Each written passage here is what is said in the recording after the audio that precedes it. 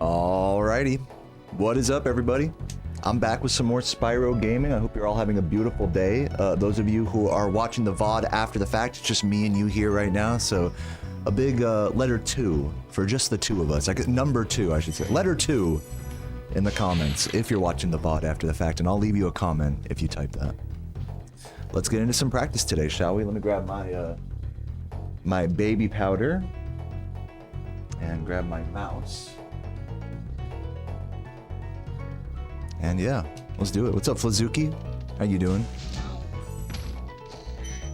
Hope you're doing well today. Thank you for the good luck. What's up, Shadow of Valor? Congrats on second. A word of caution, little one. Closer. Wait until you grow big. Thank you, Dragon. What's up, Kitten? How you doing? Appreciate the good luck. Good luck's coming in early today. Appreciate that, guys. Hope you guys are doing nice. I feel pretty good today. Definitely, you know, in these first few seconds, not feeling as fresh in the game as I was yesterday. I'm not feeling as like, oh, this game's exciting. You know, that happens after I take like a day off or two. When I come back, like things feel fresh is the only way I can describe it. But it's okay that I don't feel fresh per se. What's important is that I don't feel burnt. You know, like if fresh is like one side of that spectrum, burnt out is like the other side of it. Where you've been playing too much lately and you're just like tired of everything, you know, you just don't get enjoyment from anything, right? So I am somewhere in the middle. Usually you know, in these last few grinds, the past couple weeks, I find that I get my best runs on, you know, the day after I come back, which would be today in this case. You know, since I took a day off day before yesterday, came back yesterday, now this is the day after that. So, I'm hopeful that we'll get some good runs today. Maybe I shouldn't be. Maybe I'm setting myself up for failure, having such high hopes. But, we'll see what happens. Yesterday, I really did, take it chill with my, I was very talkative and just having fun and not really worrying about getting good runs. So it was a pretty fun stream yesterday. I think today I might be more hardcore, and usually when I say that, you know, I'm usually, like I said, setting myself up for more frustration. So I just want to just nip it in the butt right now and just acknowledge that today might be a more frustrating day, or it might be a really good day, or both. I'm hoping it's both, actually. That it's, I get good runs, but they still frustrate me. Because, you know, that's kind of how it goes. When you're that close to world record, you know, it's like, even the runs that get close, those are the ones that are even more frustrating, right? So we'll see if we can't have a good, frustrating day today. I know that sounds a little counterintuitive, but that's kind of the vibe I'm shooting for right now. So I might not be as talkative during runs and whatnot, but we'll see. Let's head over to Cliff Town real quick and do that. Also, one thing I'm going to do real quick. Take a look at this video. I'm currently in the process of uploading a sneak peek of my newest YouTube video, which is going to be linked on my Patreon. Once that finishes, I just uploaded it now, so once it finishes processing, I'll go ahead and make the Patreon post on stream. But I'll let you guys know when I do that. But in case you don't know, I do have a Patreon where I, you know, post little exclusive things like that. As many of you know, I haven't posted a video in like over 2 months now, ever since my last one. So, yeah, so I just got the first draft of my my next new video, the first 5 minutes of it from Otaku Crazed Girl, who's helping me edit it. So I figure why not throw that, you know, unlisted on the Patreon just so people can see it, you know. So yeah, if you guys are curious, my Patreon should be linked in I'm not sure if it's in the YouTube description of my stream, but it's definitely in my Twitch chat. Let me add that to my description if it's not there already. Yeah, it's not there, so let me do that.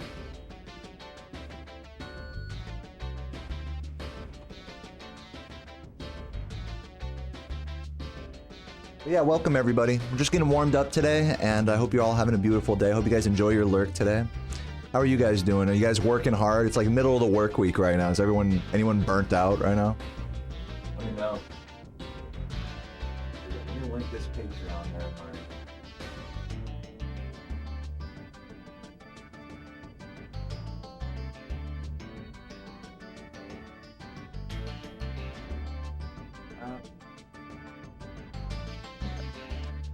Updated my description there. You're working now? Yeah, I feel that. Just finished. What's up, Joshy? Thank you for the good luck. You finally got some sleep, but you've been confronted with at least 2 life-altering horror. Oh my god. Are you at liberty to share them, or is it just that intense you don't even want to talk about it? I had to, you know, I kind of, to mirror what you're saying, I had some kind of wacky dreams last night that were interrupted by my cat waking me up. So I guess you could say that's something of a nighttime horror as well. But I made it.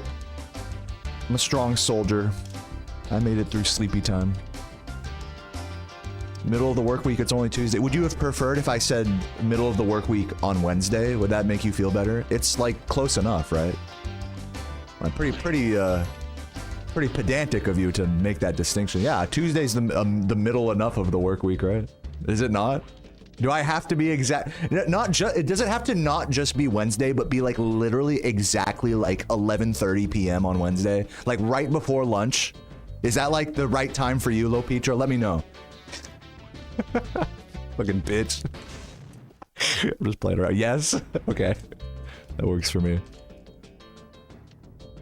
It has to be 12. No, because 12 o'clock, because that's lunch. So 11:30 would be like more accurate, right? I mean, I'm just going by Lopitra's standards here. Kidding. But anyways, yeah, cheers to all of you guys that are at work right now and doing your thing, getting through the fucking day and all that. I know it's fucking rough, but hopefully this stream can provide some solace, some mind energy away from that nonsense. Channel point to kiss a new cat. I don't have a new cat, but I do have a Cheddar. He's not in the room right now. Usually when I stream, since I start talking loud and like the game sounds and stuff, cats go from being like really cuddly with me. This is like my experience with all cats. Is cats love me. I love cats and cats love me. I love petting them and, you know, feeding them and all that stuff. But once I start streaming, I think it's just the intensity like changes, the vibe changes for a cat. Cats are really like sensitive to the vibe.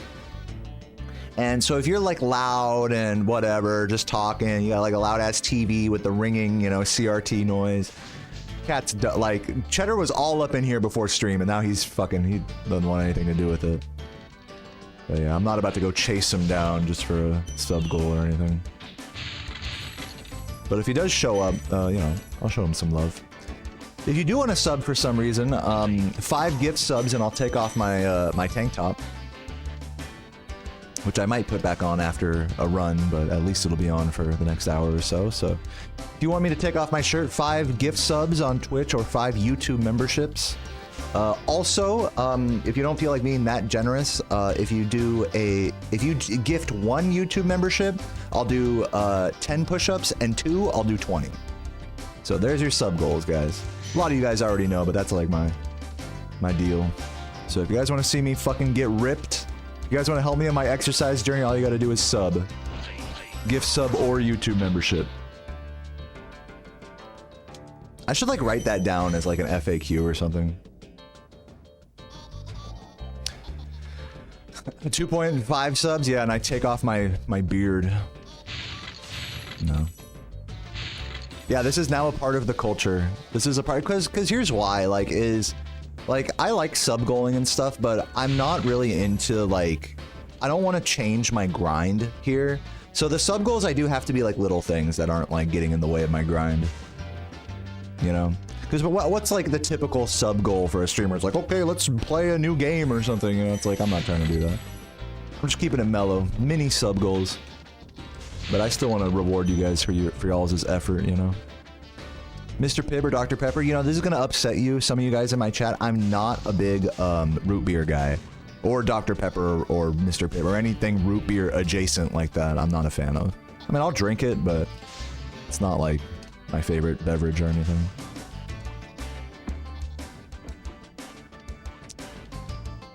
I'm definitely more of a Coke guy, but lately I've been drinking, I've been talking about this, at Kroger, they have I fucking smashed the drink situation at Kroger, dude. I get the 12-pack of mini Gatorade Zeros.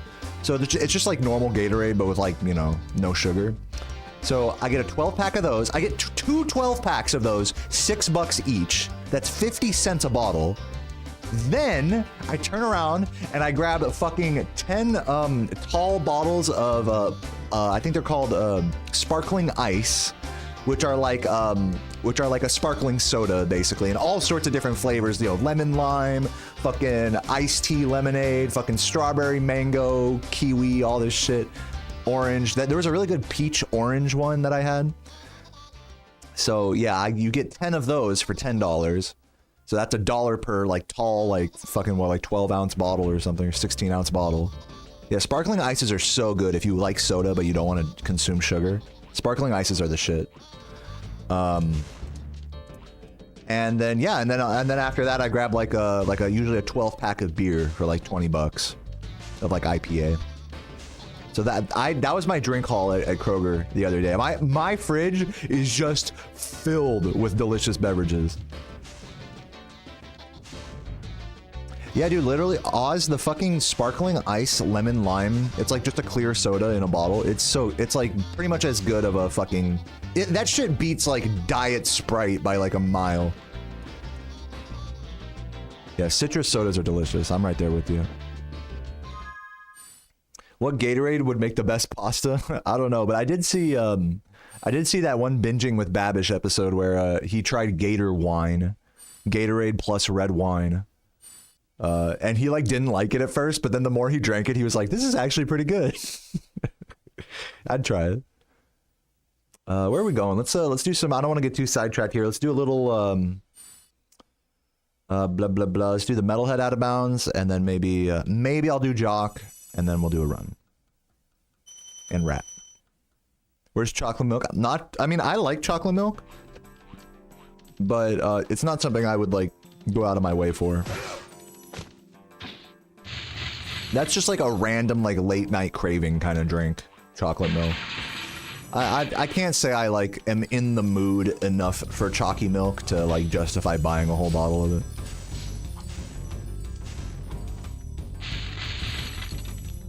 You spend $3 to $6 on one soda, bro. At the grocery store, they're $1 each. You can get 10 for $10 at Kroger. I don't know where you live, but that's... Maybe there's not a Kroger by you, but that's what I do.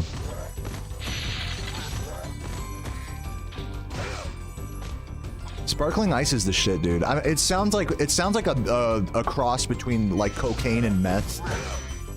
It's not that kind of ice.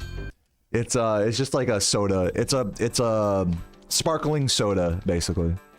With sparkling zero sugar soda. Highly recommend to those of you guys who love soda but are trying to like get off of it. Highly recommend it. Trying to get off sugar. Not every flavor is created equal. So, a lot of them have that weird like bubblegummy flavor, but not all of them do. The ones that don't have that weird I'm not a fan of like the fake bubblegum thing. Like, who here is from the UK and has ever tried Iron Brew? You guys know what I'm talking about? The orange can Iron Brew? It tastes like a mix between Red Bull and bubblegum. I just hate that fake bubblegum flavor, especially in like a drink. It's not my thing.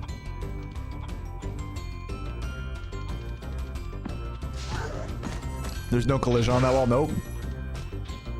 Yeah, I'm not into... Dude, Beck sent me a can of Iron Brew. She's like, you gotta try this. I was like, I am not a fan. Sarah likes that, though. It's all about that fake bubblegum taste, you know? It's like, if you like it, you like it. It's a very divisive taste. I feel like it's kind of like that with birthday cake flavored stuff as well. It's like, you either love it or you hate it, you know? Let's head over to, Jock. Safeway, you can get 10 for 10 and employee discount. Nice. Yeah, that's the move. You gotta go to a grocery store and get the 10 for 10 sparkling ices.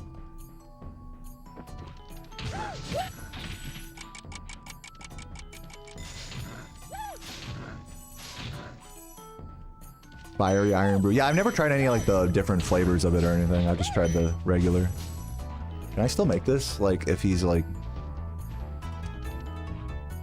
Like, is that possible? You can do that with the first one down there. I don't know if you can do that here. Maybe if you like bounce off the wall. You guys think? Is this like a thing? Surely I'm not the first person to think of this. Oh, there you go. Look at that. You gotta do it that way. There it is. So if I ever miss the guy, I can do that. But it's not easy.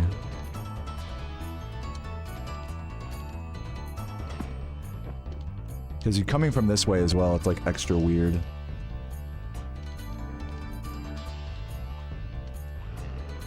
You gotta be careful about jumping and then charging on this platform, because look at this. When I jump, charge, and then immediately jump again, what's happening there is I'm preserving some downward momentum from the charge. Like, see how I land going down? That momentum doesn't immediately go away, that downward momentum. So if you're gonna do a jump like this where you really wanna maximize your height, it's like this in Dry Canyon as well, you wanna make sure you don't like charge out of the air right before jumping. So you want to like give yourself like a moment on the pad there before you do the jump for the momentum to, for the vertical momentum to reset.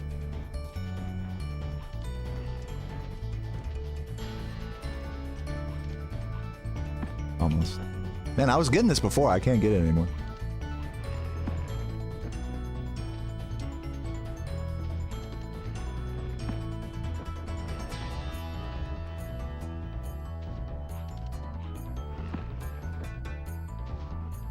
Let me just try this. Oh.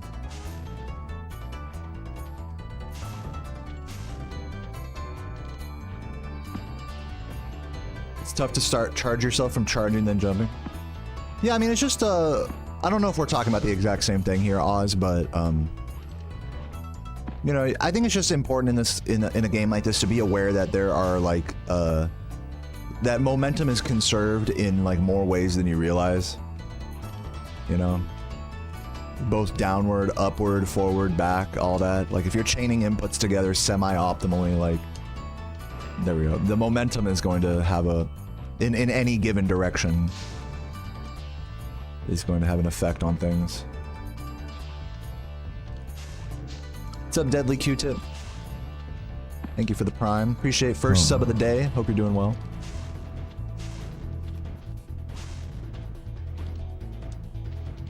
What's up, Chocobo? Alright, whatever. Doesn't matter. Let's let me just try the level again. Do that whole IL here, and then rat, and then runs. Okay, try that again. Good day of grinding and gifts. Yeah, I hope so as well. That's all I can really hope for. Good gaming and cute chats. Loving the thumbnail. Yeah. Mama proxy. Spyro's like, oh hell no, mama. Hell no. What's up, Olive? Oh hell no.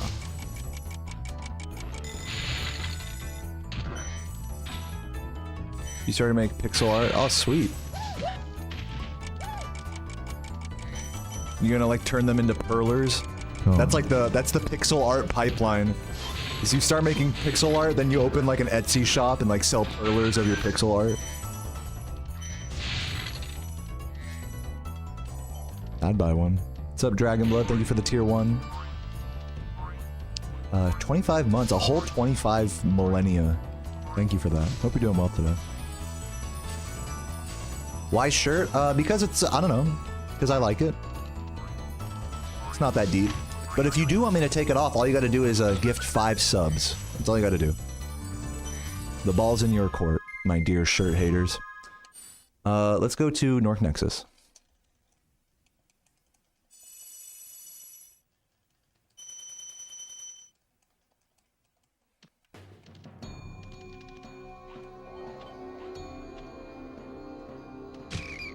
Nice.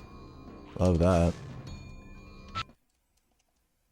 What Spyro song should you cover? Like drums? I don't know, maybe, you know, you'd think that a drum cover of like Spyro music would be good because Stuart Copeland's a drummer. I think, here are my recommendations. I'm also a drummer, so I've thought about this before.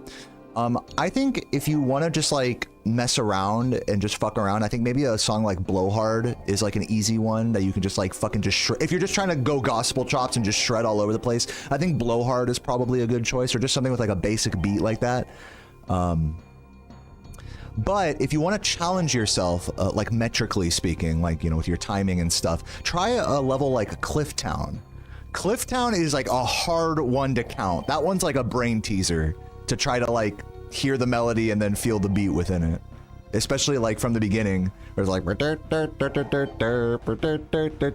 it makes you think that it's 1 meter and then it turns into it. Then the beat drops into another. So those are some recommendations. But to be honest with you, I really don't feel like Spyro is like the series where like drum covers are the move. That's just my honest take. Like you're gonna have more fun, I think, covering like songs from like a game like Ratchet and Clank, for example. That game has just got a lot more like just fun beats to play along to, or Ape Escape. Those are my recommendations. Is go like Ape Escape if you really want to do some fun drum covers. Love the break beats in Ape Escape.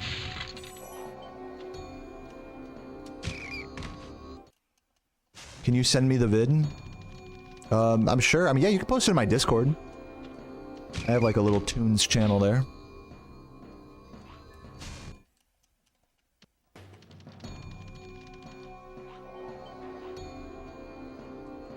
Yeah, Dark Hollow is another weird metric one.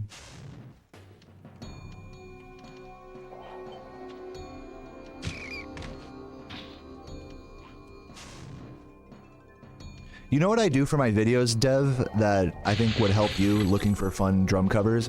Is just go on YouTube and look up like PS1 liquid drum and bass, and you'll find like a few videos that are just like hour-long playlists that are just compilations of different random like deep cut PS1 games that have sick-ass beats in them. Sick-ass break beats. So that's another good place to start. Anyways. You'll post the Dark Hollow one? Yeah, sweet. Yeah. Good luck. Have I made any progress on San Andreas? You know, I'm still like have to do more Los Santos runs. I didn't really play much yesterday. Yesterday I just kind of took it easy after stream. But yeah, I'm gonna do a full Los Santos playthrough with splits, and then move on to Badlands in the next like few days, I think.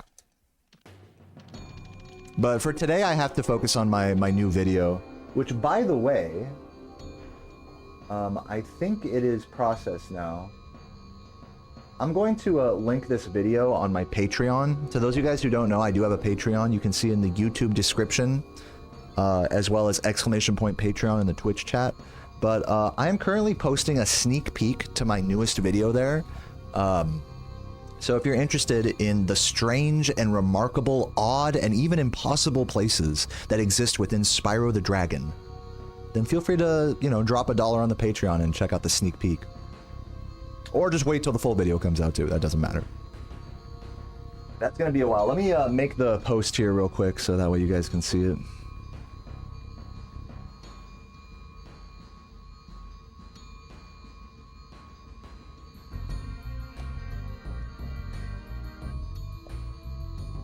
What is it about? Did you hear it? That was like the start of it.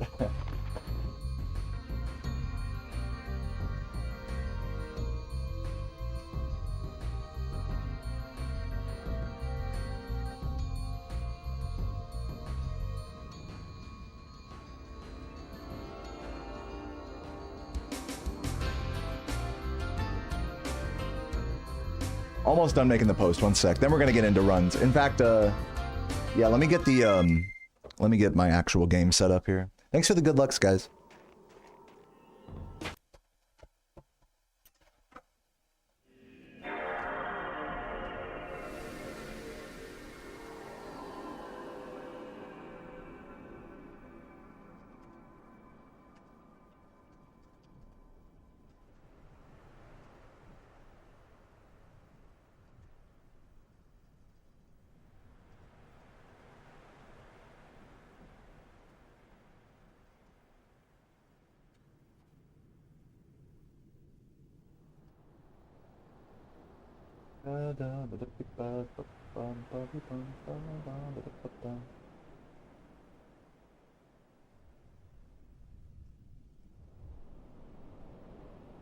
All right. Yeah, just posted that to Patreon. The first 6 minutes of my new video, kind of like rough draft form. Hope you guys enjoyed that. And also, let me start this game here. And also, let me go pee, and then we're gonna do some runs. So wish me luck. We'll see what happens. BRB.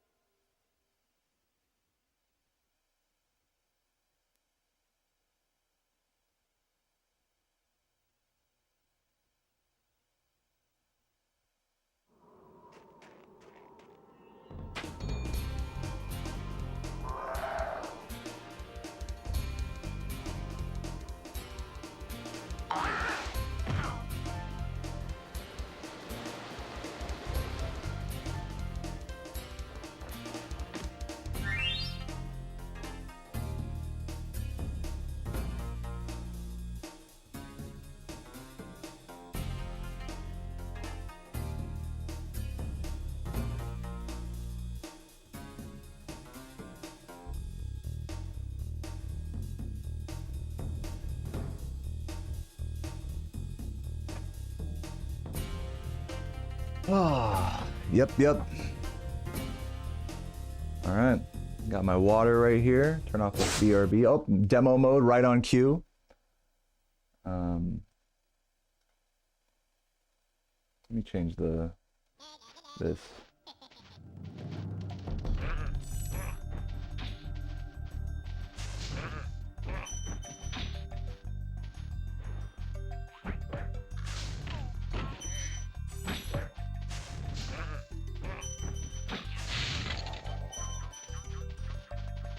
All right, there we go.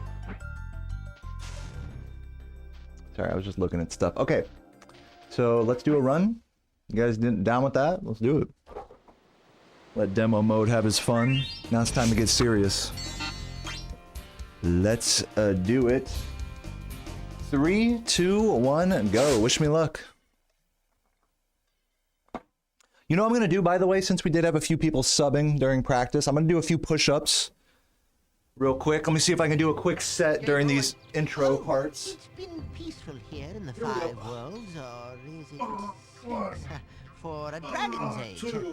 We now have 12,000 treasure, or is it 14,000? What about this Ganasty Gnorp character? Now, I understand he's found a magic spell to turn gems into warriors for his cause. I'll take that question.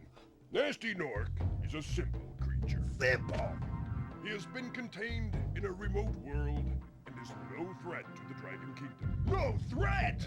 Besides, he is ugly that. Alright. Looks like I've got That was like 20, like medium, slow, medium pace. Kind of had a little bit of a hurry there because of the intro. Alright, here we go. Let's do it. Here's hoping for a good day of runs. I catch my breath here. Turn on my fan. Now that I'm all hot and bothered. Daxter, thank you for the tier 1 for 22 months. He says, oh, it's GTA San Andreas and Spyro 1 graphics. Yeah, basically. I like that you guys are excited about that. I am working slowly, chipping away at San Andreas. How often do I get nauseated by the "it's been peaceful" line? Nauseated's the wrong word. But, yeah, I don't even hear it anymore, to be honest with you. Like, you might think it's like, oh, you must be so tired of that intro, you know? No. It's just like white noise to me.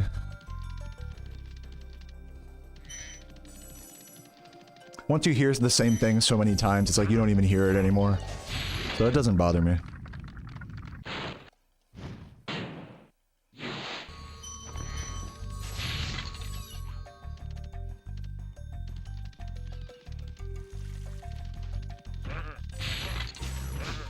I watched the video you sent me. I don't know what you're talking about.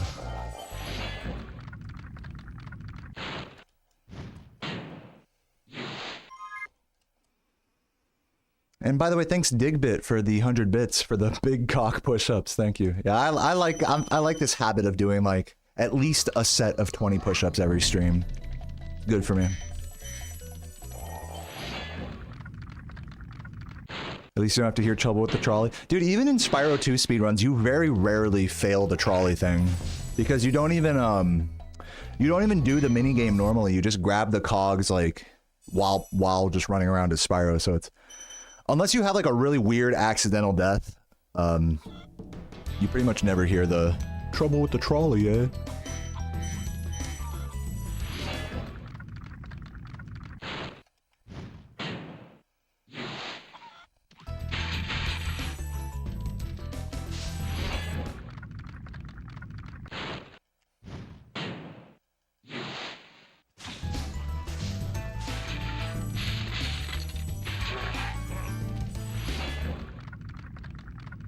Alright, let's lock in here. Am I related to Jax? I don't know who Jax is.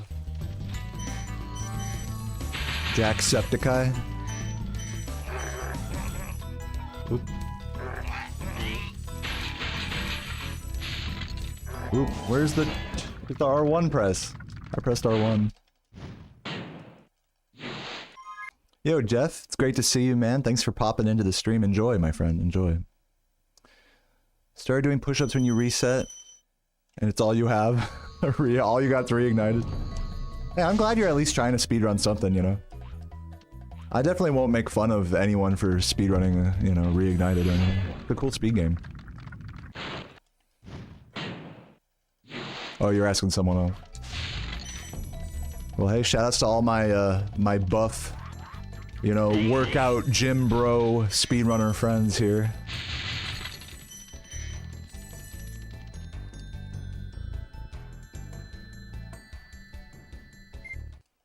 I see you up there, Daxter. What up, what up? So yeah, just getting into things here.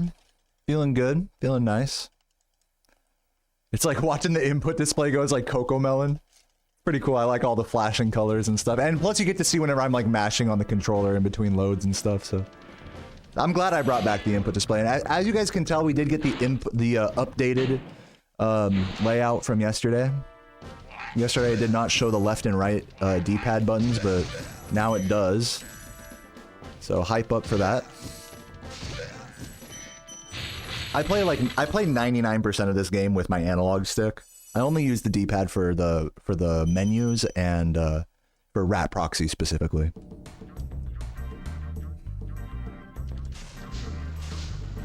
Whoa, fucking fodder. You're kidding me, that fodder. Oh my god, 12 gems like that. Sometimes, man, sometimes you get some random shit like that. Sold your PS2 for weed money? Hey, I respect it. Can always get another one. They're not that expensive depending on where you live. Just don't buy one from like a retro gaming store, because they'll charge you an arm and a leg for it. Buy one off of like Facebook Marketplace for like 40 bucks with some games and controllers and shit.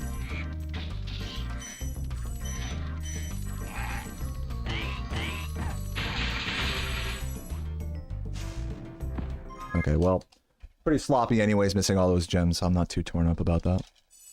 Van you unban Camille from Poland? Never. What's up, JJ? Or should I say Camille? Welcome.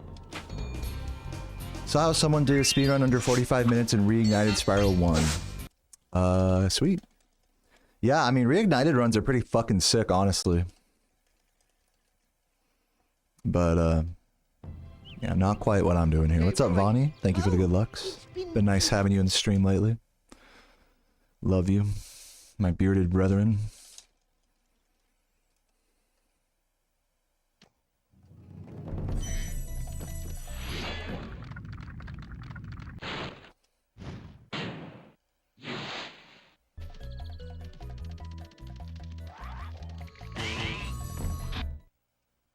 Did the lid fly in the right direction? What are you talking about in a dry canyon? Yeah, you can hear when the enemy dies after killing the fan chest. You can hear him like off in the distance go like, ugh!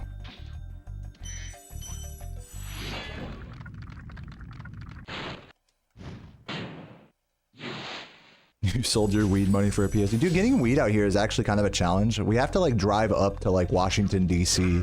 for weed. We have to like talk to the president to get weed out here. Because there's no dispensaries in Virginia. What's up, Dev? Oh, you just posted the video? Sweet. Yeah, if you guys want to see Dev playing drums, check the Discord. My Discord, I should say.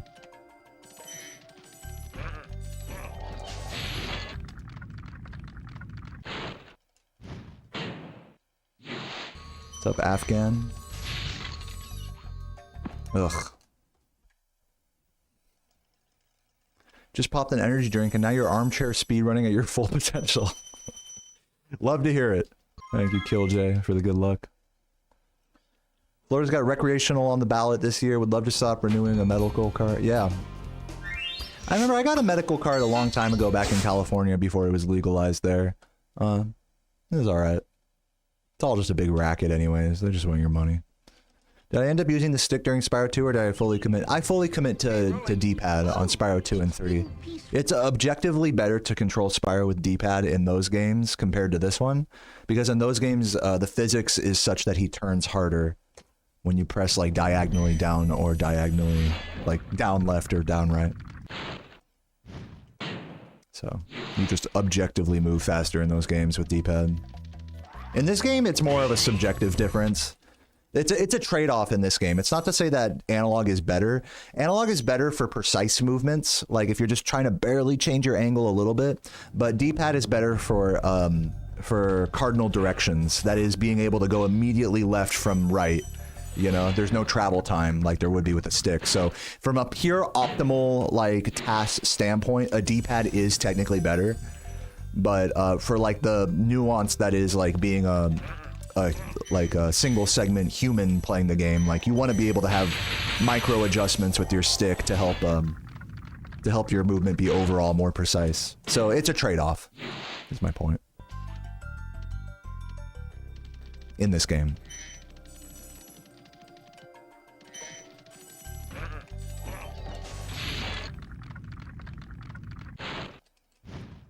Yo, JX, good to see you as well. Dude, 2 runs in a row. Come on, just get up there. I think I need to jump like harder right into it. I find that when I go directly into the seam there, like because it's like 2 seams that come down into a point. When you go directly into that point, it seems like you're more likely, counterintuitively, you're more likely to bonk at the bottom of that seam than you are to like lean up to the right and like grind up against the right. Even though that's higher up doing it the latter way. Analog mapping doesn't work as intended in the sequels. Yeah, that wouldn't surprise me. Oh, it's been peaceful. I don't know the specific technical details of it.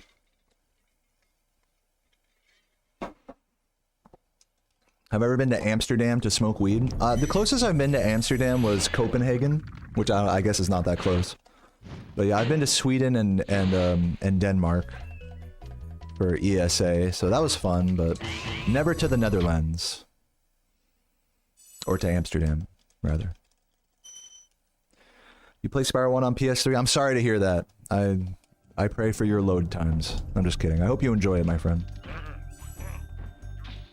How did I find Copenhagen? I took a plane. No, I'm just kidding. I thought it was nice.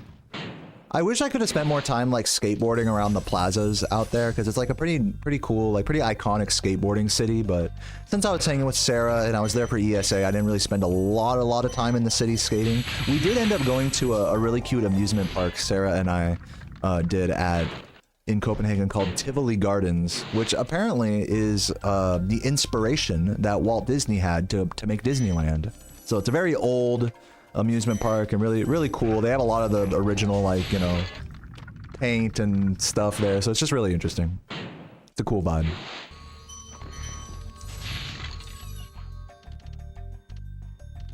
Did I meet any fans in Europe? You know, like, I'm not popular enough to where, like, I'm like, okay guys, let's do a fan meetup. But if anybody from my stream ever does want to meet up with me, like, I usually make it pretty abundantly clear if I'm ever going to, like, a speedrunning marathon or something like that. And whenever I do go to a GDQ or an ESA, I'll usually get like one person that's like, yo, can I get a picture with you? But it's like, you know, I'm obviously not famous enough to where I'm like doing fan meetups and shit like that. Like no one would show up, you know? So it's not really like that. I don't got it like that.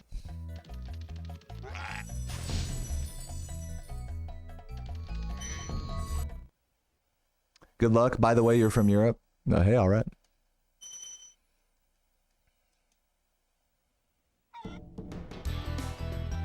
Yeah, usually, even when I go to, like, GDQ, nobody fucking knows who I am unless you already, like, speedrun play. Even amongst other speedrunners, like... Unless you specifically speedrun, like, a game from this era, like... You know, which... When you go to a GDQ, you're actually... It's kind of surprising, like, how few speedrunners are actually there. It's mostly just people that are, like, speedrunning adjacent, like, you know, their fucking wife, you know, or their husband speedruns, or they're just there to volunteer or help with the event, or they're just there to meet up and play games and make friends.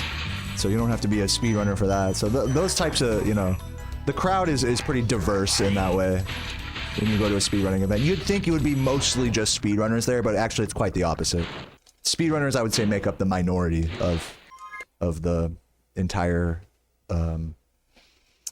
attendance.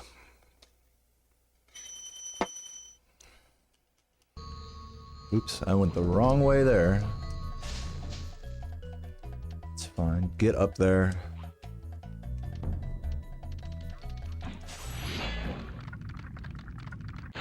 Amsterdam is an expensive place to buy weed. You live next to the border. Yeah, I think for a long time, at least from an American's viewpoint, I think Amsterdam was like thought of as this like drug haven where like, you know, if something was illegal in America, you could go to Amsterdam and go fucking do as much of it as you want. I don't know if that stigma still exists, but I feel like as I've grown older, especially on the topic of weed, like I don't feel it like necessary at all to like travel the world just to go smoke weed, you know what I mean? Like, especially since it's become like more culturally accepted in America over the years, even in the eyes of the law. It's like decriminalized in most states or legal, so it's like I can smoke weed on my patio and it's like it's not a problem. Sure, I do have to kind of do a little bit of a drive to, you know, get weed out here, but you know, most places in America you can get weed, you know, pretty reasonably like I don't need to go to Amsterdam just to smoke weed, you know what I mean? Maybe at one point in America's history, that was more relevant. What's up, Gideon? I'm doing all right. Thanks for the good luck, Jarden.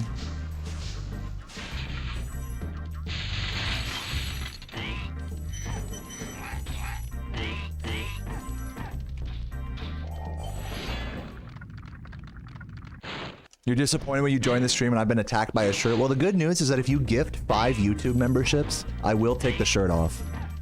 And that's a promise.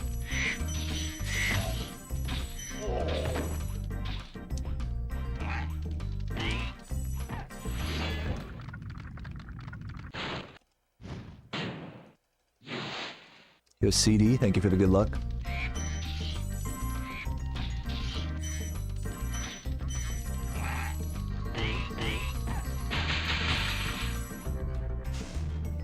There we go, finally. Took me a few resets, but now we get a shot at Mama. Weed isn't legal in Amsterdam nor in Poland, but it's not a problem to get it. Yeah, I feel like it's like that in most parts of the world. Even where it's not legal, I feel like, you know, if you look hard enough, you can find it. I'm definitely not as much of a stoner as I used to be. Like, I'll smoke, like, I'll take a hit of weed, like, after dinner, maybe. But I'm, you know, I feel like growing up means, like coming to terms with the fact that weed isn't, like, all that amazing. But I guess that's just my experience.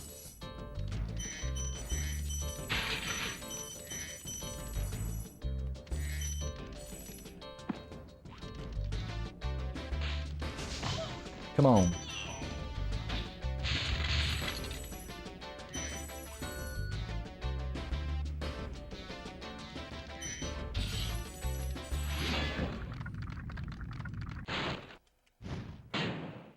What's up, Hyro? Thank you for the prime.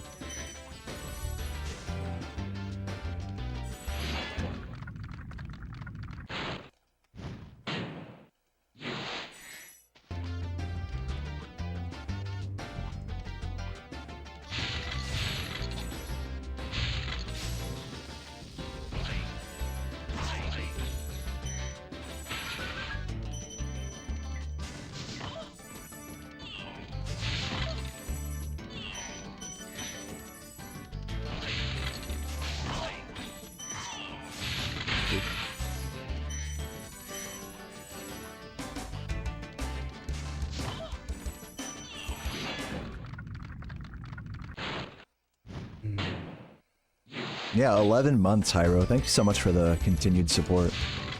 It's been great having you around. I love you.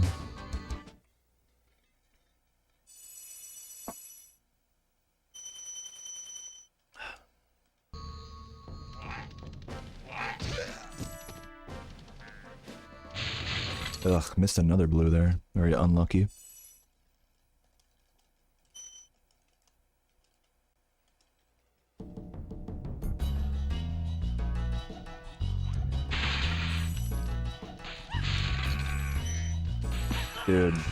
Dude. Oh my god. Fuck, I missed another blue and lost time. That's 15 gems lost in the last minute. Actually 17 because I missed a green as well. Crazy. pretty bad now, but I think this run still has hope. I shouldn't give up on it quite yet. It's just painful when it's so close to being correct, but not quite. You do all the hard stuff right, fail all the easy stuff. Still breaking even there. I could have saved time there, but alas.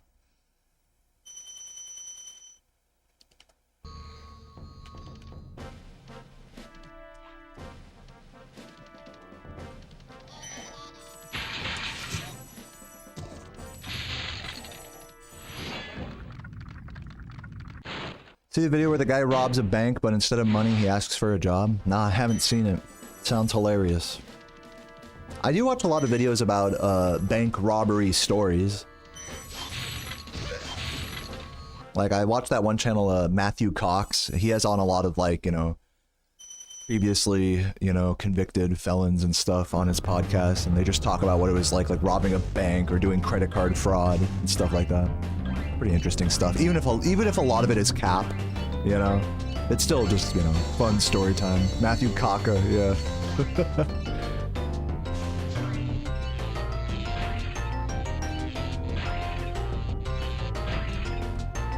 What's up, Graham?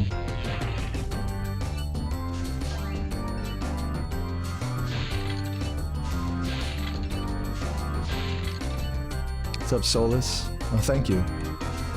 Yeah, this pace is alright right now. I am a little under-gemmed. I kind of fucked up in Dry Canyon, or in Shemp a little bit, but this run still has hope. Just don't have as much room for error in Magic Crafters anymore.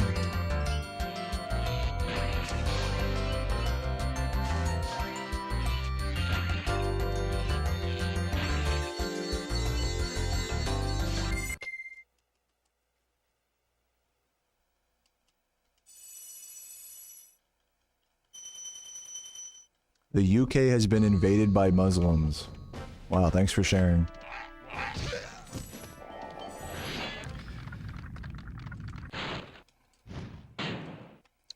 Popping them on a crit, thanks.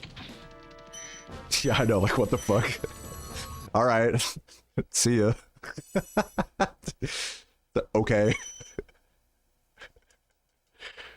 Yeah.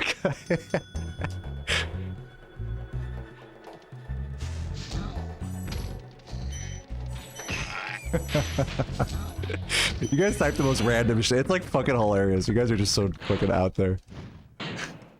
I can never, like, you guys really do keep me guessing, you know? You guys keep me on my toes. The fucking random ass shit you say. Yeah, like, whatever happened to hello? Whatever happened to a good luck, you know? Clearly this guy doesn't watch speedruns.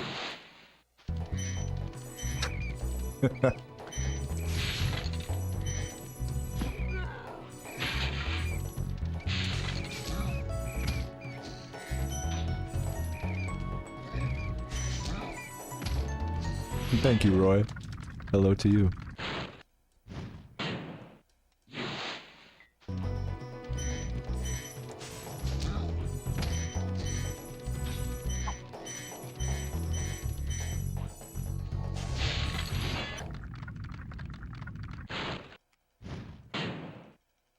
Have I read about the North Hollywood shootout? Nah, never heard of it.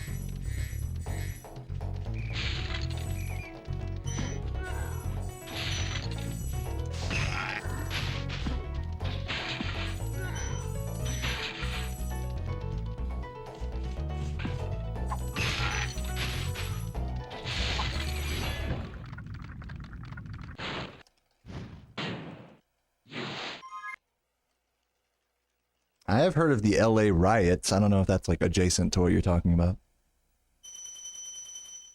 Or a different thing.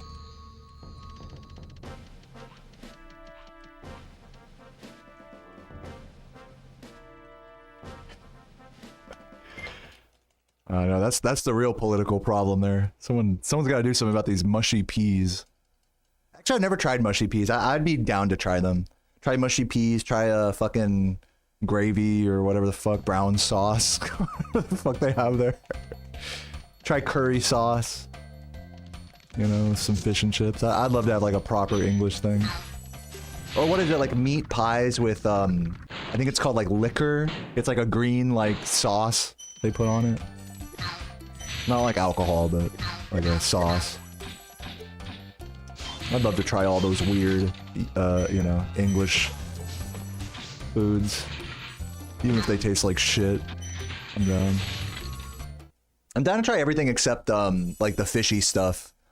Like, what is it? They got like jellied, whatever it is, jellied sardines or whatever. Just weird shit like that. I'd love brown sauce, you think so? I think in my head, as an American, I wouldn't like it. It's the same problem I have with tomato beans.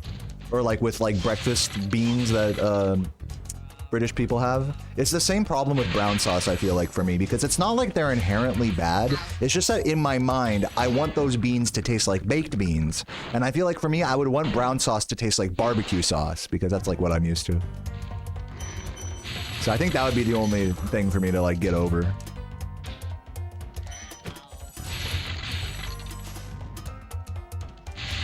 Dude, I wish like English breakfast had like barbecue baked beans is what I'm talking, like really like sugary, like brown sugar baked beans. The English ones are like in a tomato sauce. So they're just tomatoey. Is brown sauce like barbecue sauce? Dude, I'm missing so many fucking gems. This is like atrocious.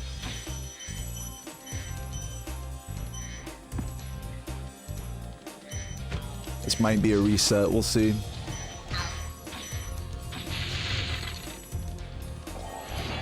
Never tried haggis.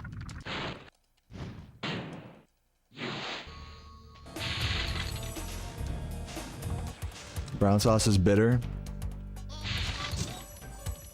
Yeah, see, I like sweet barbecue sauces. So, I'd have to get over that. Watch out, there's a I know, dude. I was a little scared myself, Graham. I'm not gonna lie. What's up, Fonzie? Welcome. Is this the first run? Yeah, this is the first run out of Mama Proxy, yeah. And the only big deal about it is that I'm pretty under-gemmed at this point, so I need pretty much everything else in Magic Crafters to be very strong with the gems. So, we'll see. The talk of English food is distracting. More just like me just talking and not focusing on the game is distracting. It's not anything to do with you guys. It's a me problem. But it's all good. If I want to be distracted and throw a run, that's like my prerogative. I don't want you guys to like to, you know what I mean? To be like, oh, don't distract Deo, you know, oh, you get this, you're gonna ruin the world record. Ah, fucking get over it, you know?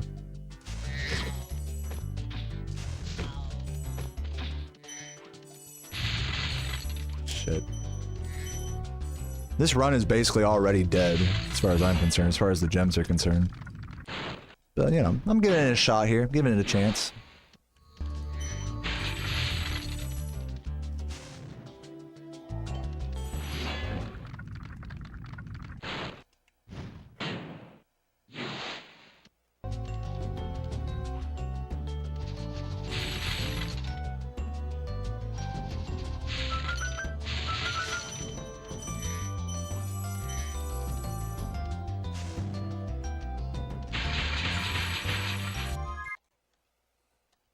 Yeah, I agree, Kenny. But people insinuate that in my chat a lot with like, oh, you know, because and it's understandable. It's not you guys' fault. It's like it's understandable if you like ask me a question and then I'm answering it and then I make a mistake. It's like, oh fuck, you know, as a chatter, it's like oh, I shouldn't have asked that question. But no, it actually doesn't work that way. I have to constantly like remind you guys that. It's like I said, it's understandable. I'm not like mad at you guys or anything.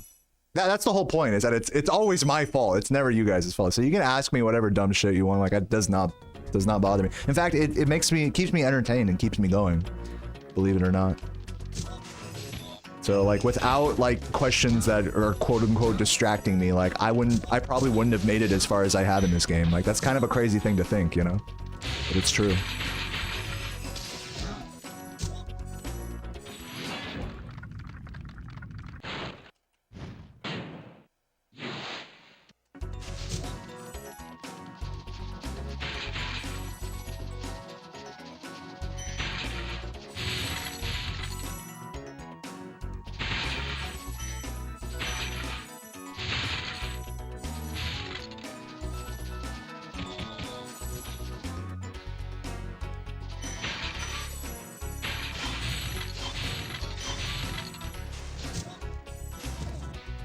Whatever dumb shit, be careful what you wish for. I don't want you guys to type dumb shit. I'm just saying it's okay that you do. It doesn't like bother me. How big is my average dump? I mean, I don't know. I don't like weigh it. How do you even measure such a thing? You get a shit on a scale, right? Like, what are you, crazy? I'm resetting. I don't like this one. The thing is I could have finished that level and been like maybe 6 or 7 seconds behind at that point.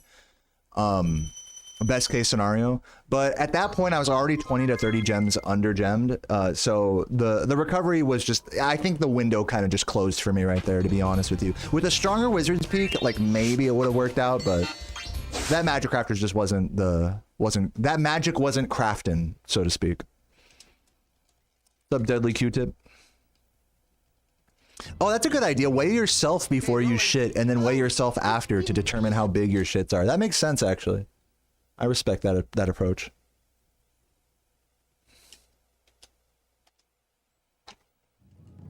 Genius. No, stand on the scale and then zero out the scale, like tear whatever. Tear it out. And then when you stand on the scale again, it'll be like negative whatever.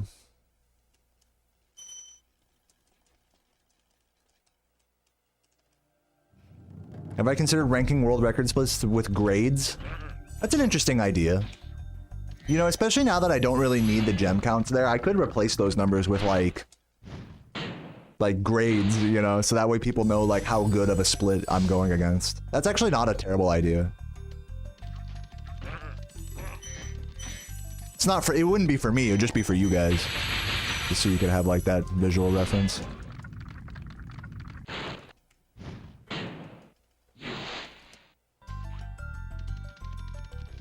I'm glad for that, Bomba. Yeah, I love YouTube streaming.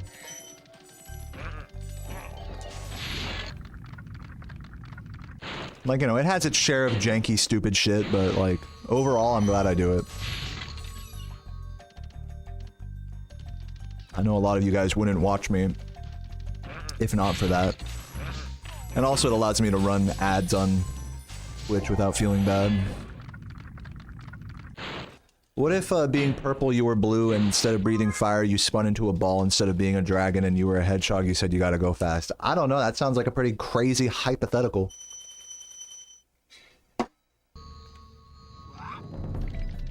World record splits tier list. The thing about, guys, like world record focused like content is that you have to be very careful about like once you beat world record you have to rename and like relabel all that stuff. So like, for example, my world record commentary right now for this category, once I get the 36, I'm probably going to have to like make another one of those, you know, and then like rename the old one. So it gets redundant really quickly. That's why if you ever get a speedrun world record, you shouldn't put world record in the thumbnail, because then you have to make a new thumbnail that like crosses it out. Like if you guys look at Laura's YouTube channel, she has like a bunch of those. Like if you, it's pretty funny. It's like kind of funny. Like you gotta respect it. You gotta respect the meme.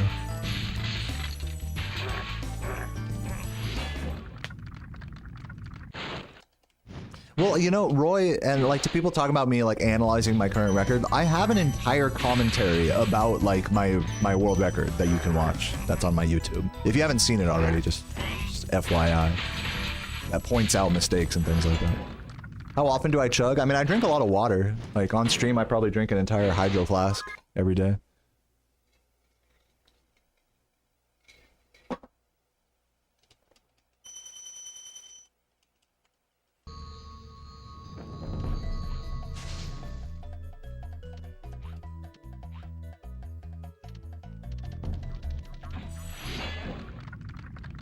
Yeah, it really does, Megan. Most questions I get about this category and about this game are answered in that video.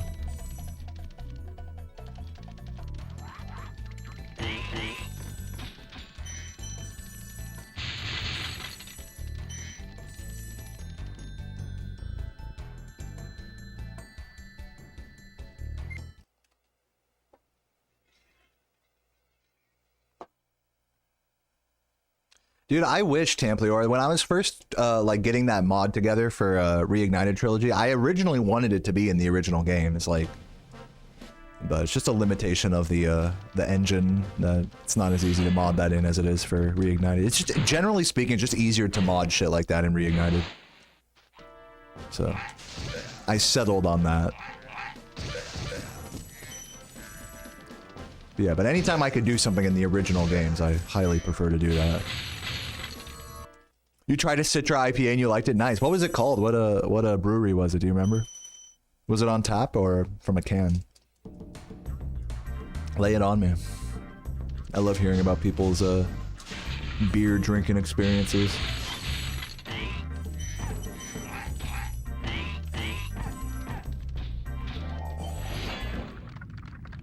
I made your childhood nightmares come to life. Hey, you're welcome. I'm gonna take that as a compliment.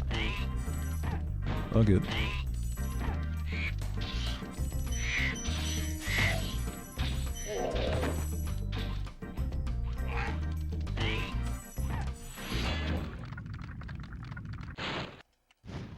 Posture check. I refuse to sit up right now. Maybe in between levels. I like sitting up like in between levels, but while I'm playing, I like sitting forward in the hunch.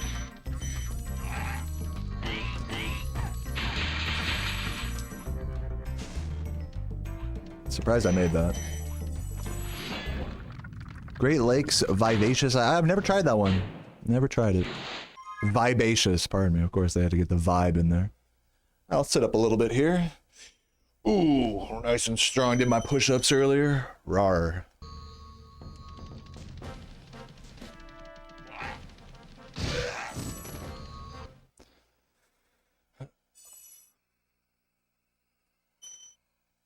You like shitty light beer and sour beers? Yeah. I like those too. Not all sours are created equal, but when you get a good one, man, it is fucking amazing.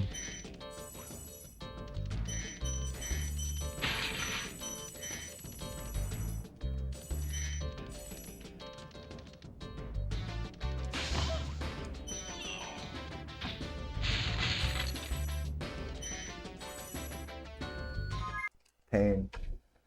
Painful. Sour IPA, nice. The Trappist beer, that's $13 a bottle. You're limited how many you can buy. Shit will change your life. What kind of beer is that, Rye?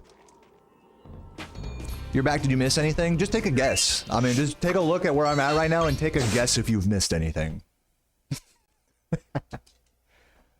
All right, I'm gonna put all my money on no, you didn't miss anything. Starting at the beginning of the game again? Hasn't finished a run yet? Bob, I'm gonna have to go with, I haven't missed anything.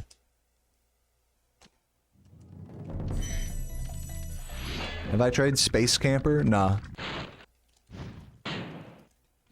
I've tried, Elysian Space Dust, if that's like a similar thing. Maybe not. Wasn't a fan of that. What's up, Kale? Thank you for the tier 1. Lucky number 13 months. Appreciate that very much, Kale. And thank you for the good luck. What's up, Dread?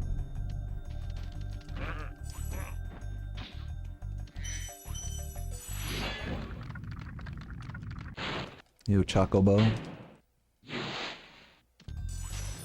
When yeah, it was a lager, nice. You're a no-name enjoyer? Yeah, I don't have any like brand loyalty when it comes to beer.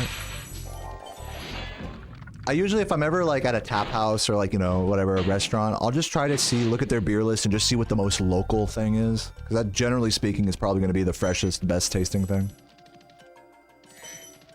Not always, but usually.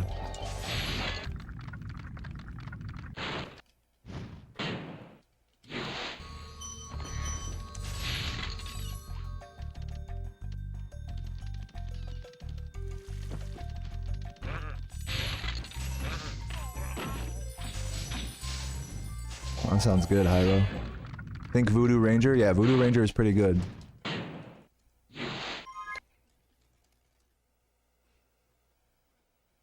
It's heavy on the citrus. That sounds like something I'd like, Grant.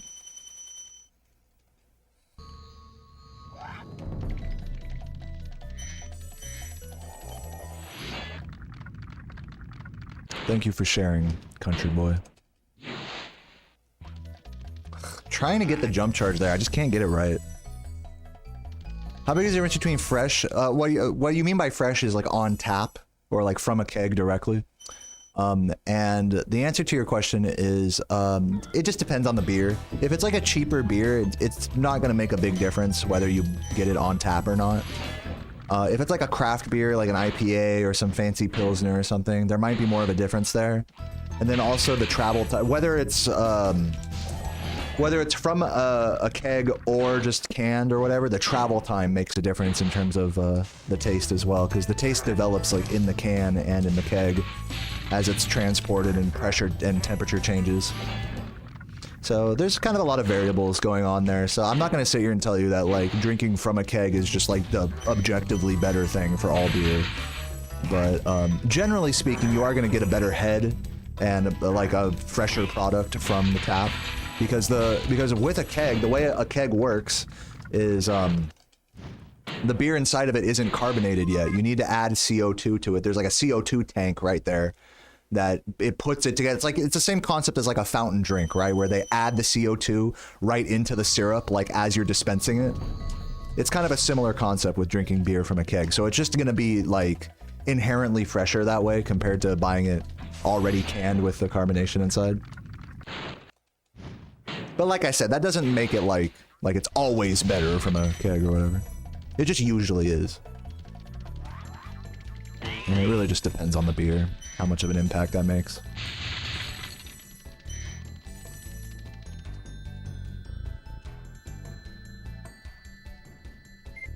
But me personally, since I like IPAs and craft beers and things like that, I love drinking from the keg. I definitely see it as superior to the canned versions of most like IPAs.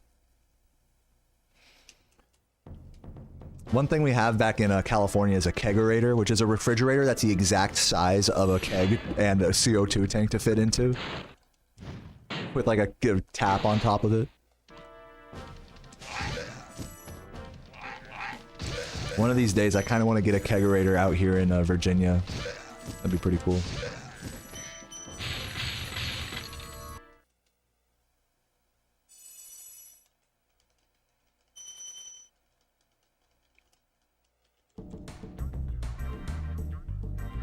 For a beer experience, I should visit Czech Republic.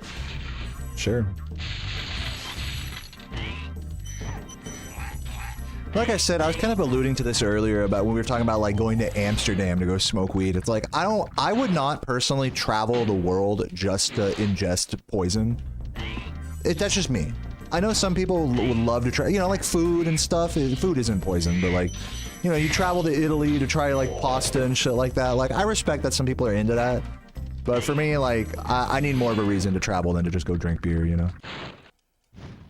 Now, if it's to meet up with some friends and drink beer, then there you go.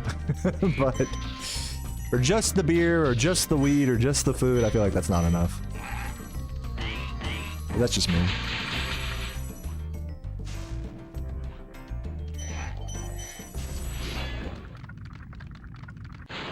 Oh, it's cheaper than water? That's sad. Pretty funny.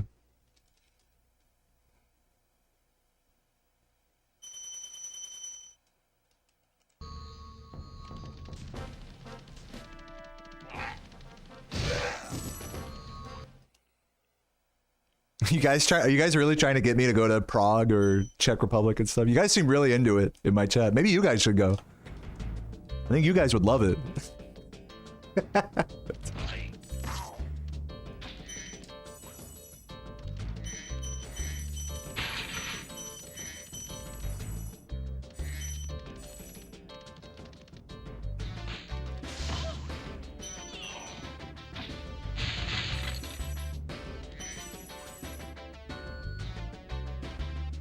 We go. Am I a couple seconds behind, or yeah?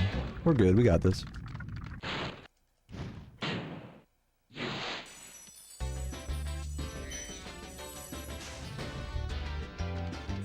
Prime Minister of Canada cut the healthcare budget to put $1 beers in grocery stores. That's tight. I mean, if healthcare is still free, then I don't see how that really makes a difference.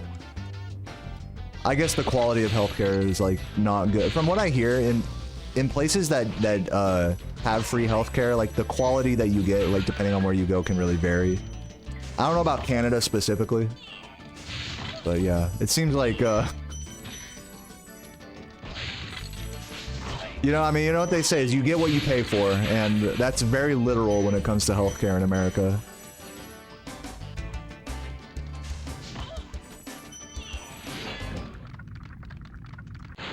Yo, Hideous Kojima, thank you for the tier 1.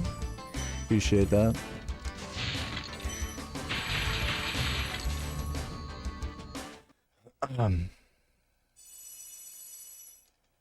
For 7 months, he says, Jackass Star Sivo once bought a plane ticket for the sole purpose of buying it. Yeah, I saw that short where he talks about how good Monster Munch is. I'd try Monster Munch, it seems fine, but you gotta remember, this guy is like a fucking multi-millionaire. Like, of course he would buy a plane ticket to just go, you know, when you're that rich, you can just go visit, you know, the concept of just visiting some random place, like, it's very different than for like a normal person.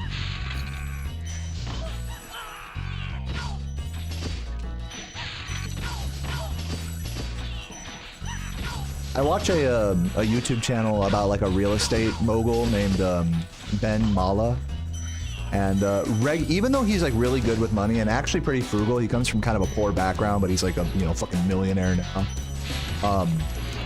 He'll still take the time to like charter a private jet just to go fly out to some apartment just to look at it, like, you know, on the other side of Florida or whatever.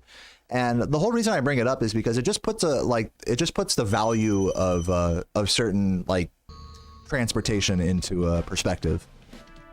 Like, if you just need to visit some place on the other side of the world for an afternoon, you know, like, rich people are willing to spend like $20,000 or $2,000, $5,000, $10,000 to charter a plane and do that, you know. But for any like normal person that's not trying to spend money on that or doesn't have like a vested interest in making millions of dollars from that, you know, it doesn't make much sense for us to spend more than $1,000 on a plane ticket, and that's if you're traveling to the other side of the world, you know.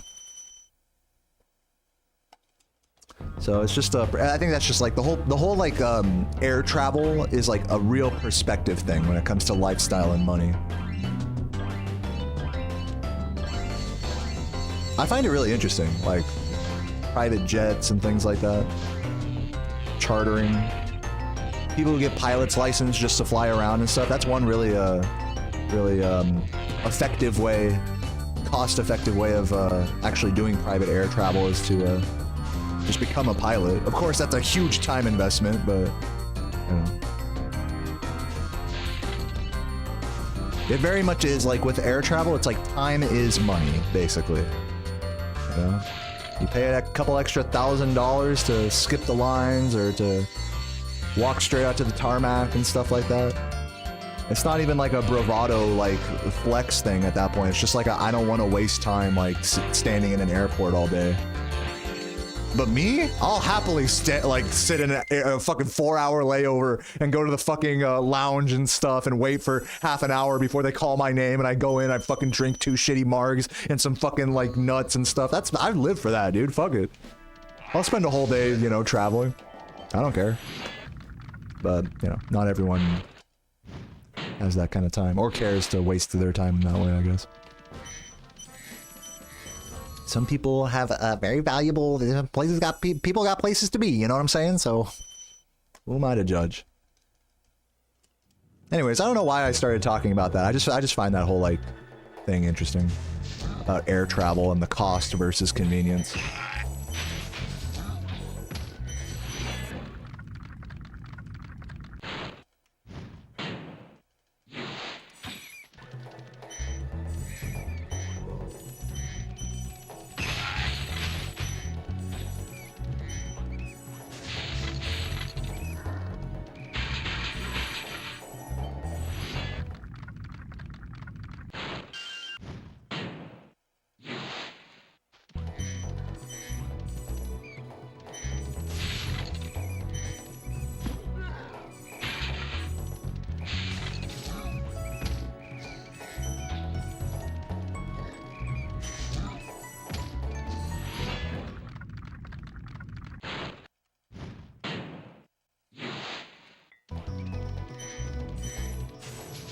Complaining is a Canadian hobby. I've met many complaining Americans. Many whiny Americans as well, don't worry. I think it's universal.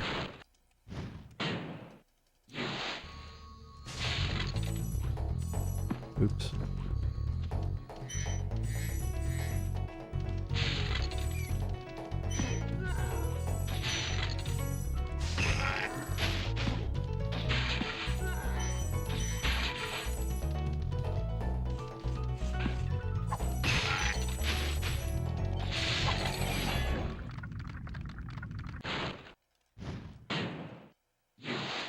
What's up, Hector? Just discovered my channel a few days ago. Been truly entertained. Thanks, man. Appreciate the respect. I love you, man.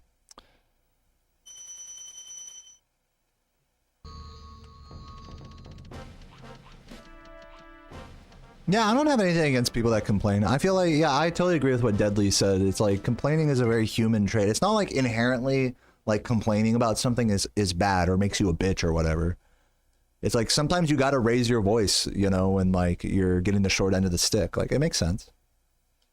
So I definitely don't hate on whiners, you know.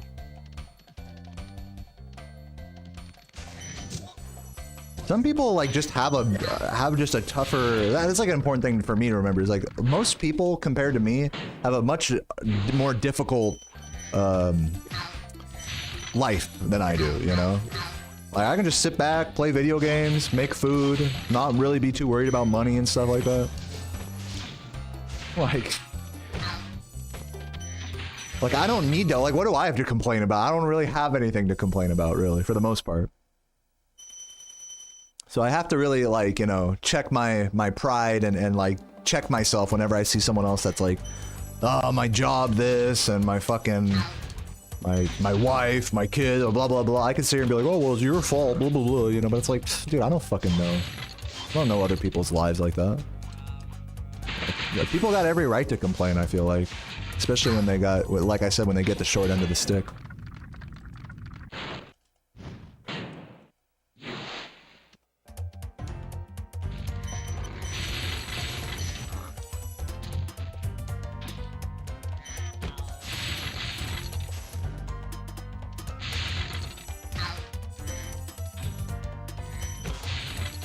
Oops. We watch this so you all can wish to be me. I don't think that's why people watch me. Maybe that's why you watch me, but I don't think that's why most people. I think most people are here because like we all like Spyro and want to see a world record, and some of you guys who stick around do like me, but it doesn't necessarily mean that you're jealous of me or you want to be me or anything. Just based off of like how I like my interaction with a lot of you guys, I think a lot of you guys would not like to sit here and speedrun the same game every day. I think a lot of you guys' relationship with this game is such that like you don't want to ruin it for yourself in that way, and I totally respect that. You know, like if I could sit here and complain for a moment, like it's not okay. I'm gonna sound very, you know, to check my privilege here for a moment. Disclaimer: this is gonna be a very privileged whine here, but. You know, it's not easy to play the same game every day and try to get a world record. That is like mentally arduous. And for a lot of people, that would ruin this amazing game for them. For me, it doesn't because I'm insane, but you know, like I don't think any of you guys should be like wishing to be me or anything. And if you do like want to be like me, I mean, it's as simple as like getting a hobby and being devoted to it. That's all I did. I mean, that's the only thing to be jealous of, is, you know, if anything. But I'm not perfect. I'm not, like, special. I'm not anything. And I don't think people watch me like I'm some sort of fucking guru, like, or anything like that. I tried to not make my stream, like, such, like, an echo chamber like that.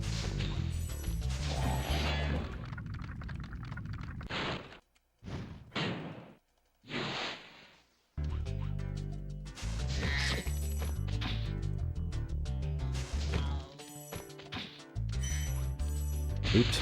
Wow, dude. What a way to miss a blue. Kind of sketchy gem collection here, also losing some time, but we're good. What's my least favorite level in the trilogy? Yours is Terrace? Oh, I don't know. I have to think about that one.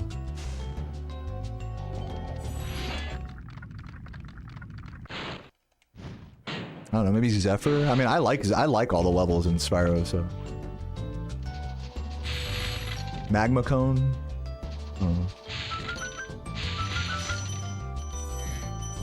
Maybe Dino Mines,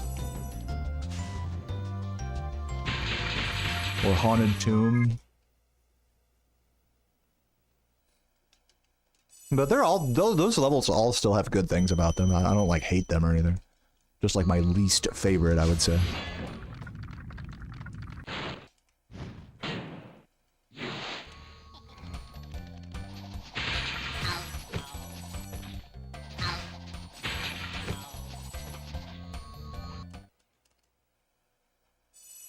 Speedrunning grind isn't for everyone. When you tried someone seriously attempt to do runs of a game I used to love playing as a kid. You didn't get any spectacular times, did grind top 5, pretty decent. The PB felt hollow as your cue to stop. Yeah, I think that's a pretty similar experience for a lot of people, Kiwi. I'm gonna be honest with you. And hey, I definitely admire you for being so candid. I think those feelings are tough for a lot of speedrunners to come to terms with.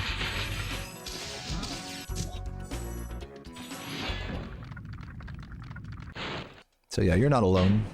Not alone in that feeling at all.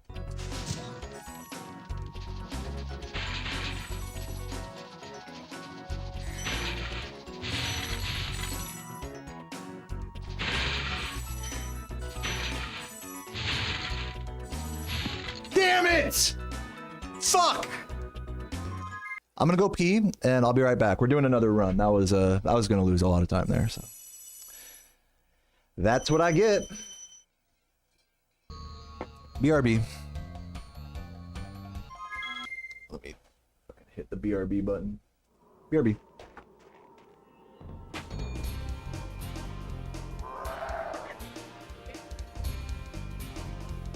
He jump scared me, you guys. I came out of the bathroom from peeing and he jump scared me. I didn't know there was a man there and I went... Anyway, hello. I should leave because he will scold me. Why are my underwear in here? He's stealing my laundry. You tell him he's a creep. Anyway, bye.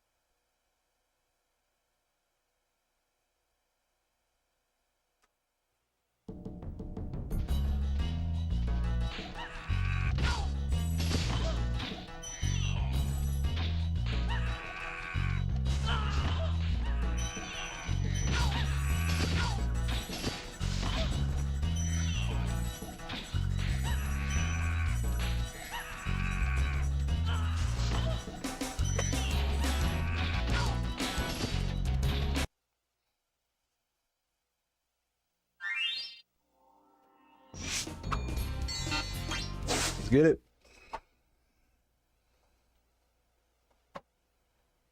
Exposed? Oh, you guys talking about the laundry? I have like a big pile of laundry right here. Okay, rolling. I have been folding up all the towels in my defense. What's up, Strawberry? Thank you for the 31 months. I love you too, baby. Booby. The demo speed is so slow. Yeah. Oh. Nestor skip? Okay. No. I don't know what I was thinking there.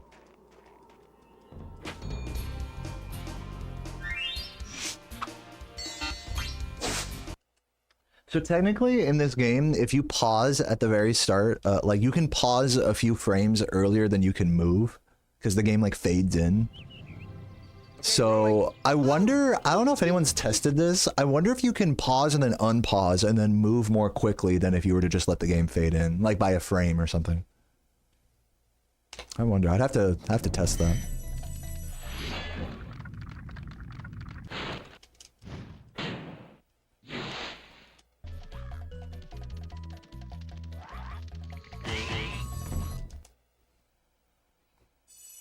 I'm pretty sure the way the timing works though in this game is because of the vortex category, people have tried to, like, you know, pause early and stuff to take advantage of that. To enter in the cheat code. So I'm pretty sure the way timing works in this game is that it either starts on first movement or on the pause, or on the first frame of a pause. Like that. So it wouldn't really make a difference. My timer would just start earlier, losing me a frame, even if I did technically actually, like, was actionable like a frame earlier. Out of the pause. The timer would still start a frame earlier, so it doesn't really make a difference.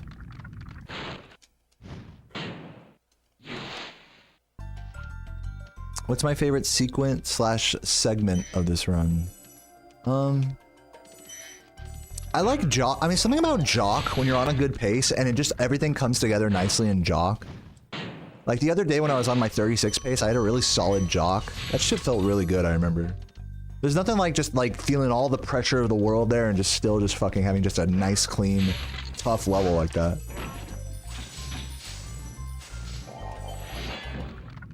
Twilight Harbor feels like that in 120%, where it's like it's the last, yeah, it's like the last mountain to climb before like the actual end sequence of the game.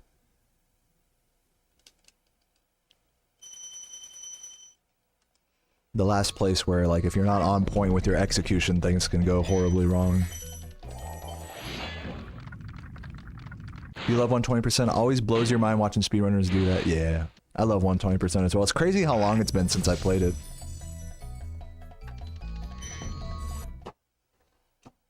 Been a hot minute. Probably been like what, like over a year? Has it been a year since? When was the last? When did I get my world record? Does anybody know? It should say on my speedrun.com profile if you type !PB in the chat.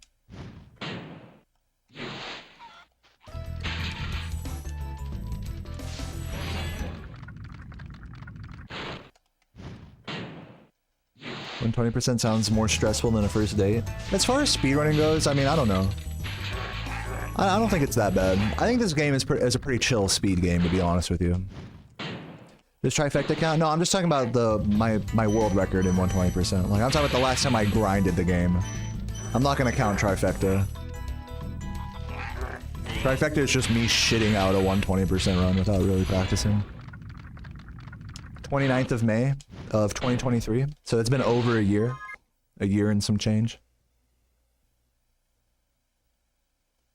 Yeah, I mean, I've probably done some spotted like runs since then, but like nothing that is like constitutes like a grind in my mind. I'm thinking like, when was the last time I grinded that category and like really, you know, gave it my all, so to speak?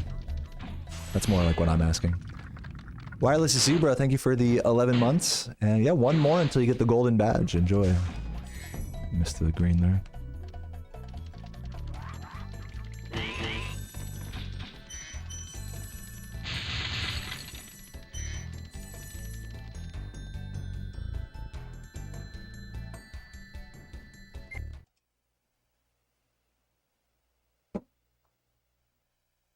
Rhythm games taught you that it takes a certain degree of shutting down your brain to grind for something.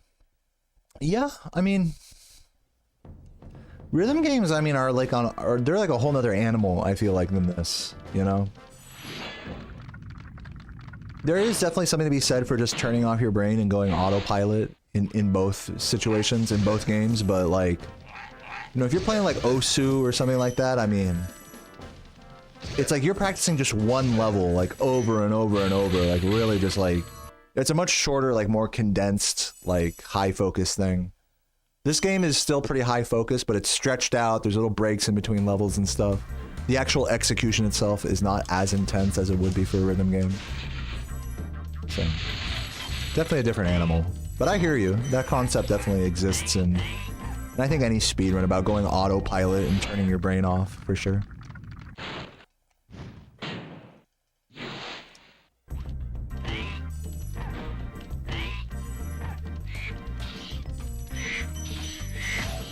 I think for me with this game, I like to have I like to be somewhere in between, like brain off and just autopilot. Somewhere in between that and like thinking about every movement I'm making. I like to be somewhere in between those headspaces. Like high focus, you know?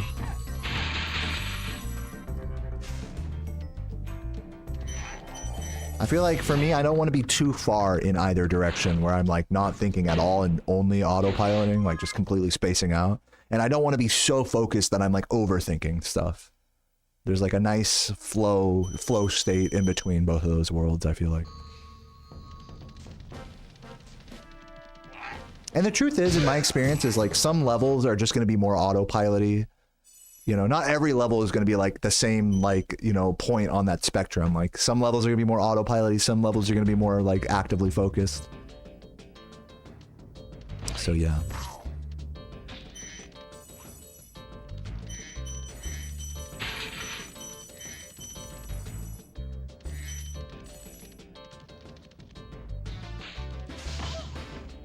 Man, good mamas today, though.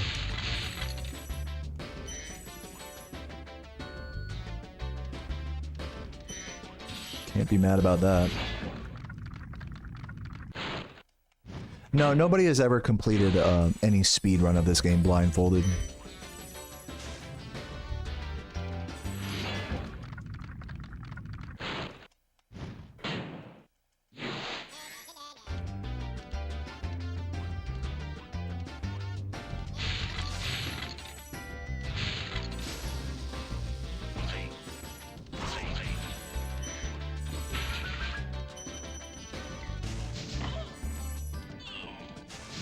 Oops. Oh, well. Missed 7 gems there.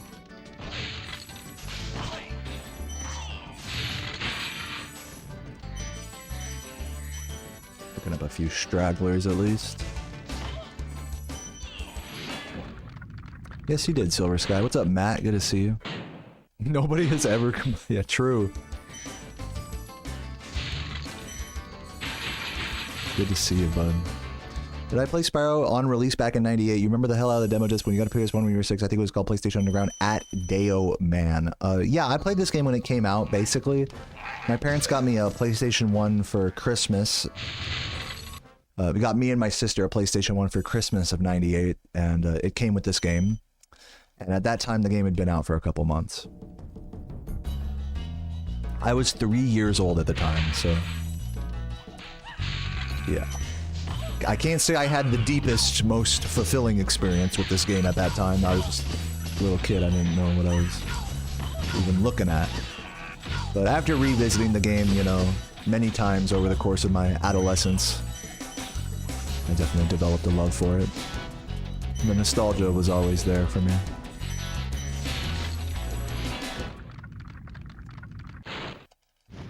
Too much vertical platforming and voids of death for blindfolded runs. I mean, you know, I think a blindfolded run is totally possible for this game. I'm not saying it's impossible. I'm just saying nobody has taken the time to develop strategies for that. But I totally encourage anybody to do that.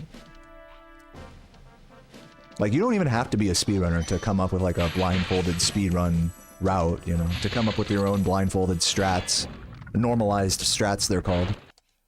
Where you like run up against a wall or use music cues or, you know, different sound cues and things like that. Patterns of inputs and things that are consistently replicatable. I definitely think it's possible. I think you could beat this game blindfolded, but it would take a lot of strat development as a player to do that. It's definitely not happening on your first day, I'll tell you that much. Yeah, if it's possible in Mario 64, it's possible in this game. I totally agree with Matt there.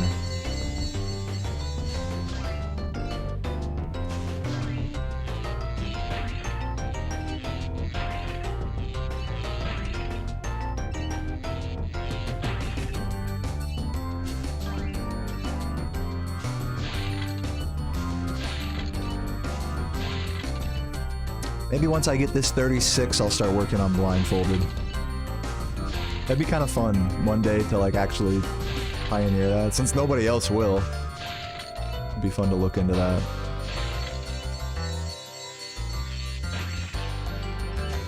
One day.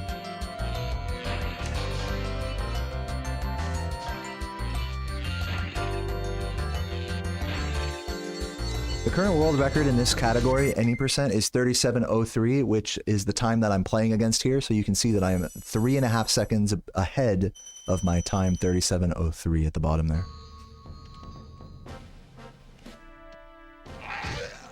It's a pretty good pace, actually. Spyro 1 blindfold has been done by who?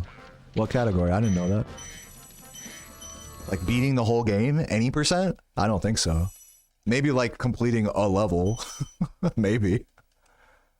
I know a composer tried to do Vortex blindfolded, but I don't know if he ever completed that or not.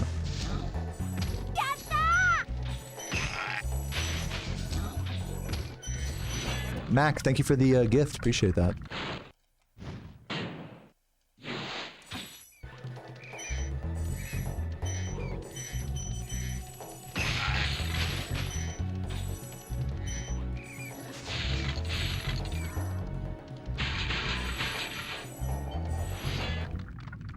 Fight levels are the most stressful to watch. Yeah, especially when the flames are really close. I know what you mean.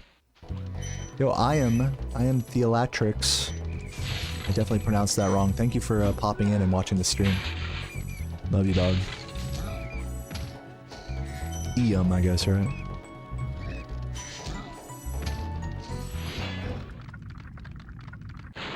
Artisans, any percent in reignite trilogy. Yep.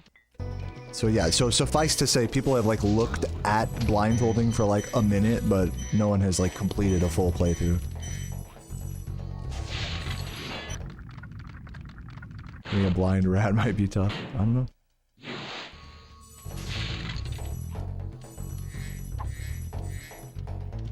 I think all it takes is one player to start pioneering it before other people start, you know, helping, like, look for strats and jumping on the bandwagon. I think that's all it takes, truly. Like, if you're sharing blindfolded concepts and strategies in the speedrun Discord, you know people will try to help out. Pretty collaborative speed game. This is. The Invisible Walls playthrough is definitely not the same thing, or even like comparable to a blindfolded playthrough, I feel like. Because you're still using a lot of visual reference on an Invisible Wall playthrough. Like, yes, there's less stuff, but you're still looking at the game and like responding to like, you know, things that are there. With blindfolded, it's like a whole nother animal. Yeah, honestly, man, I mean, that's what it's looking like. It's like, once I get this 36, it's like... And then once I start getting bored, like, content-wise, that's gonna be something that I kind of am gonna consider in the future.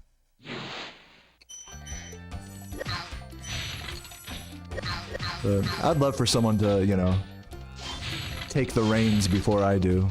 That would be nice. Because I'm definitely not doing that anytime soon.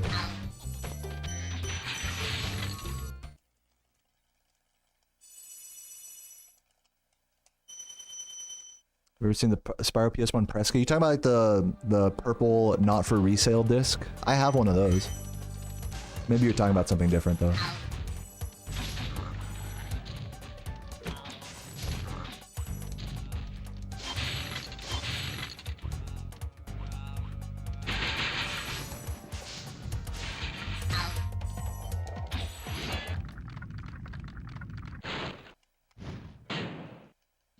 Memorizing gem, yeah. Adam, it's just so much. You just have to try it to realize just how difficult it is. You know? You're not just memorizing stuff, you're like inventing ways to like replicate the same movement every time. That's like more what you're doing in a blindfolded run. You're creating what are called normalized strats, which is like you do a certain set of inputs or respond to like a certain audio cue, and it puts you in the same place every time. That's more like what you would do, rather than like, okay, I know where every gem is. Dude, I know where every gem is. That doesn't matter if you know where they are if you can't see where the fuck you are. You know, if you don't know where the fuck you are. You see what I'm saying?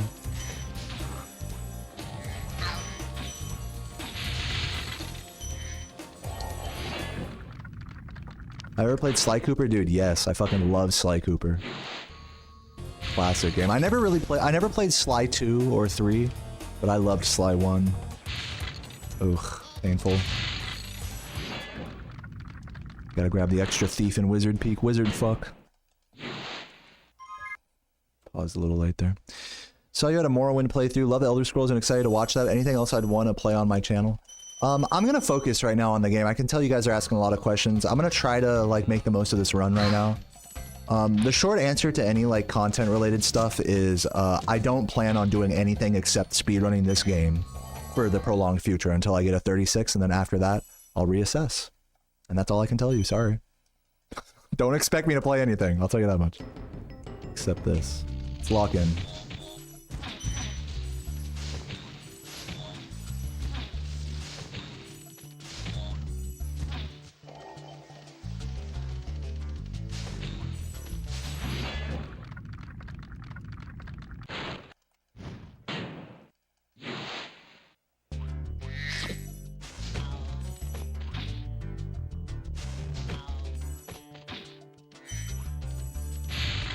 I think that was a blue I missed.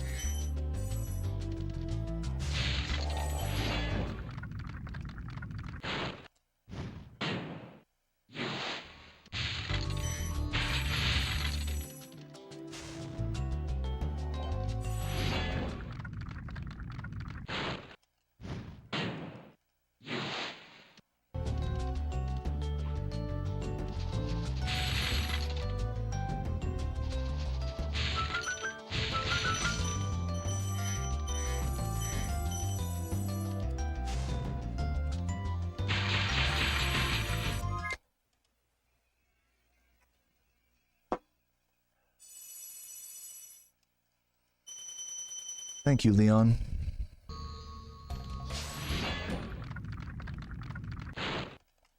It could happen, Roy. It could happen.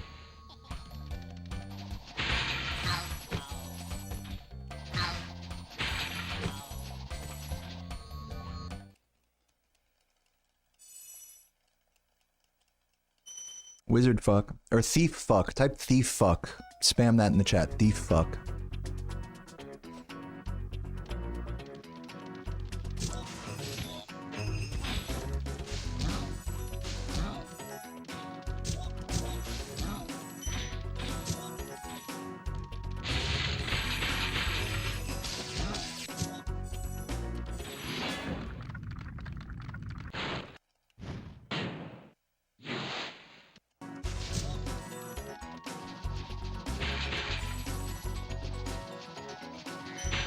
Dude, that's so sad. That's so sad. Because I ran over the water there, it canceled my supercharge. See how bad of a time loss this is.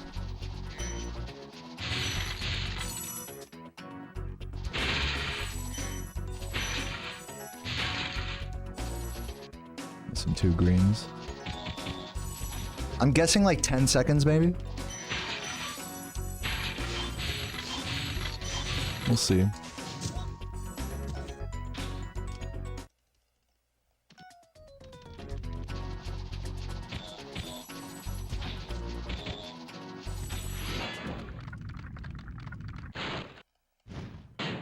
Yo, Ash, thank you for the good luck.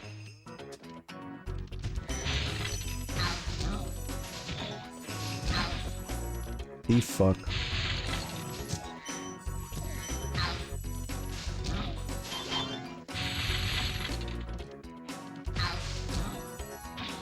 Thought I was gonna miss that flame charge.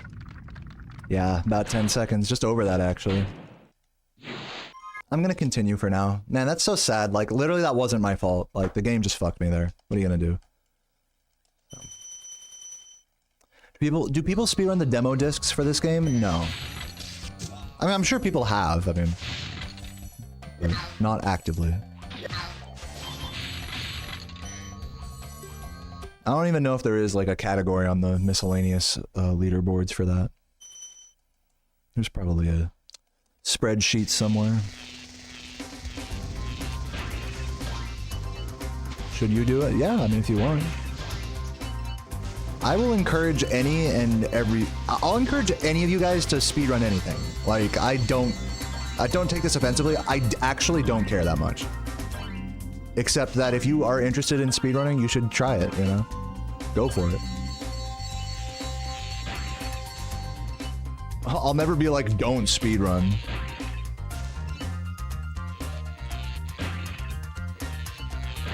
I'll also never say like, okay, speedrun Spyro, but don't speedrun this Spyro.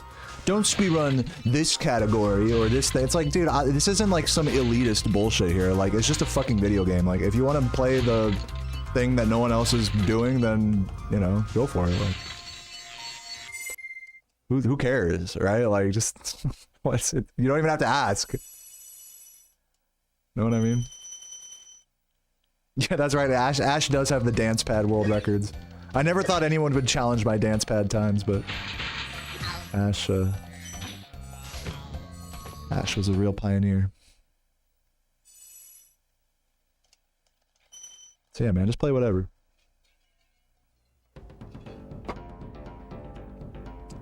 Would the run be different from the full version? Yeah, dude, it's like a different... like, what demo disc are we talking? There's like different demo builds of this game.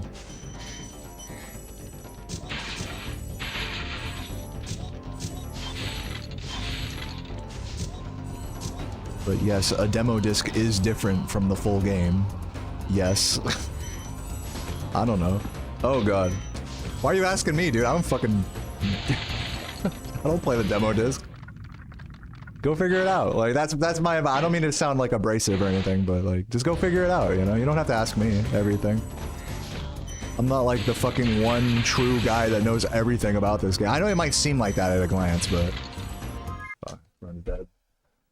But yeah, I mean, like, I don't know shit about these demo discs. I have the fucking not for resale, like, purple disc. And I know in that, like charge gliding doesn't work. Like different weird mechanics are like sub-optimized, and you can't even. I think some of the levels in Artisans don't. I think you can't go into Toasty. I'm pretty sure, and obviously none of the other homeworlds are open either. So yeah, speedrun it, I guess. I wouldn't speedrun it. I'd prefer just playing the normal game, but you know that's just me. I'm not telling you guys how to feel. It's been peaceful. Stop distracting me. Okay, I was talking about this earlier. So, like, some of you guys have the impression that you have an effect on my gameplay, and I'm here to tell you that you're not that special. If anything, you guys' random-ass chats, what they do is they keep my mind entertained during this grind, so that way, like, a reset like that doesn't weigh as heavily on my soul. So I invite all of the distracting or dumb questions or whatever. Like, it's all good in my book. I love all of you guys. I want to reiterate that I'm just thankful that any of you guys are here, no matter what you type, whether it's crazy, whether it's supportive, whether it's, you know, silly, whatever it may be. So don't ever feel like your chats are the reason that my runs die. If anything, your chats are the reason that I continue into another run.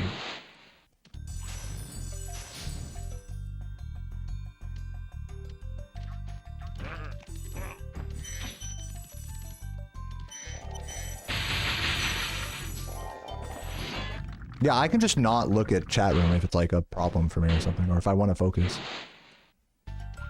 I mean, I'm not sure if you guys like noticed this, but like on my last run, I was pretty focused there until like I had that unlucky thing in Wizard Peak, and then I started talking to you guys more. Like, I need that. That's like my cope. You know what I'm saying? Otherwise, I'd be pissed as hell right now. You know what I'm saying? Like...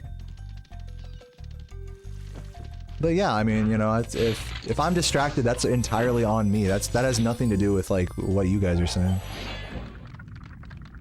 But yeah, I just want to like make that super clear. Like, you guys are never the reason that my runs die. Like, never feel that way. I will always push back against that. Without you guys, I wouldn't be sitting here right now, like going for the 36. Just remember that.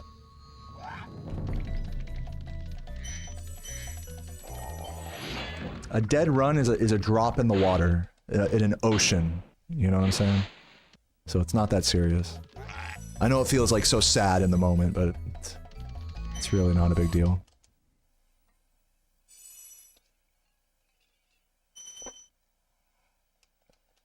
What's up, Zatru?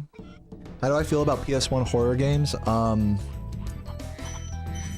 They're cool. I mean, they're pretty janky. I mean, like, what, like Silent Hill 2, fucking, what is that one, Clock Tower game or whatever? I don't know, they're alright. I'm not like super into them, if that's what you're asking. I was never a big horror game guy. Oops. Fuck that up.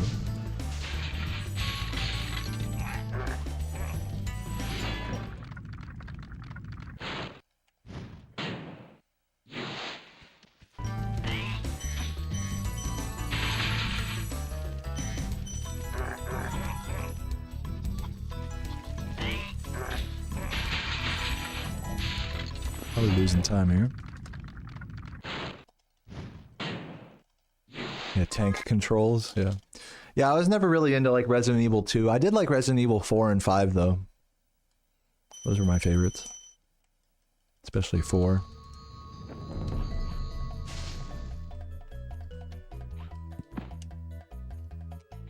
Sloppy artisans.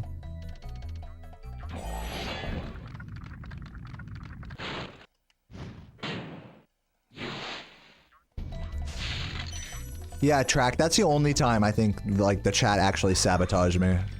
Was on that one, what would have been my Spyro 3 PB. Someone was like, you missed a gem in Haunted Tomb. And I actually believed them, and I, like, went back in, and or something like that, I forgot. And they were actually wrong. And so my run died. But that's like, how can I blame the chat for that? That's, like, entirely my fault, you know? Just because I'm like misled by the chat, it's still, I'm the one holding the controller. If I sit here and I'm like, oh, this is your fault. Bro, who's the one holding the controller? How could I even say that it's your fault? It's like if I'm a drunk driver and I fucking run over your grandma. Oh, it was her fault. Victim blaming, you know?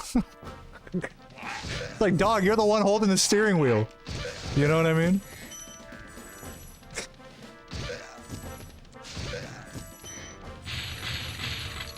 It's the alcohol's fault for pointing me in the wrong direction, you know? Fucking grandma. Grandma had it coming.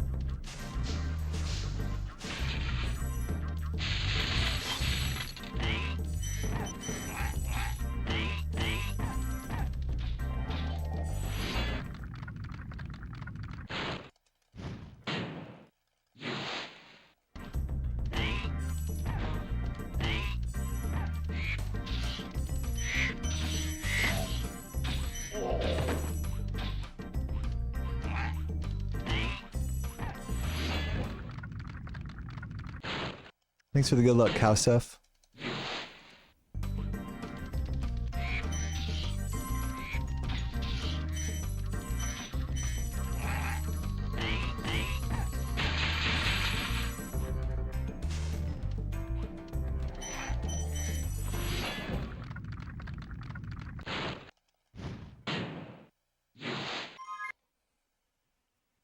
It is the alcohol. No, it's your fault.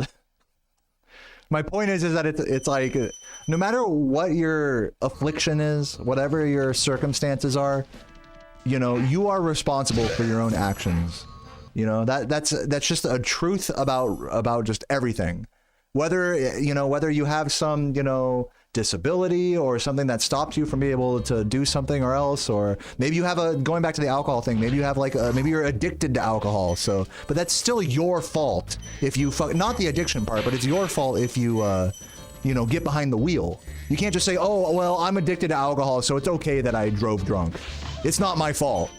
You can't say. Some people will try to say that shit. It's pretty gross, honestly.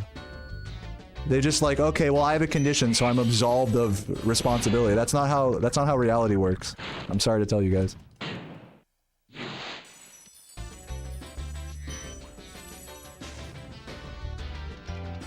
And so anyways, the whole reason I bring it up is because it's like, I'm the one responsible for my gameplay, you know? I'm not the one, like, even if I feel like, oh, someone distracted me or gave me the wrong information in chat, I can't blame them because I'm responsible for the inputs at the end of the day, you know?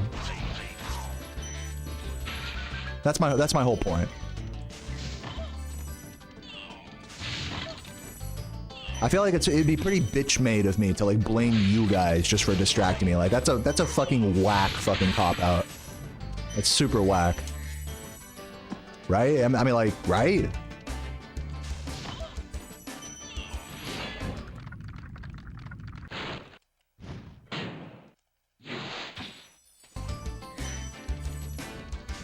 Oops.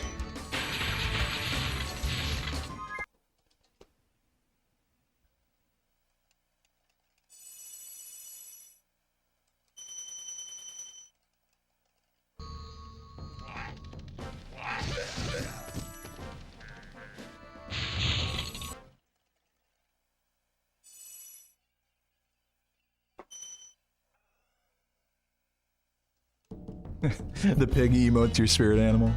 Love it.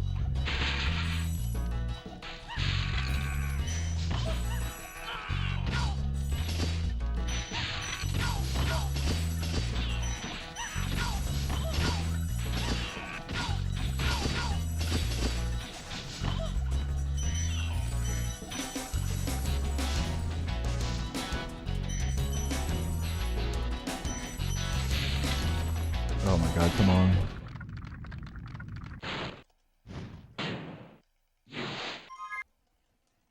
Been watching my videos, want to say I appreciate all the positive vibes. Yeah, I appreciate you for being here, Dova. Love you, man.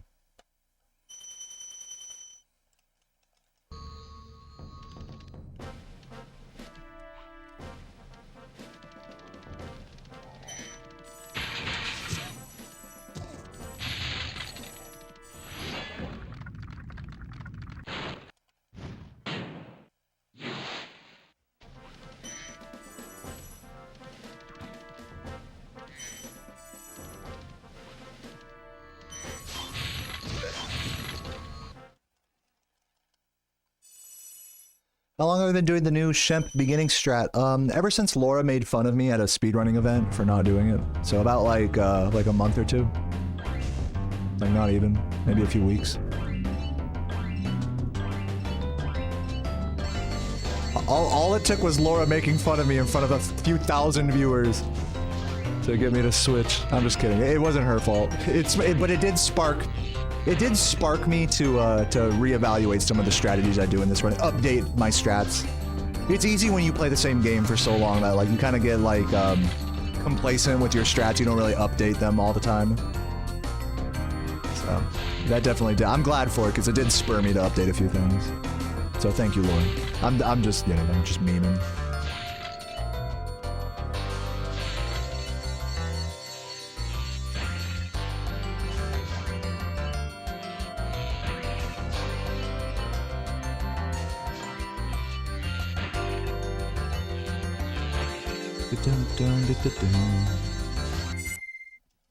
You appreciate how I explain things? I'm good at making parallels and framing things so everyone can understand. Oh, you're very welcome.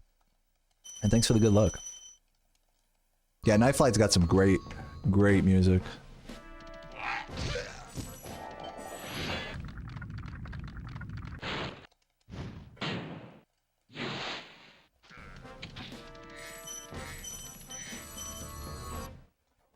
Fan back on.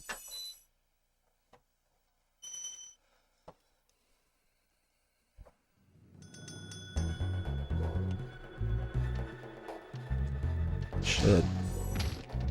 Come on, man.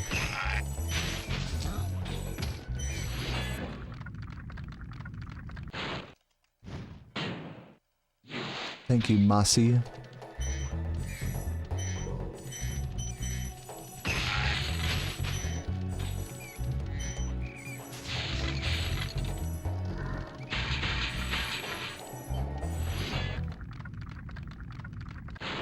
Yeah, I'm glad you like Ice Cavern Dev. The chill level. No pun intended.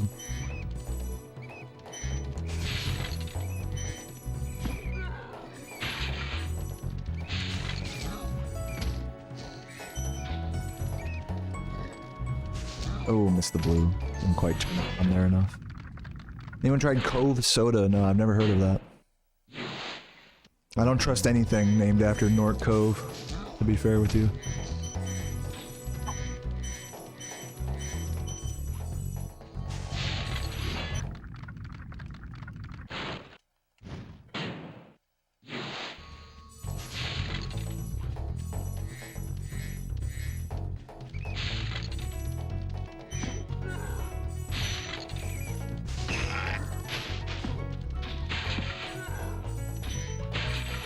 Awkward.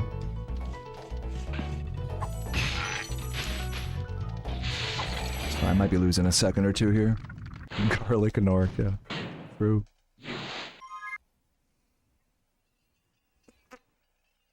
Hey, saved a second. I spend a lot of time analyzing old runs, but to better prepare. No, I don't spend a lot of time analyzing old runs, but over the course of my time speedrunning, I have analyzed and adjusted micro strategies many times. But no, do I like take time, like, you know, like out of my grind to just watch runs and practice? I mean, it's nothing against that. I think especially if you're like, you know, a mid-level player, I think it's good to spend like more time studying high-level runs and just picking up on little tiny strats. Like I said, even for me, I do pick up on little things like when I watch other top players. But it's not something that I spend a lot of time doing. It's something that maybe I'll like take every like couple months or so. For me, this is how it is like I'll take some time and like watch what other players are doing and like, you know, just have like a little practice era real quick. Or like just like take a notepad and like write down, so watch someone's run and like really closely analyze it and be like, okay, every little movement they do that's different from me, let me write that down and then like try to do that. But I definitely don't do that very often. Just every once in a while.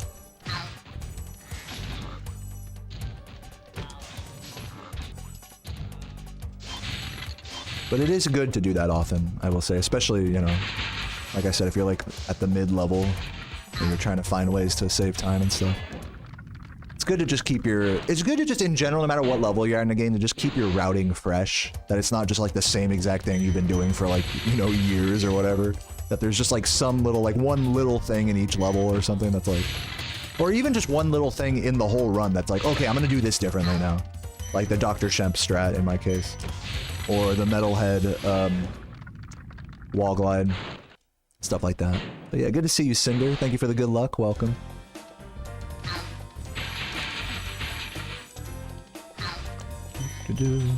Cinder, did I hear that we're getting sushi in the semi-near future? Did I hear this rumor propagated by Rico correctly? Little going away sushi. Looking forward to seeing you if so. Hell yeah, that's what I like to hear. Conveyor belt sushi and the speed friends. Doesn't get much better than that. Wow, I barely got him.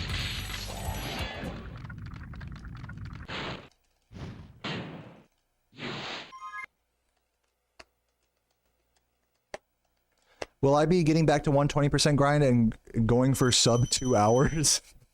Do you know what my world record is? You can see in the chat there. My time in 120% is definitely well under 2 hours.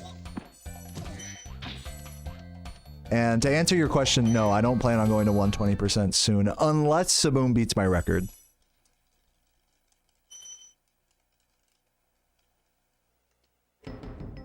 Next Friday, I'd love to hear that. Need to mark it down in my phone. Oh, since it's Friday, maybe Sarah can come. Sounds dope. Is Saboom working on 120%? He was grinding 120% for a while. I haven't seen him live recently, but maybe he has been. I've just been missing it. He was kind of embarking on a grind recently, though. I don't know how that's going.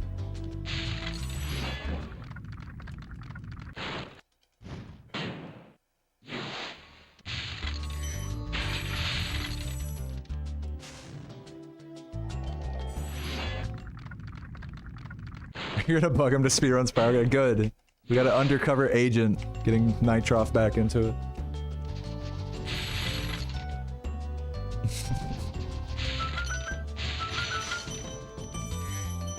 Oh my god, come on.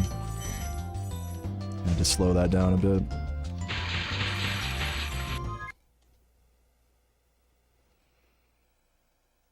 Yeah, last week I saw him online. I haven't seen him like in the last couple days. We'll see. What's up, Cyclone? Thank you for the tier 3 for 35 months. They say good luck, Deo, with the grind. Thank you, Cyclone, for the continued extra generous tier 3 support. I love you. You're beautiful. His Spyro 3 speedrun's your favorite? Yeah. That Nitrovsky. He's pretty cool. Pretty cool guy.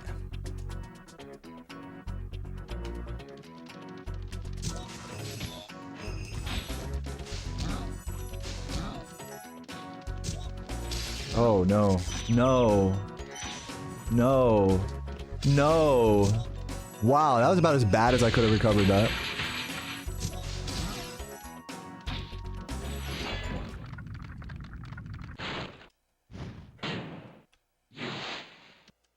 Dude. 10 gems down there. Trash. Okay. Almost got fucked there again.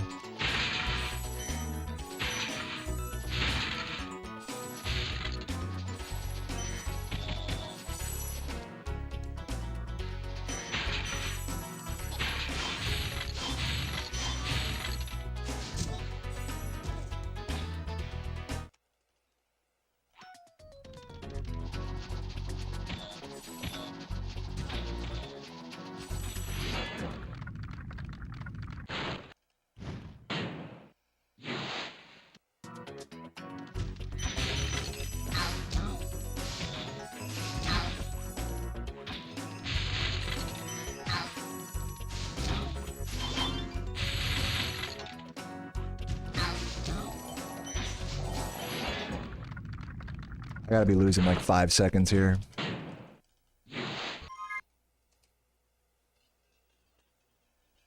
This is still recoverable. It's just, you know, for world record, but kind of sus now. That was just a really bad flub there in that level.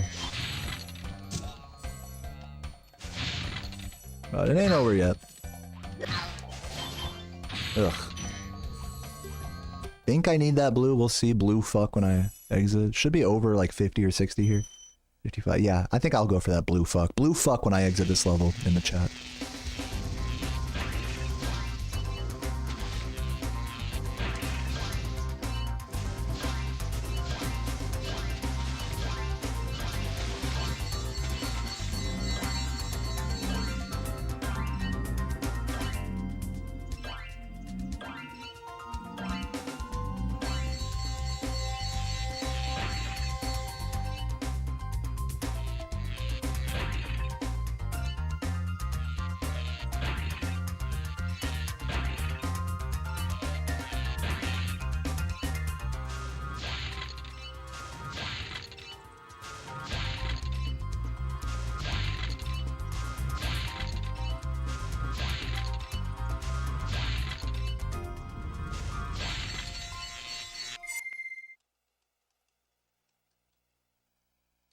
Somebody get Cinder Kid a spinner.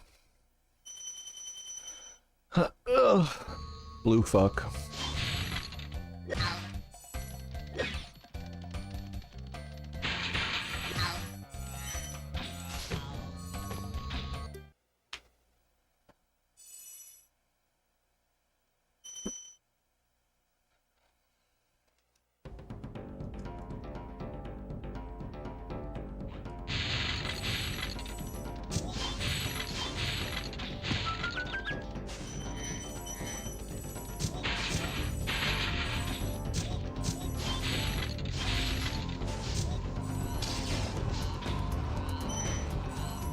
Annoying.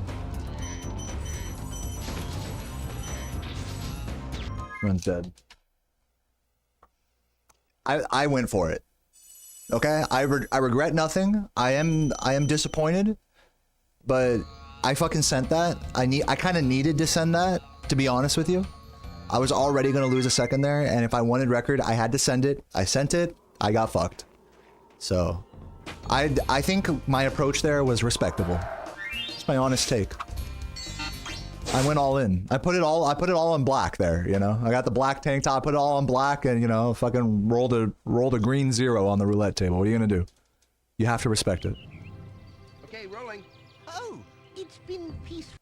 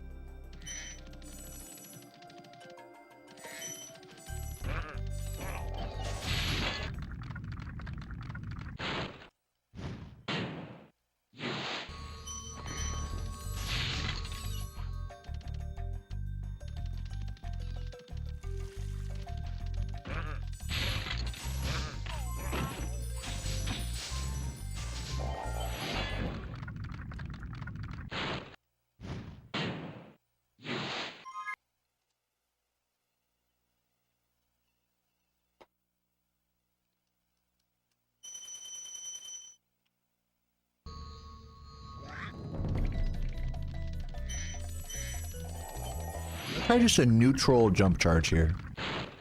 See if that is good. Nope, that failed. Pressed X a frame too early. Or maybe just missed it, it was kind of a light press.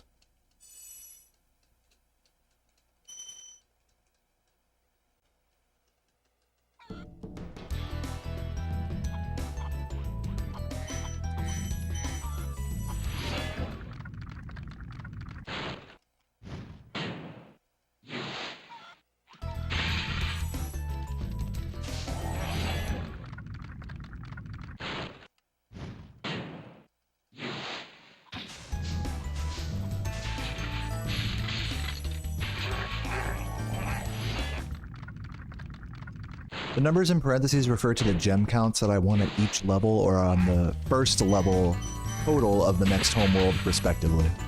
They're just gem counts.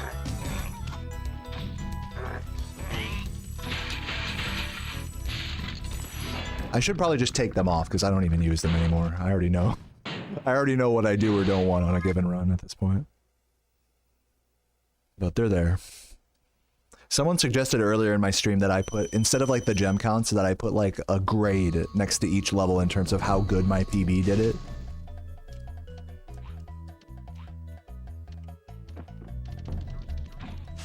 I put like a letter A next to a level that I can like barely not even save a second in, or put like a B or a C next to a level where I can save a second or two. A D where I can save like more than 2 or 3 seconds.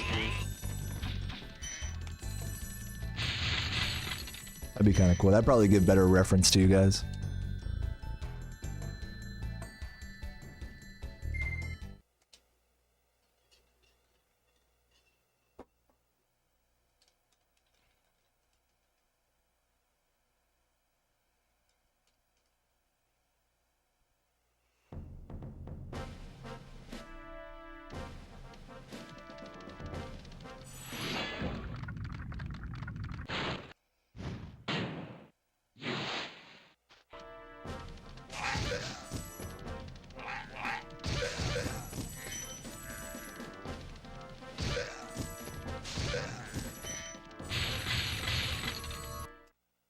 Is this Spyro 4? Yeah.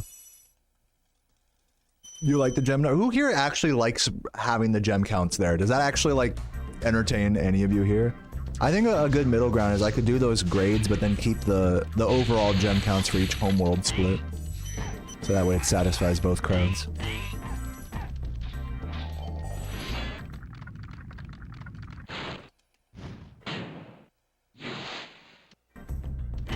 The times help the viewers understand the pace? Yeah, I mean, that's what I'm saying.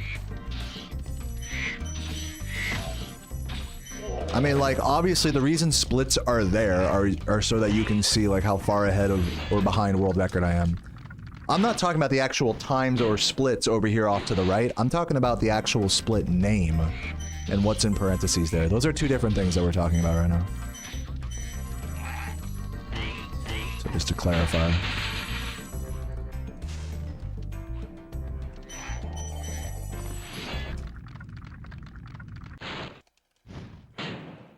The ones in asterisks, or in brackets rather, they're called. The ones in, oh, I guess the ones in asterisks, I guess, yeah, that's correct. Those refer to total gem counts. And the ones in parentheses refer to individual level gem counts. So for a total gem count, you would read it entering the first level of the next homeworld. So the artisans one, you would read that entering Dry Canyon, the total treasure collected.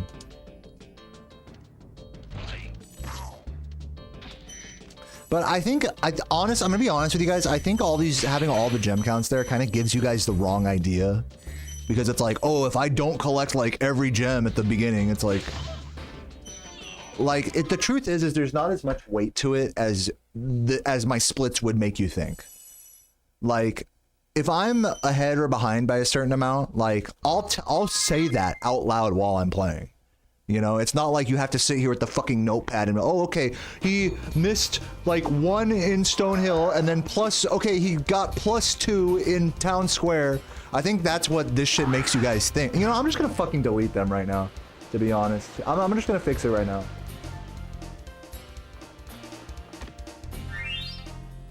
I'm getting rid of these gem counts. Stonehill, I'll call this like E. I'm gonna go through every split through this. Town Square was like an A, or I'll call it like a B. Artisans, I'll leave the total gem counts there. Dry Canyon, these are all like B's.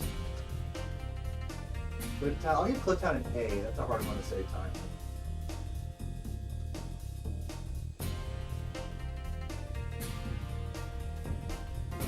Dr. Chef, I'll give a C.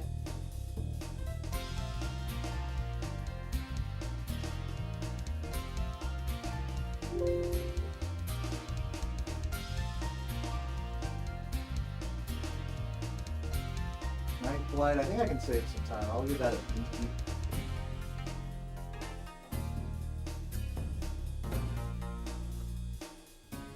Ice cavern, I'll give that like I can save a little time now. I'll give that a C.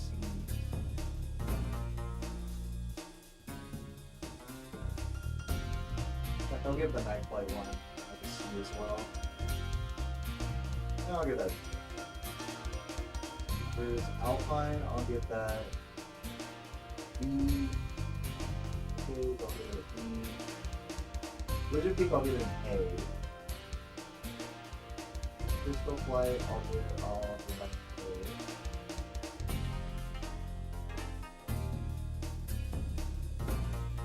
Blowhard, I'll give that an A. I'll give that.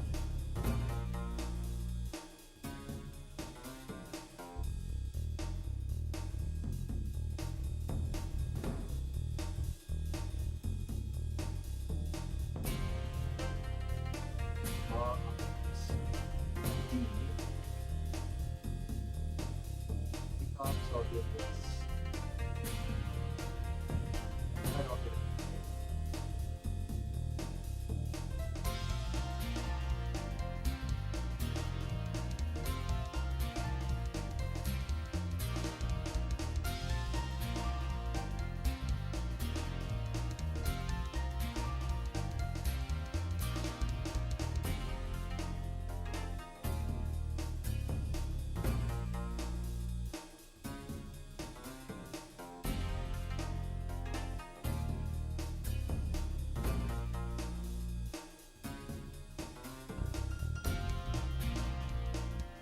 All right, there you go. So now what's going on with my, I'm gonna save these by the way. Save as.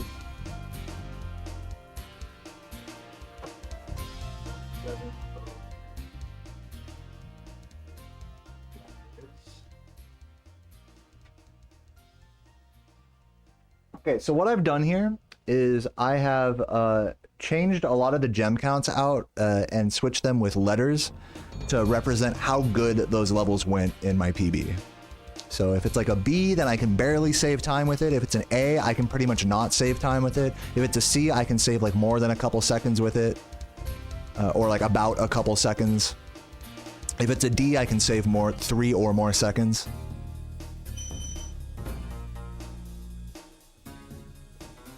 So yeah, that's how it is now. I think this makes more sense because now it's not like, okay, you're like having to fucking keep up with all the numbers and shit.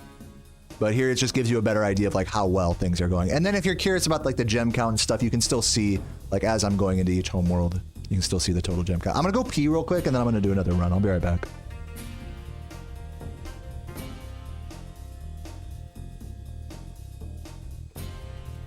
You know what I might do real quick? I might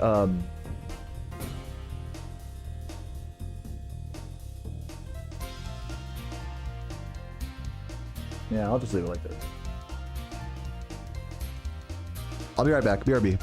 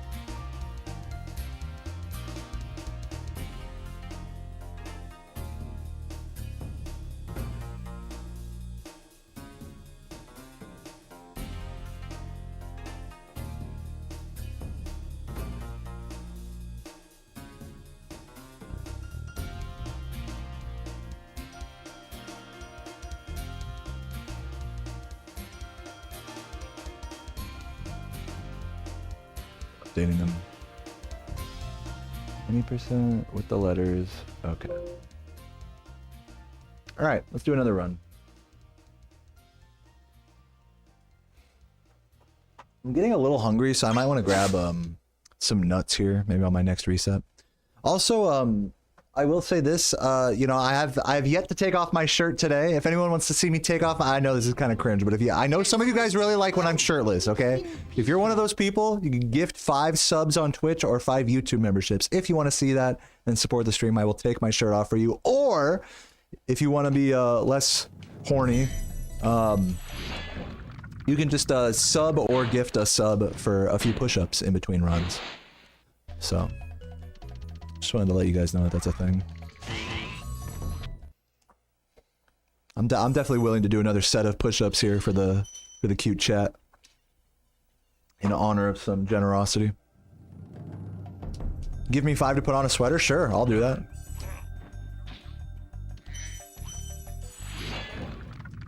I have a sweater. I'll have to grab one from the other room, but I could... Oh yeah, I have a sweater right here. I have one of Sarah's like pink sweaters.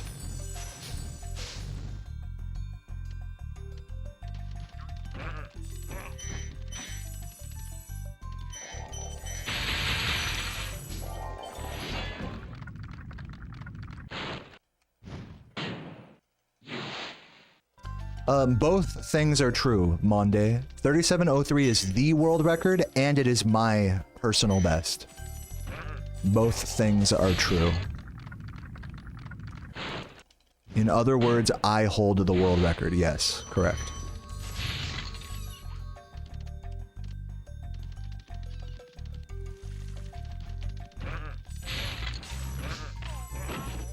Saw a video of a guy that was 50k in debt because of Twitch donations and gifted subs. You mean because he was the one gifting them? Yeah, that I don't encourage that. Kale, thank you for the gift to Chocobo. Appreciate that. Yeah, if you guys can't afford to throw money at me, like, I'm not gonna pressure you or anything. Just save your money, you know? Like, it's fine. It's just... all the sub-goal stuff is aimed at people with a disposable income, you know?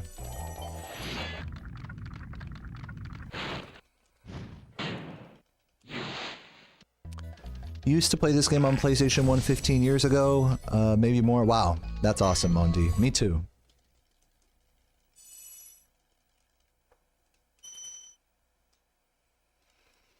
All right, let's roll.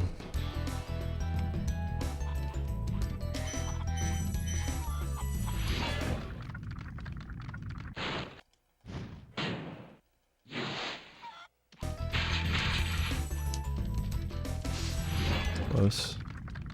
Spyro 2 is your favorite? Yeah, also a great game.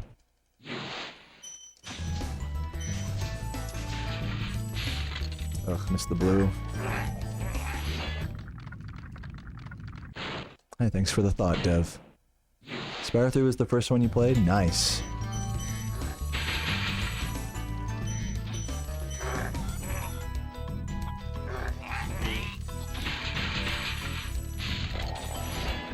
Can Spyro be played with a Wii controller? Yeah, if you can connect it to like an emulator, or if you got like an emulator on your Wii, maybe. I don't know. I'm sure there's some way to do it. Not gonna say it's easy though.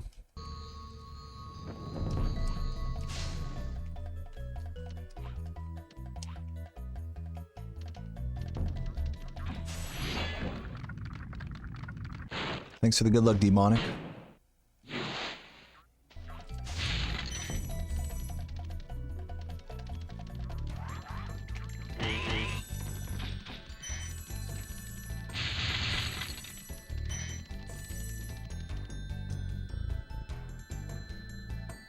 The fall through the mesh, is it a bug? It's basically a texture without collision. A lot of the places that the developers did not think you would reach, they just don't put collision on the texture. Does that make sense? Or on the polygon. So they're polygons that exist, or meshes as you call them, but they just don't have collision. Yeah, obviously they don't expect you to get all the way up there on the mountain, so only parts of it have collision.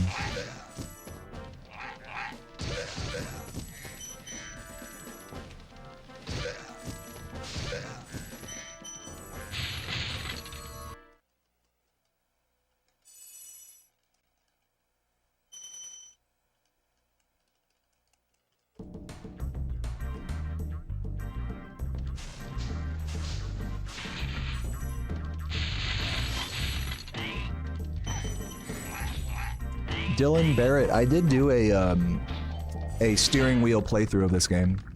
Unfortunately, I wasn't able to get the actual steering controls to work. I just used like the controller that was on the wheel, you know? But it was still fun. It was a fun drunk driving simulator.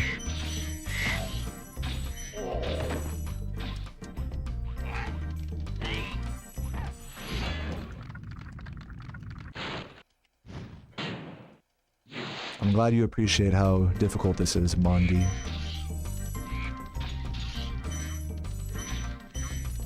Why drunk? Well, because it was just a silly casual playthrough.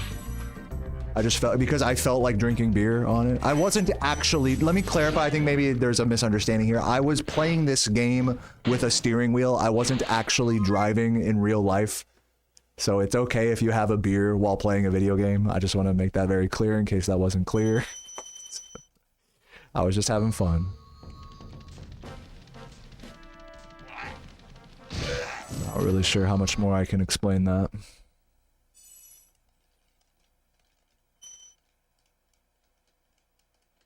No, you're good, Dylan.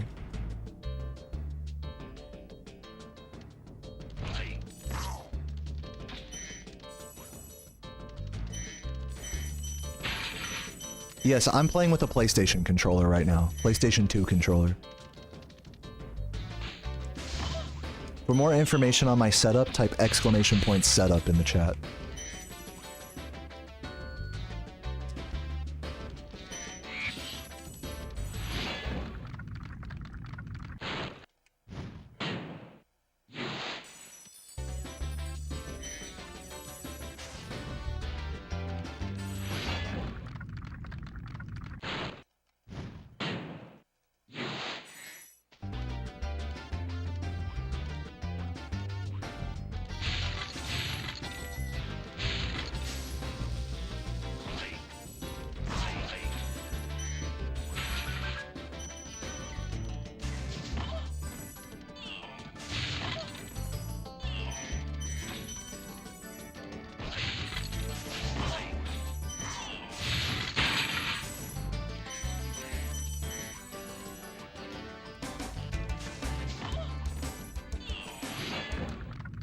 Yeah, I'm actually playing Spyro right now. I know, it can be kind of hard to tell.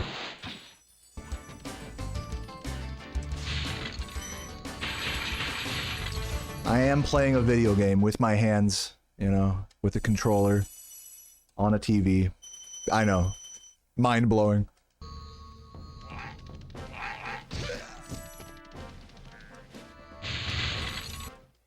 They said it couldn't be done. Yeah, that's correct, Monedi.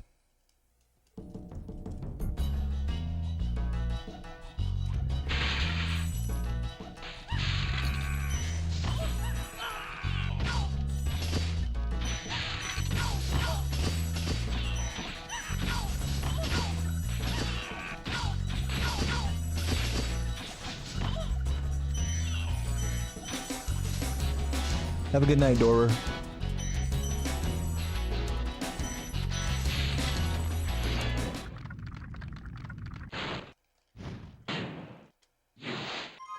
The plus 0.1 seconds in Artisans means I was 1/10 of a second behind my PB, behind these splits that are happening right now.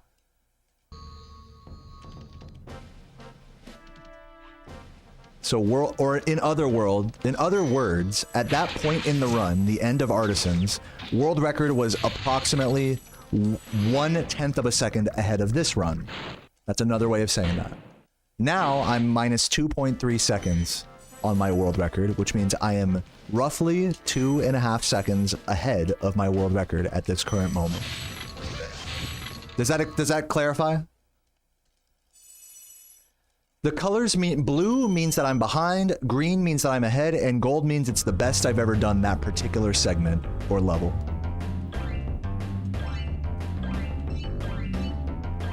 But little disclaimer, most of my golds are fake because I don't keep close track of them, so it's not literally the best I've ever done it, but it's, according to my splits, it is.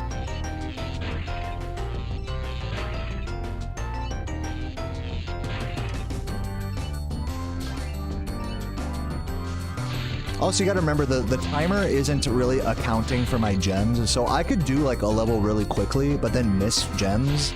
Then that puts me at an overall worse pace, but according to my timer doesn't know that. You know what I mean? So, you know, do like use my timer as a reference, but you'll hear it in my voice whether I'm actually doing good on a run or not, especially gem-wise. No!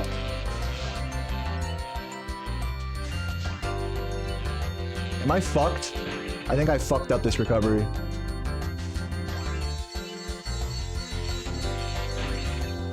Fucked it so hard. Damn, I fucked that so hard. I suck. I'm gonna keep it going. Ugh. Could have recovered that so much better too. I shouldn't have turned around for that fucking thing.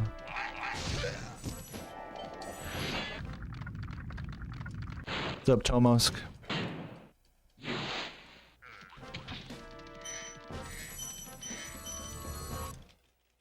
The letter instead of the gem count refers to how well I did that level in my PB. So if it right now the ice cavern has a letter C next to it, that means I can save a couple seconds here if I play well.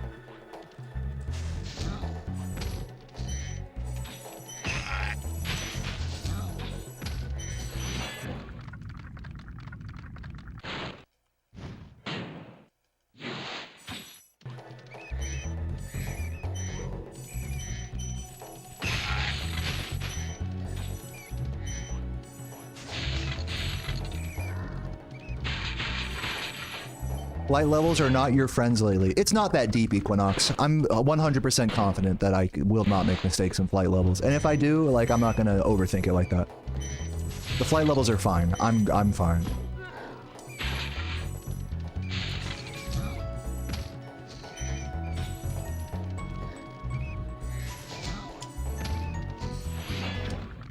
The letter is a grade indicating how much... Yeah.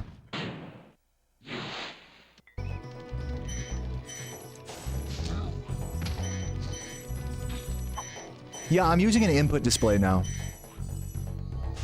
I hope you like it. I used to use an input display, but I stopped using it for a while because I was lazy, and now I brought it back. So I guess it's sort of new.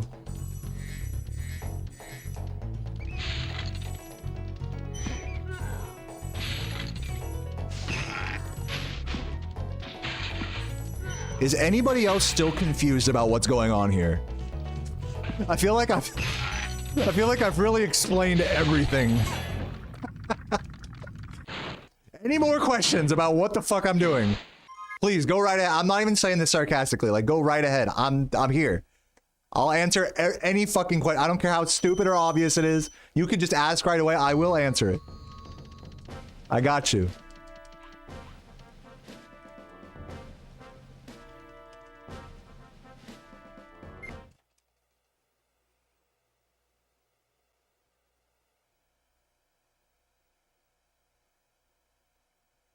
Does the input display consume much RAM? I don't think so, no. It's running from an Arduino, so it's just a USB device, according to my computer. It's not like... It's not using much power or anything.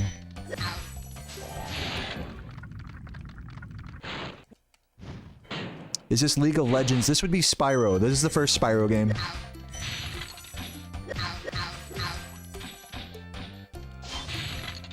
And you're good, Monedi. I'm just joking around. Like, you're totally good. Like I said, I'll answer any question. Don't feel bad. How big is my penis? I mean, it's not that big. I'm just gonna say average. I don't want to throw out any specific numbers here.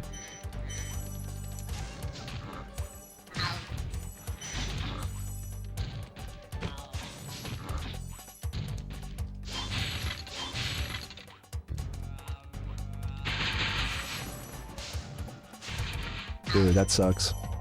Mr. Yellow.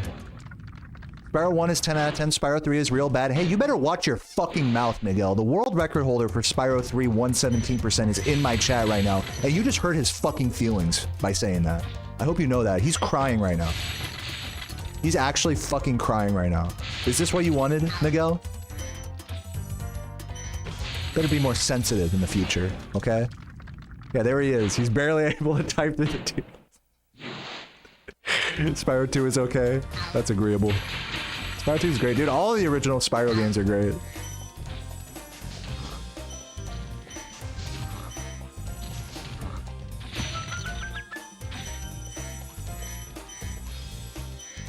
My penis is 6 inches depending on where you measure it from. See, this is the why I didn't want to throw out numbers, is because if you push a ruler against the base of your balls, like at the base of your shaft, if you push a ruler against it, you can easily eke out an extra inch or two that no woman would ever give you credit for. You're only lying to yourself, you know? So according to those metrics, I'm like 7 inches. Well, you know, but that's not like that's not really how it works, you know?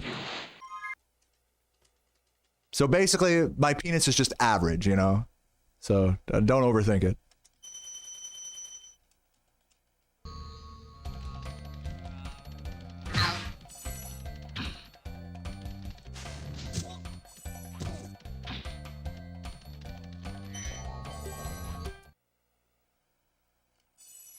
You don't know why you assume that Jeremy Thompson had the world record in all 3 major categories. He only has the record in any percent. Maybe 100 egg? Can someone confirm? Does he have record in 100 egg?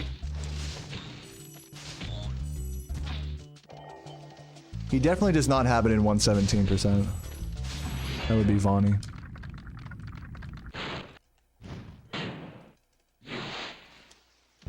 But yeah, no, Jeremy like really honed in on Spyro 3 any percent. That was like his category for like many years. It's only a slightly more recent development that he kind of started picking up other categories and optimizing them. I say slightly more recent, but this is like, you know, we're talking years ago at this point. Talking about penis size, bro, you're the one asking about it.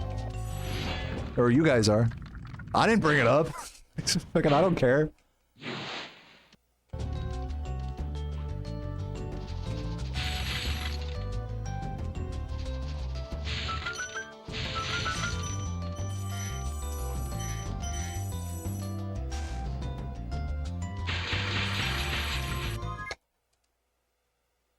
Keeping it together, at least.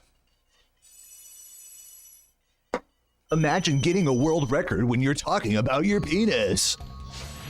I would never. Well, that's because you guys have like real jobs and stuff and you care what your boss thinks about you. You know?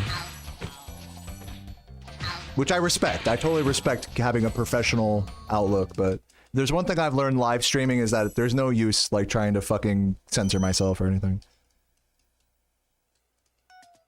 No, I don't have a real job. This is all I do for work, is just speedrun this game and make videos. I'm not rich or anything. Don't get the wrong impression. But I get by thanks to you guys.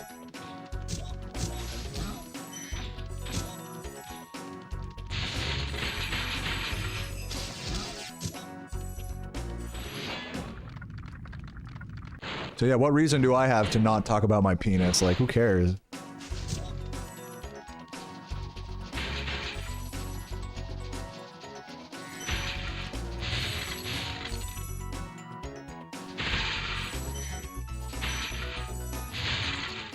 Oh, almost hit the wall again. I gotta be careful with that. Roberto, thank you for the prime.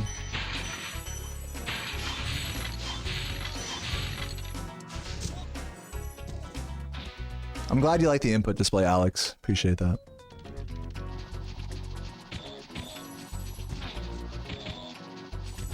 Your prime sub to that. Thank you, Rob. Thief? Oh, did I miss a thief? I'll just take your word for it.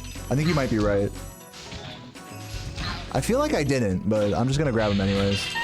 Because I don't trust myself. We'll see at the end of the level if you were right or not. Just another couple gems there. Rolf, thank you for the YouTube membership. Really appreciate that. Hope you're enjoying the stream, man. 378. I didn't see the egg count.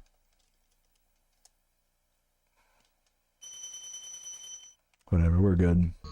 If I did miss a thief, it ain't a problem anymore.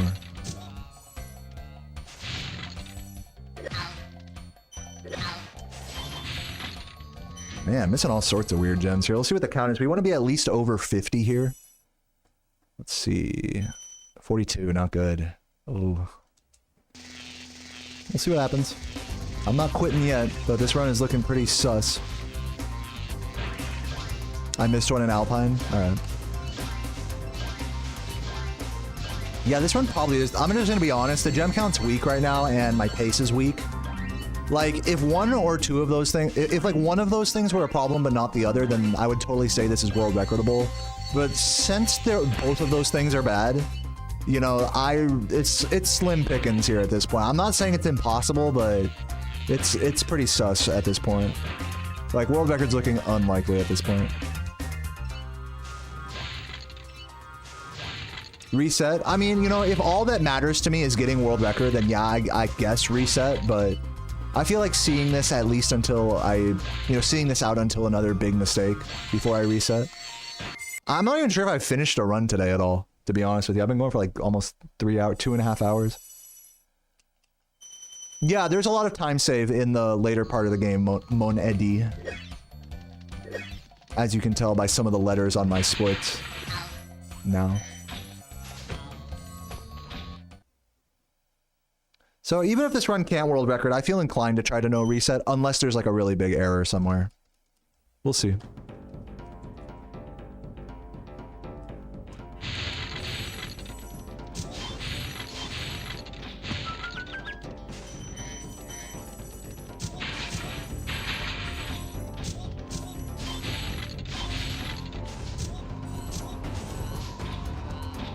No, dude, I am so fucked on gems right now. It's crazy. Can't even make that. All that fucking rushing and missing a yellow gem just for that, you know? Dumbass. Any good runs lately? Not today, but thanks for watching. That was a good flame. I hope you're still proud of me for trying. Break in the line.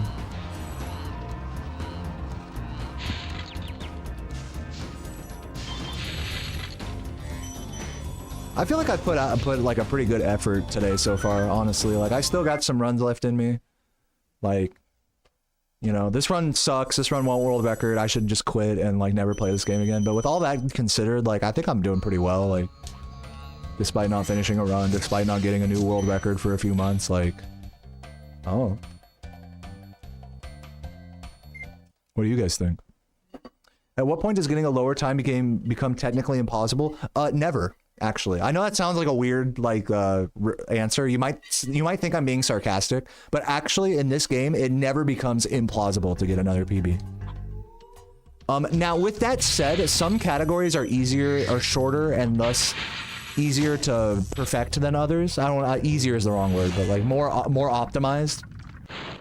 But the categories that I play are long enough that I think there's pretty much an infinite amount of optimization that one can do. You can always get a better run. Even if you have a mistakeless, quote-unquote, perfect run of any percent or 120%, I feel like you could always improve it.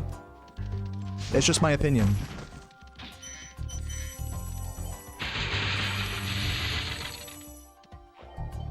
Categories like Vortex, 12 Egg, you know.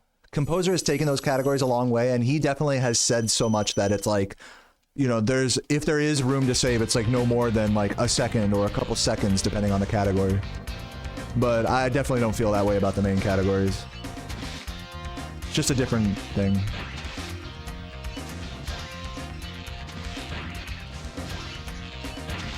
You stress for me here? Why are you stressing for me? You don't gotta stress. Just enjoy the run, you know? Just kick back. You don't have to clench. It's not even gonna world record anymore. Even if I die or something here, it's like, who cares? There's not really, the stakes aren't very high right now, so there's no need to be stressed. What's up, Ginger Swag? Thank you for the good luck. Good to see you. Hope you're doing well. You hate Wildfly? You're probably gonna hate this strat I'm doing.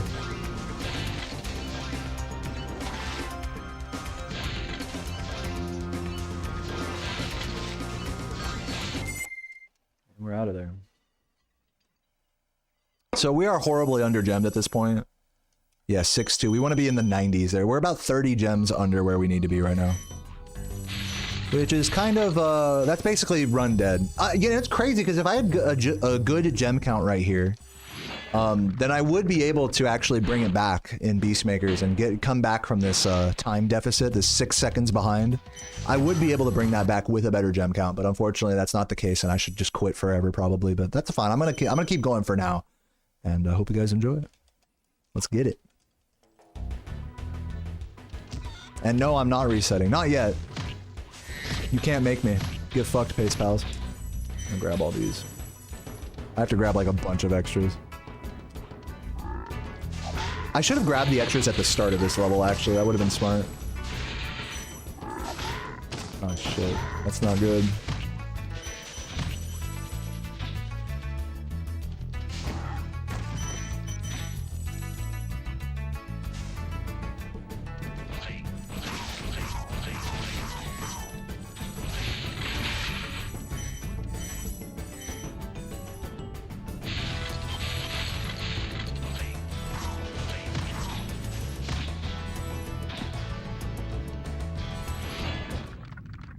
Am I Sam Hyde? No, I'm not.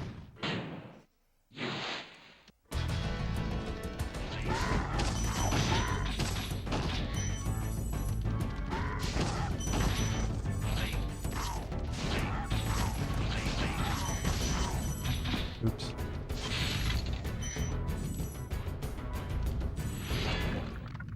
Have people found most of the exploits in this game, or are people still finding anything groundbreaking? Yes, to both of those things. I know that's kind of sounds weird that both of those things you said are true, but I'm sorry that they are. This game is highly optimized. Most of the strats that are found, especially in the main categories, most of the major strats that save time have been found already. This game has been pretty actively speedrun for over a decade. So most of, and this is also a very solidly built game as well, with very little in the ways of weird glitches or, you know, broken, you know, skips or sequence breaks. So because of that, you know, most of the creative rerouting and, you know, time saves, those or tricks or whatever, those things were found years ago. And at this point, it's just kind of come down to players like me to just optimize the game further. But as for the second part of your question, are people still finding anything groundbreaking? Yeah, kinda. Like, Nestor Skip was found within the last year, which is a big deal. Different versions of Coveless have been sort of like pioneered, whether task only or otherwise. So whether you consider those things groundbreaking or not are kind of up to you, but I think it's fair to call Daze's work in the last year groundbreaking. I think that's fair. And with that said, the major categories in this game are still highly optimized despite that. So that's the full answer to that question.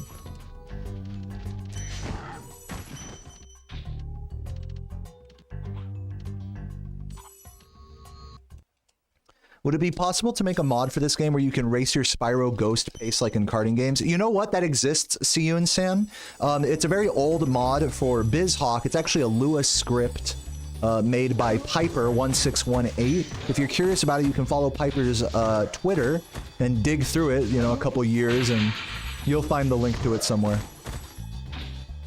I believe it's called Lua Ghost for Spyro 1.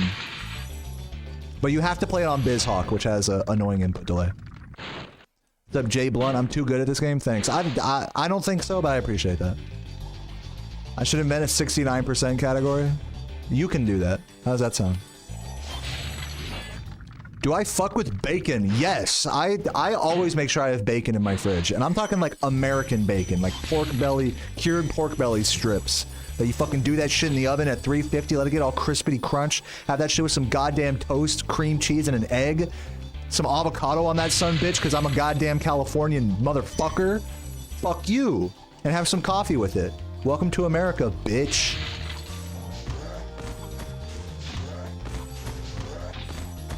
You guys say like I'm not making a gorgeous breakfast every day for myself and my girlfriend. Come on now, this is America. Cooking videos, I have one on my second channel. All you gotta do is type !clips in the chat. I have literally a breakfast sandwich tutorial video on my second channel. You guys think I'm not like 10 steps ahead of you, but I am. That's it. That's the crazy part. You guys talk to me like I haven't been saying the same shit for years. You guys just don't know. It's understandable, you know? It's all good.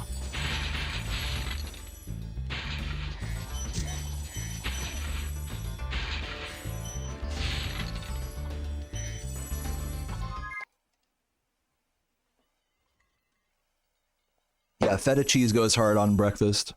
I hear you on that.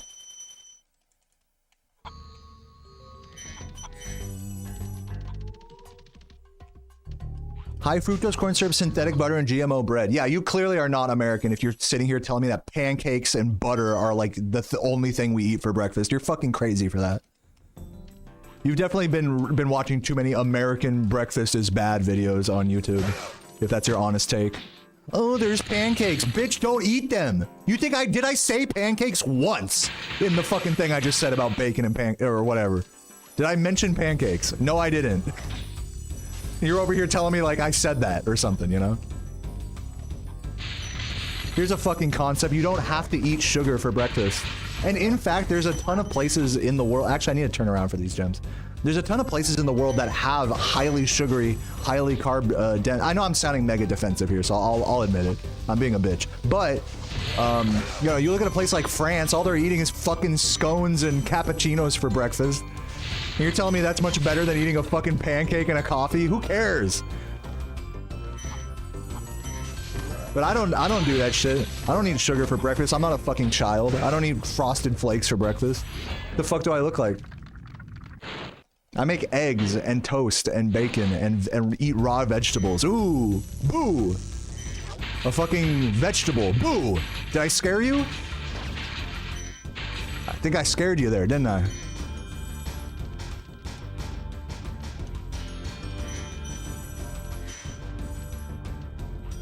Dude, I cannot get the. I'm so under-gemmed here. What's wrong with sugar for breakfast? Oh, you can eat it. I don't care. I don't care. For me, I just don't like having sugar early in the day. Just makes me feel gross. You look like I eat too much butter. I am overweight. I'll give you that. I'm not like a super butter guy. I'm not like the type of person that puts butter on everything. I do like butter. What are my thoughts on biscuits and gravy? I mean, those are pretty delicious. What does a German breakfast look like, dude? I don't know. I'm not German. The fuck do I know?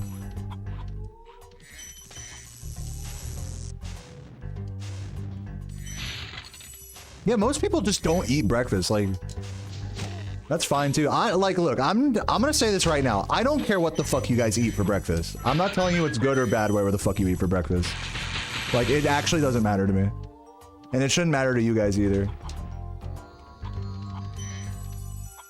Just put whatever is good for you in your body and move on with your day. What other people do with their own body is not your problem.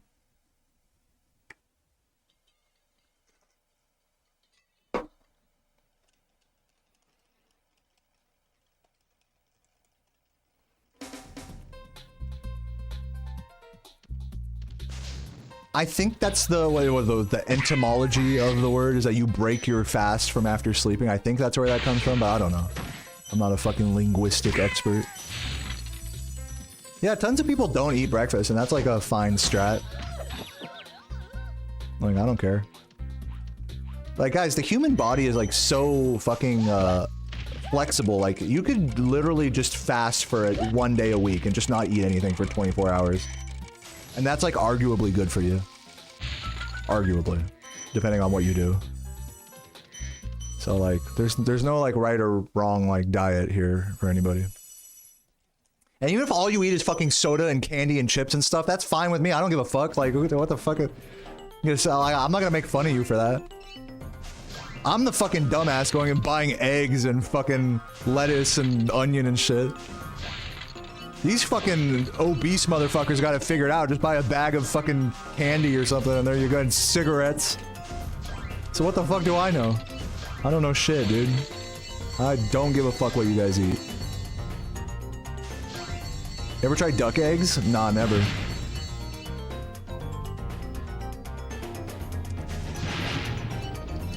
Dude, candy cigarettes are fucking awesome. Bubblegum cigarettes. I used to get those from when I was a kid.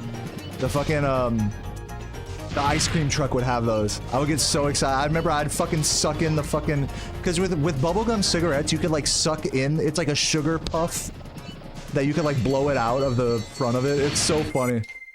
But you can like suck it in too and like choke on it like a real cigarette. It's fucking dope. Duck eggs are lit. They have big yolks. Yeah, I'd try one. They're not really common where I'm at, so. Preferred style of eggs. You guys aren't gonna like this. I prefer eggs fully cooked through, so whenever I do them, I'll do them over hard, I'll make an omelet, or I'll do scrambled. It's one of those three usually. How many gems do I have? 5, 3, 5, 6, 3s. Oh, I have more than I need, apparently. I guess I recovered enough. Didn't need to get the yellow there, but whatever. Yeah, hard-boiled I like. I just don't like runny yolks. I don't even like soft yolks. And I know that's like sacrilegious to all of the people who like that. But I don't give a fuck.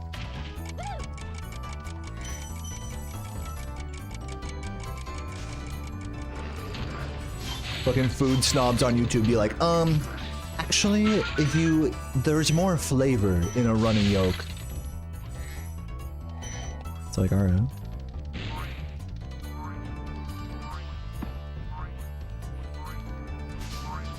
Good luck, Tommy CJ. Thank you, Freeze Champ.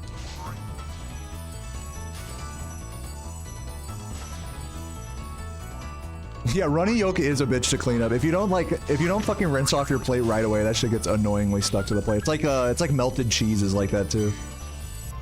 You gotta clean your plate instantly.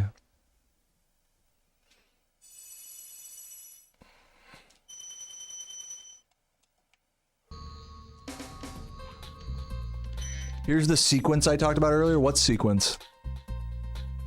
Rat proxy? Yeah, pray for me. I'm about to go do a fucking trick that if I fail could take me like a while. I didn't until I met my wife and I learned how to make over medium as those are her favorites. Still not your preference, but you'll eat them. Yeah, thankfully Sarah likes cooked yolks as well, so I don't have to like be too precise. Oh, that was close. I pressed right a little late there. That almost worked. I wasn't face left enough and I pressed right a little late.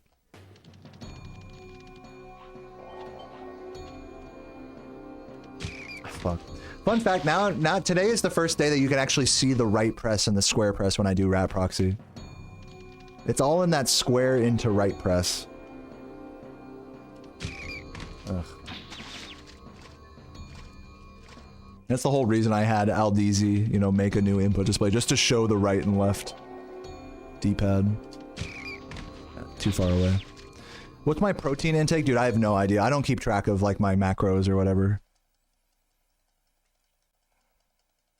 If you like bacon and you like scrambled eggs, I should get into making bacon and egg breakfast. Dude, you think I'm not dude, I made a breakfast taco from today.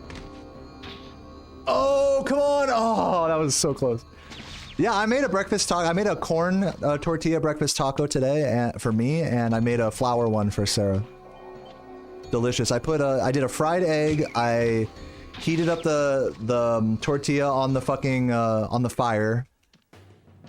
I put avocado. I built the taco like this. I started with avocado, which by the way is a fucking OP strat because like most times you make tacos, like you'll put avocado on top and then it like weirdly like gets smushed against your nose. You guys know what I'm talking about? I don't know why everyone puts avocado. You should put avocado underneath all the veggies. Hello. I just put you on some game right now, taco people. But anyways, yeah, so I tortilla, avocado, fried egg, salt, homemade salsa. I made a banging homemade green salsa, fire roasted tomatillo and jalapeno, and you know, an onion and garlic and shit. Yeah, salsa, and then iceberg lettuce. I put arugula on there just because I had some. Onion and Monterey Jack cheese, unmelted. That taco was and then I squeezed lime on top. That shit was amazing, juicy.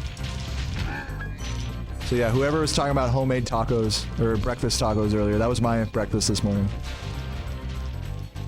Cheap, and you guys are like, I don't know, some of you guys hear this, you think, oh man, look at all these fancy ingredients. Dog, that shit was cheap.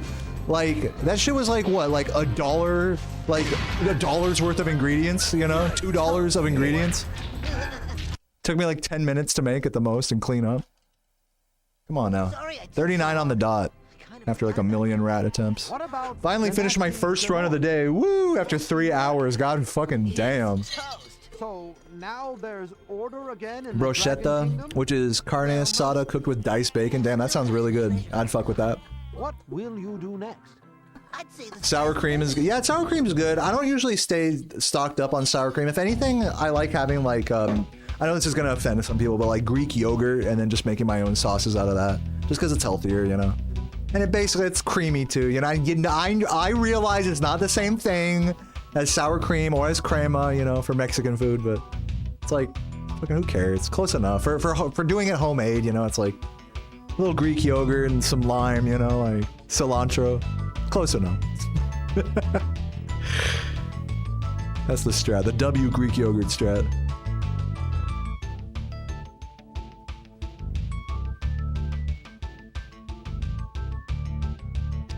Would you say that the game is so optimized that small improvements are groundbreaking? Like, or oh, you're talking about like when people find like, for me, it's intriguing when people post like alternative routing that like saves like a couple frames in a section. But, you know, for me, it's, I think groundbreaking is a strong word to use for that. It's really just more like they're just like curious devil's advocate reroutes of this game that like little sections of a level, you can maybe save a couple frames if you do it all backwards and like put yourself at a way more risk and stuff, you know? So there are stuff like that that's getting found, and, you know, it saves frames or maybe up to a second in like a room or something. So people, you know, with creative routing, people are still finding stuff like that, but overall, it's nothing groundbreaking, is my point. But as a nerd for speedrunning this game, I'm totally intrigued by that stuff, for sure. Chicharron. Should I go offline, guys? I don't know. I'm like starting to get kind of tired here. Yo, here's what I'm gonna do. I'm gonna go have some snacks. I'm gonna have some nuts, and I'll be right back, and I think I'll try one more run. So I'll be right back. Stick around for another run. I would like to get a better run than this one. And I'll be right back. Snack time.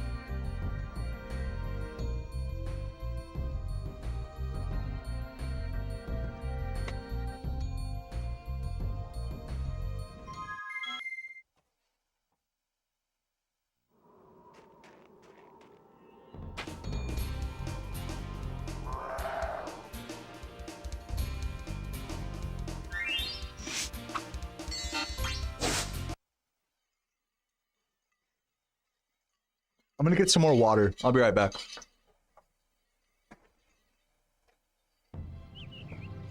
Okay, rolling. Oh, it's been peaceful here in the Five Worlds, or is it 6? For a Dragon's Age. We now have 12,000 treasure, or is it 14,000? What about this Ganasty Gnorc character? Now, I understand he's found a magic spell to turn gems into warriors for his cause. I'll take that question. Nasty Nork is a simple creature. Simple?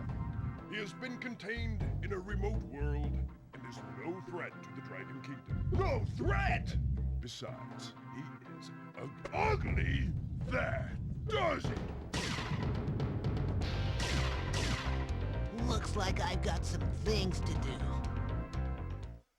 Whew. All right. Let's get it. I'm ready.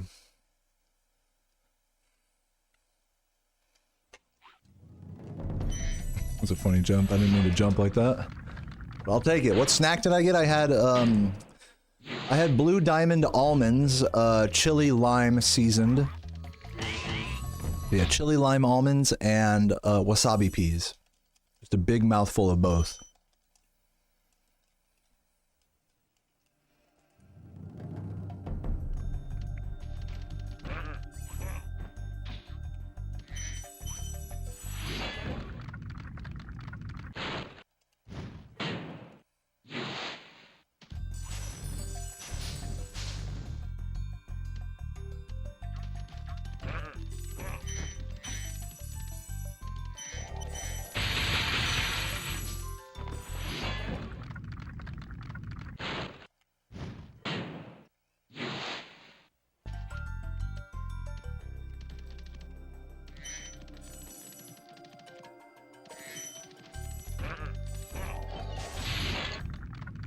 Yeah, I like those as well, demonic.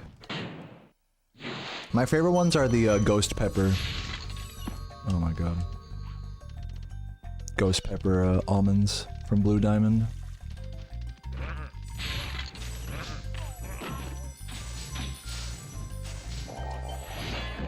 Yeah, Stoned Hill, true.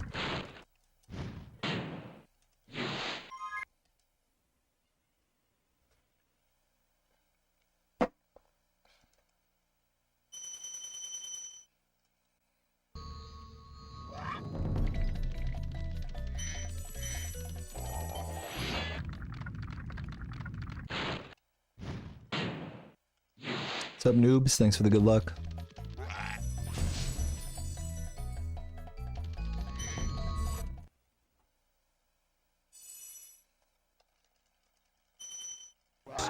Yo, Bex, thank you for the tier 1, 28 months. Yata with the slag energy. Slagging it up.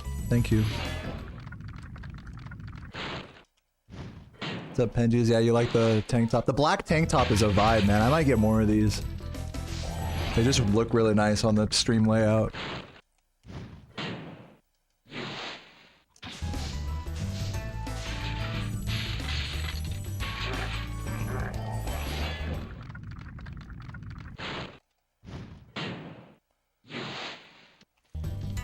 Yeah, we still have yet to get a 5 sub gift bomb for anyone to take off my shirt.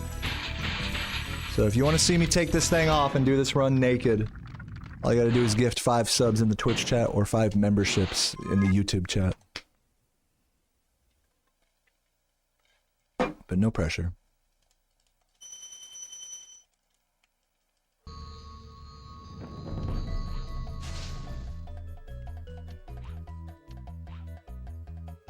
Oh, come on. It ate my jump. Get fucked.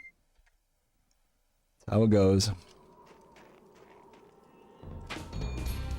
You gonna get all you can eat sushi? Dude, enjoy, Penjies. It sounds amazing. Oh, it's your birthday, dude. Happy birthday, Penjies. Everyone type happy birthday for Penjies. I need to be wearing a turtleneck. No. Or a sweater. I mean, yeah, like if were you the one that was suggesting that earlier, that like you'll do 5 so that I put on a sweater? Yeah, go ahead. Like I have a sweater right here that I can put on. Like I'll happily put it on for you if you are that into the whole sweater thing. Just I only say to take the shirt off because most of you guys know me as a shirtless streamer, and so you guys are like horny bitches that want to see me take my shirt off, even though I've been really enjoying wearing tank tops lately on stream. So that's just like my my compromise there.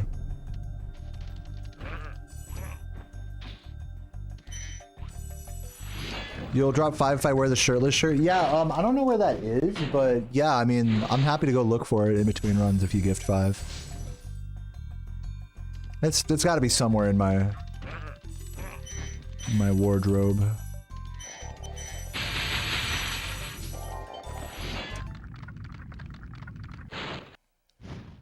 I don't think I threw it away. I might have, but I don't think I did.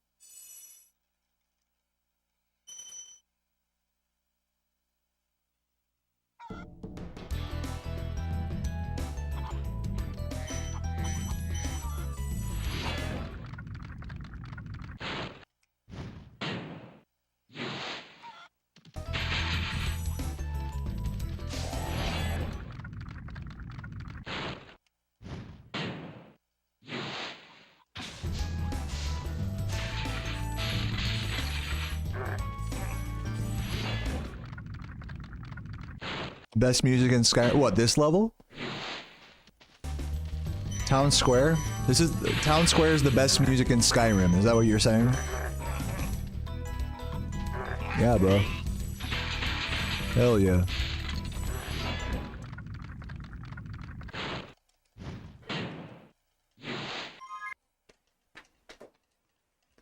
Gamer A is really neat. Gamer Gay is really sweet.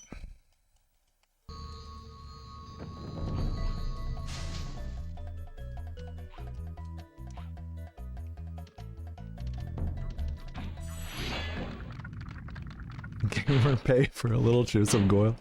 That's right, that's right. Now you're getting it.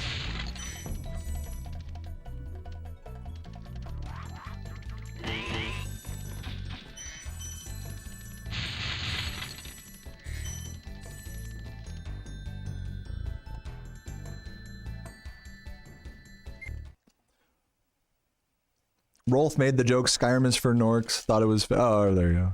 Thank you for the lore.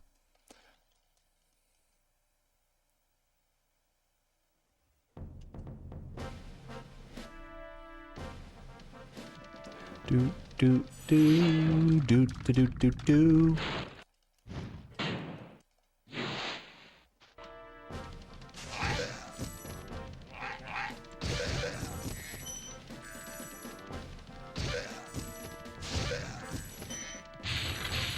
That was a really nice homeworld.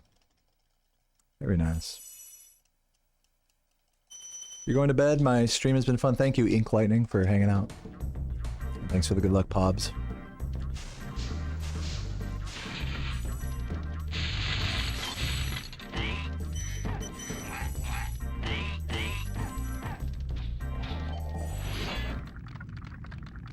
You ever heard Spyro music in other games, shows, movies? Sometimes you swear you use it for... Yes. Somebody posted in my Discord the other day. They were listening to NPR on the radio, and they were playing the fucking Spyro music in the background during, like, All Things Considered or whatever. Just like the news with magic crafters in the background.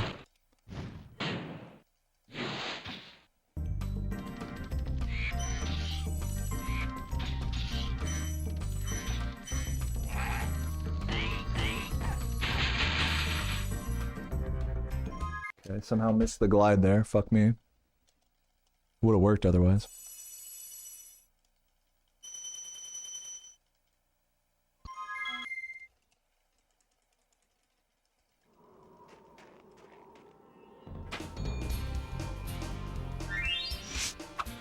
Yeah, I mean, it's probably just somebody working there that, like, you know, likes those games, and they're just like, hey, find some music for the background, you know, that's not copyright. So they'll just pick like video game music. I guarantee you that's what's happening. Oh, it's been peaceful.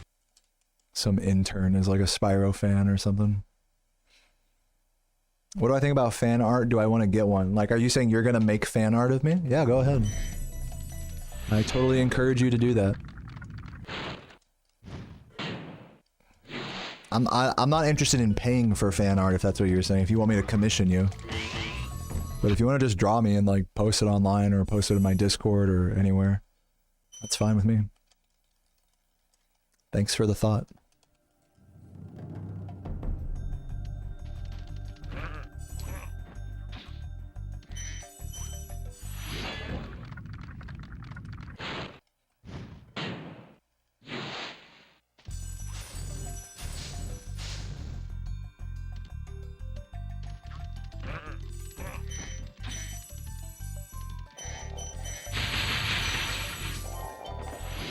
Rip Gem got welcome Gem Scholars, yeah. You get an A+ in Gem School. Yeah, people have done it, you know, in the past, made fan art of me. It's cute. Rock and roll or jazz? I mean, this is like gonna be a hot take. Those two things are one and the same.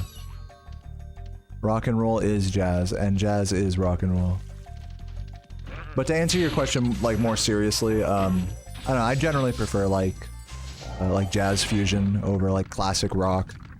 Like, as far as, like, subgenres that encompass rock and roll versus subgenres that encompass jazz, I definitely prefer the jazz, like, branching subgenres.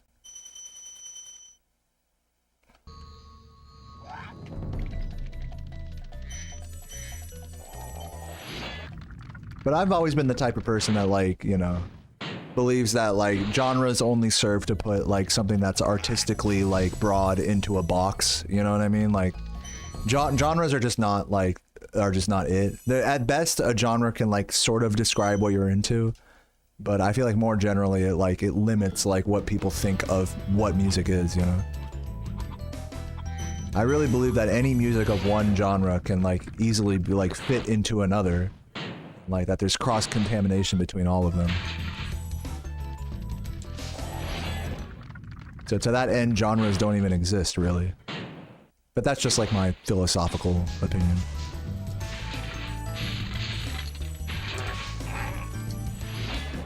You have any recommendations for jazz? Yeah, go listen to Cassiope. Like an 80s Japanese fusion.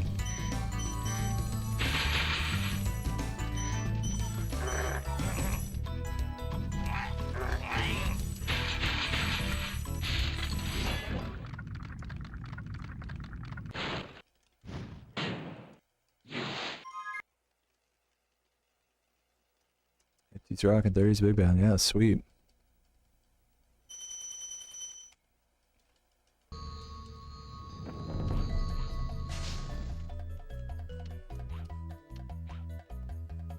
Yeah, dude, music, like, nothing is real. It's so true when it comes to music. Like, music isn't real. And hear me out. Any sound that you can hear can be music. It is music. Like, I know a lot of people, this is like, I went to music school, and I knew a lot of people that, like, lived their life, like, with the headphones on. You know, they would always be listening to something. And hey, I respect it, and that is totally cool. I'm not hating on that. But there's, like, a certain point where it's like, when you take the headphones off and you're just walking to and from class and you hear, like, the quietness of the footsteps on a university campus with, like, people with hushed voices not trying to be too loud. You know, it's like there's a real music to the world around us.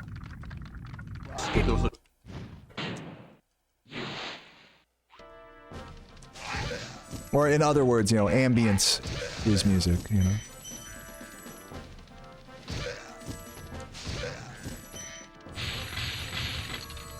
And so the question isn't what is music, the question is what isn't music?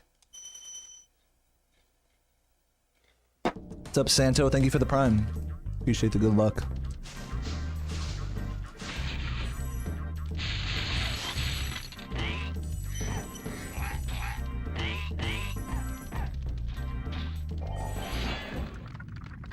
You think music is the closest thing to magic we have? Yeah. I feel that. Fuck. You like the music of highway traffic? I grew up in Southern California, and unironically, you know, any part of the city that you're in, even if you're in a suburban neighborhood or you're in the inner city or wherever the fuck you are, you can always hear the highway, like in the distance. Just it's like just like an ambient like whir. It's like a I can't make the noise because my mic cuts it off, but it's just like this light whirring ambient hum in the distance. And so I grew up with that, and so unironically, I think the sound of a highway is quite musical.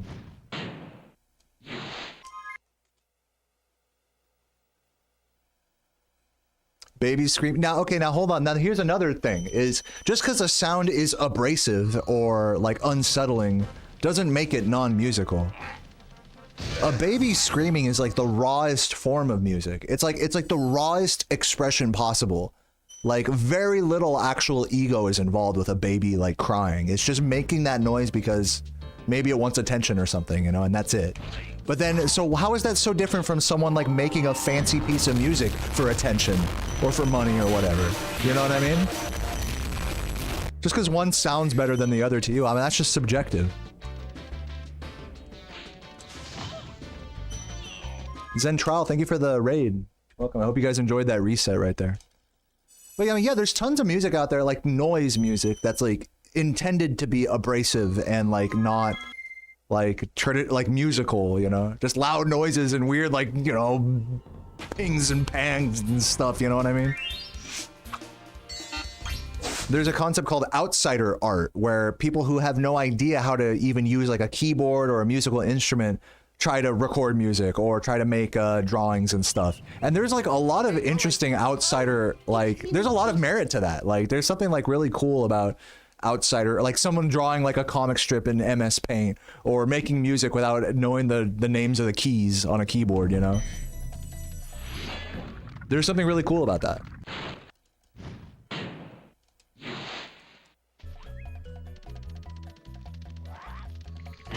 So yeah, I mean, it's just, to those of you guys who haven't thought about it in these terms and perhaps are like, wow, this guy is such a stoner.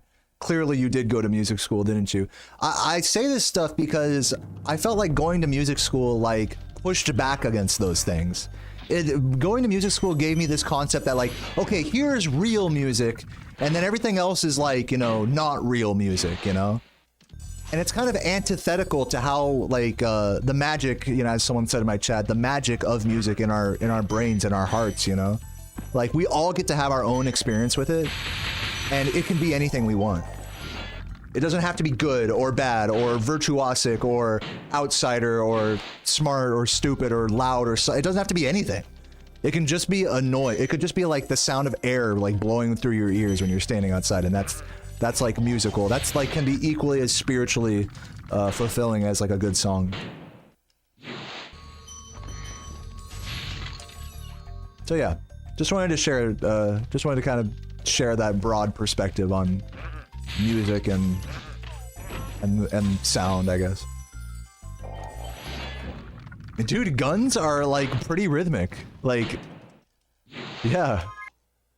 I mean, when you hear, because we've all played so many video games, I feel like we all know what an AK-47 sounds like. Isn't that crazy? It's like you can point out, if you were to put like a few sounds of guns back to back, like the Kalashnikov, like AK-47, it's a very iconic sounding weapon, and it has quite a distinctive rhythm as well. Loud and more, you know, it's crazy. That's super musical right there, shit. What's up, Kin? That's awesome, Hyro. Yeah, piano class in college was fun.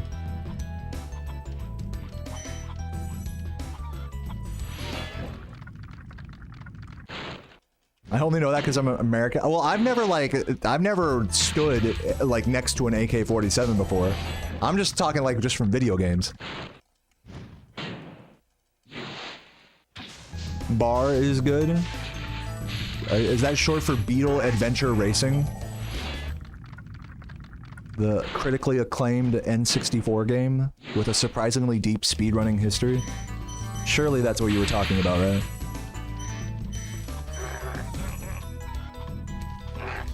Oh, you were talking about a gun? Close enough.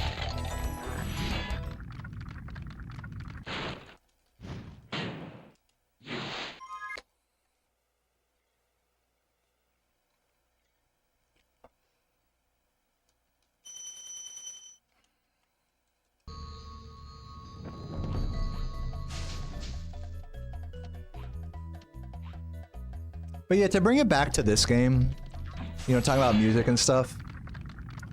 The music in this game is awesome. I think we all can agree. But for me, having heard it tens of thousands of times over and over every day as I'm, you know, happy, sad, frustrated, focused, excited, whatever. You know, when you hear the same thing over and over, even if it's good, like the music in this game, it's easily repeatable. Like, it just takes on a whole nother animal in your head to where you actually don't even hear it anymore. Like, I don't even hear the music in this game sometimes, like, because I just am not paying attention to it. It's the same thing with the intro sequence. To any of you guys who speedrun, and there's like an intro sequence where, like, you know, in this game, the dragon's like, oh, it's been peace. I literally don't hear that anymore. I just don't even hear that. I don't even think about it. My brain, like, actively blocks that out because I'm just like, all right, like, let's just breathe. Let's take a breather before the run starts. That's all my brain is thinking. Or like when I'm in the middle of like playing, I'm just thinking like, okay, do this, do that, and, you know, settle in, focus, but don't overthink, you know? So I'm hardly even listening to the music except when I'm like waiting in between like little loads and things like that, you know? Then I'll sing along to it, maybe in like a flight level or something. But yeah, I guess I bring all that up because, like, you know, music can definitely change and shift, like, the way you experience it after so many years of listening to it. I used to listen to the Beatles a lot when I was, like, a kid. That was all I had on, like, my iPad, or on my iPod, pardon me, was, like, the Beatles and, like, Pink Floyd. And I listened to a few of their albums, like, over and over and over, and I got fucking sick of them. Fucking sick and tired of goddamn Paul McCartney talking about fucking Strawberry Fields Forever and shit, man. Shut the fuck up. I loved it to start, but then I listened to it so much I just got over it, you know? And now that I've like kind of taken a step back for so many years, now when I hear that music again, it takes me back to when I was that age, middle school, with my iPod walking around. But yeah, music is definitely really magical, and I also, my point is that like it really shifts as you age and experience the same music over and over, or the same sounds over and over. They take on a whole new effect on your body, or on your mind, or whatever. What's up, Septimoon? Thank you for the tier 1.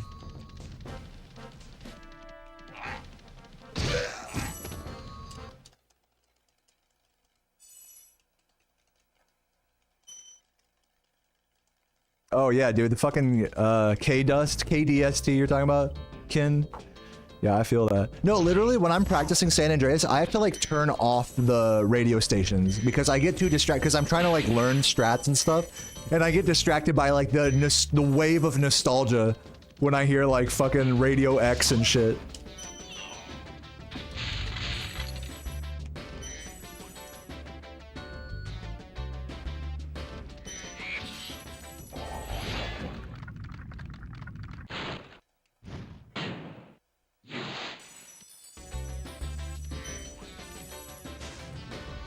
But yeah, I mean, there was nothing quite like, you know, being a little kid and driving through the desert with K-Dust playing. You know, you find an airplane at the airstrip, and then your friend is, like, driving it, and then you tell them, like, oh, like, it's like, what do you say? Oh, yeah, to shoot the gun, you have to press triangle. It makes them get out and fall to their death. I mean, those are just core memories for me.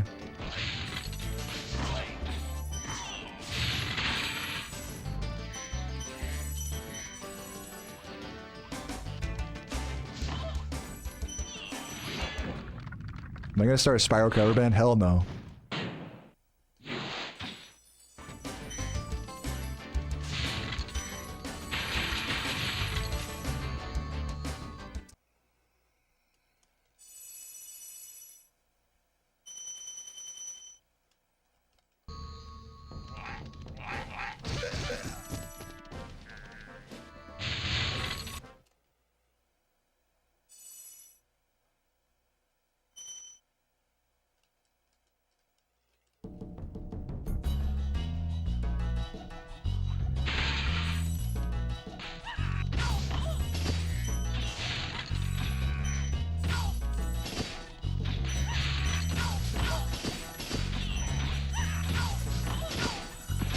Oh, fuck!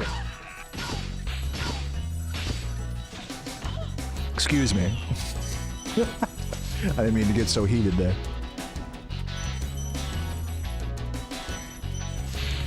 A double bonk will bring it out of me, for sure, it will. The letters in brackets, I just updated that today. Instead of having all the gem counts there, I put a grade next to each level. And what A through D is how good I did that level in my PB. So Dr. Shemp, I believe, was a C. I could have saved like 2 or 3 seconds there, is what that means. A means I can't save time there, basically. B means I can save like up to a second. C means I can save 1 to 3 seconds, and D means I can save 3 or more seconds.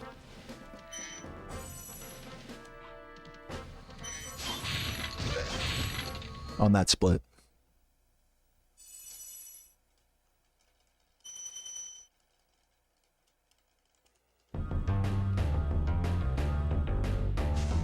It was a D this run. Yikes. Don't overthink it, my friends. Like, it's all good. Like, if I fuck up a little... Like, here's the thing. You want me to be fucking perfect? You want me to get straight A's on this report card? I'm sorry, it won't happen. I'm gonna get the 36, and there's gonna be some D tier level in there. I'm sorry. That's just how it works. So get over it, my friends. Get over it. I'm still going. Don't lament the mistakes, man. Embrace the recovery. That'll go far in this hobby for you, even as a viewer.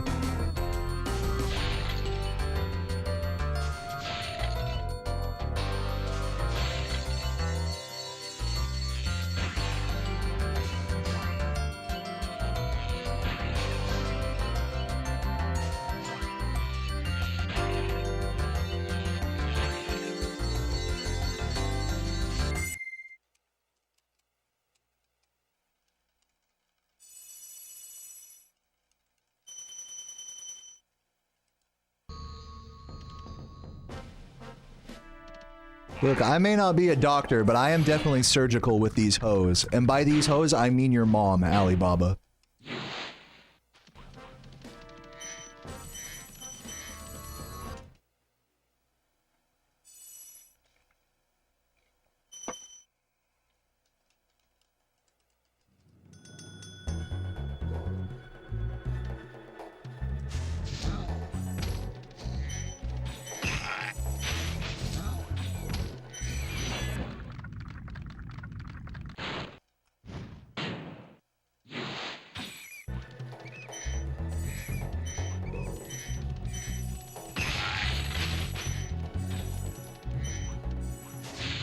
Fuck, just missing gems all over the place.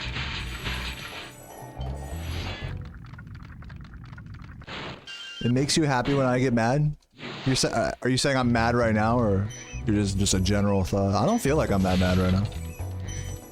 Definitely a little pissed after that Shem, but whatever, it wasn't that bad. You guys are trying to make me feel bad about that Shem, and it's not working, like, I'm just telling you. Do you want a 50% doctor or 100% Spyro player? Yeah. Catch me in the operating room, smoking a blunt.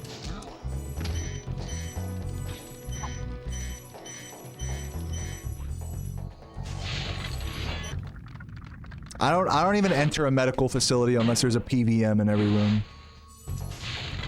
I need my PS2 controller and Spyro to do any work.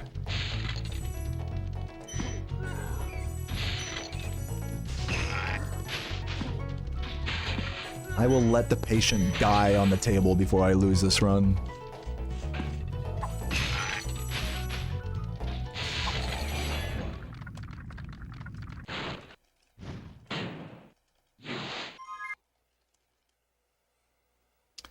Those doctors better have 3 world records. Yeah, whatever. Fuck them.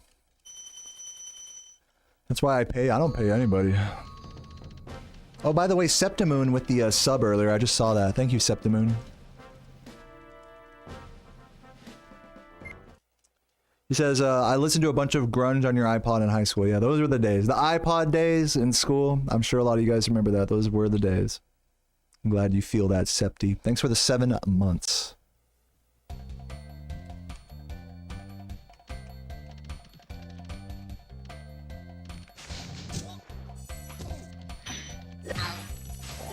You revoke my permit to use Congo's flag? Dude, what's your issue? What, you don't like me using your fucking flag?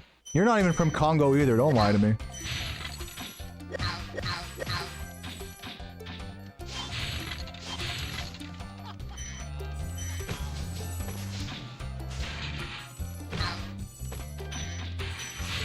And even if you were, I'd still use your flag.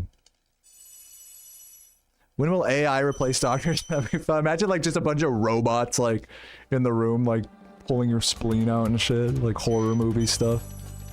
It's the future. It's safer this way.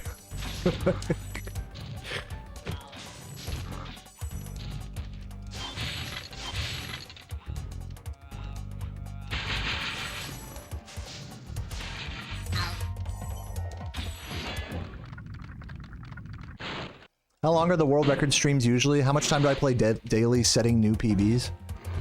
Daily, I play on an average of somewhere between like 2.5 to 4 or 5 hours. That's just like my usual stream time is somewhere in that range. Like on average, maybe about 3 hours.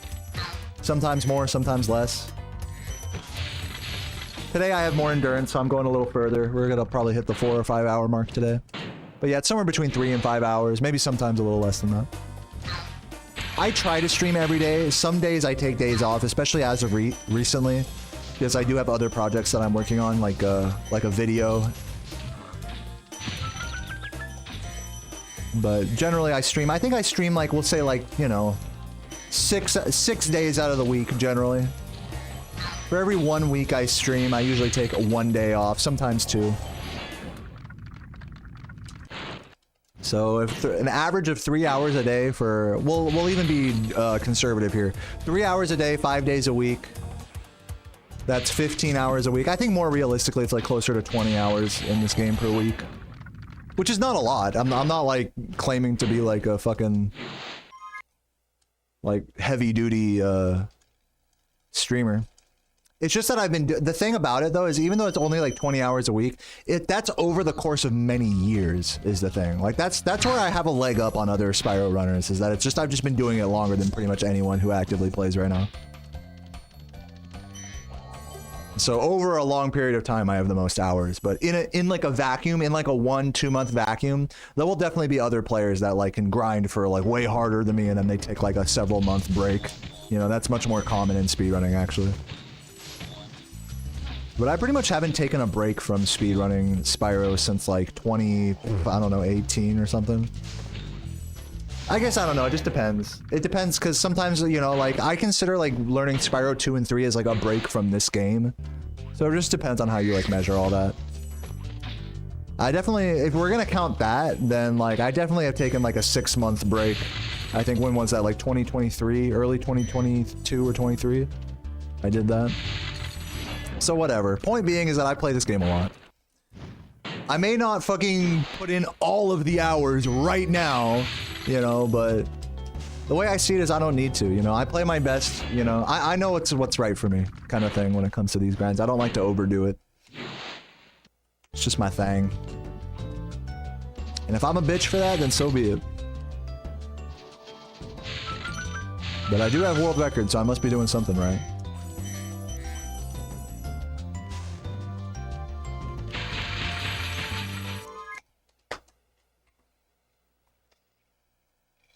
What state am I in? I'm in Virginia right now. Virginia, I moved out here to live with my beautiful girlfriend. With the amount of bugs in video games, you'd be terrified of robot doctors? Yeah. What's up, Ellie?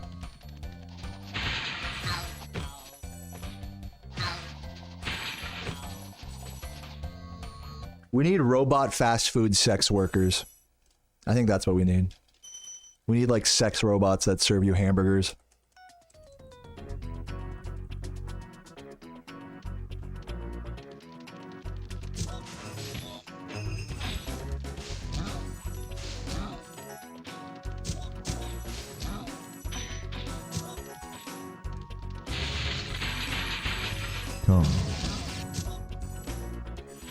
What's up, Laura? Thank you for the worst 41 months of my life. I appreciate that. Doing good today? Don't answer that. Just shut up. Alright, here we go. Let's see if we can get this charge. Okay, I'm sorry, Laura, for talking shit. I'm so sorry. I deserved that. I deserved that.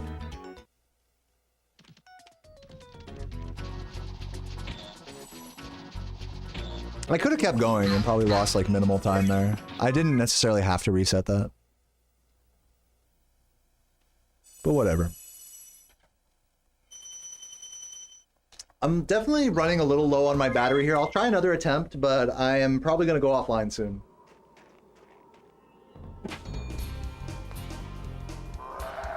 Ugh. As much as you want to restore your iPod, the unlucky part is the fact that 6 out of 7 gens are the hardest to get open for modification because of the metal back.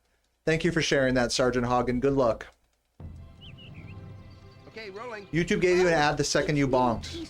You know, if you had a YouTube membership, you wouldn't see any ads. Or is that how that works? I don't even know. Yo, Cat Celery with the 5 gifts. Is that to put on the fucking... That's to put on, not to take off, but to put on a sweater, right? Was that what that... I think that's what that was for, right? I think you were talking about that earlier. Fuck, I have to like undo it. I'll put on the Barbie sweater in just a sec for you, Cat Celery. Take off the shirt and put on the sweater? Okay, I can do that. After this level. Thanks for the 5 gifts.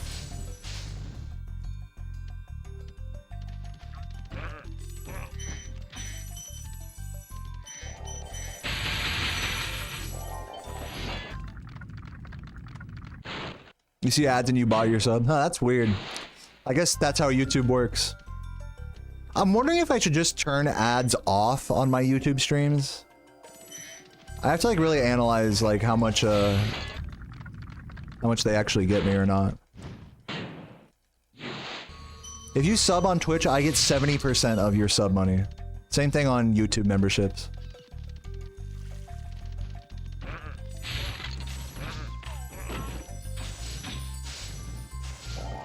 Would I change how Spyro moves and controls? No. I like it the way it is.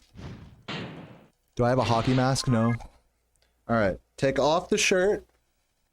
Put on this... Hold on, I have to like put one arm... Okay, I got one arm through.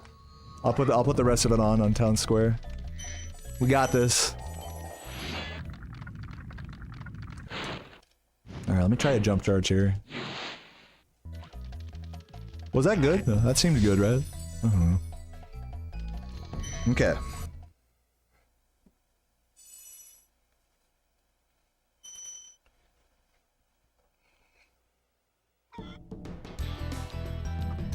Alright, there we go. And this sweater is a little tight on me. I'm a Barbie girl in a Barbie world.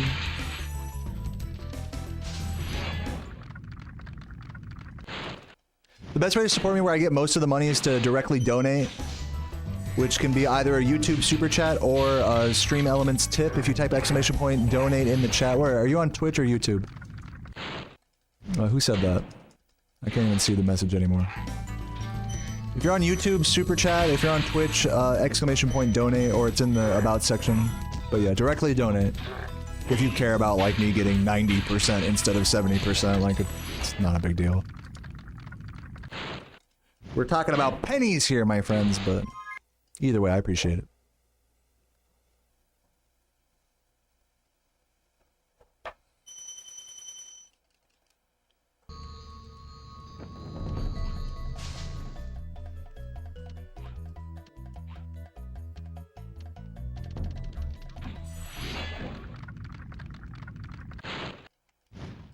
You ever watch Dead Rising speedruns?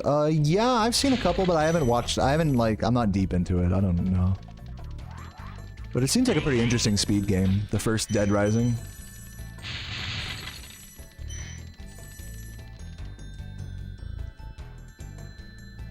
I'm glad you like it, Cat Celery.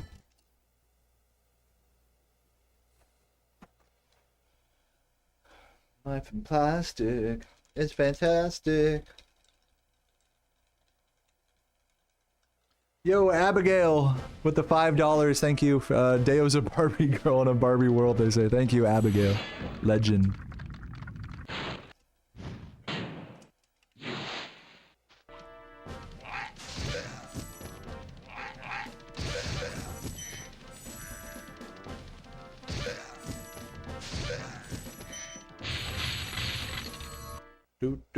Do.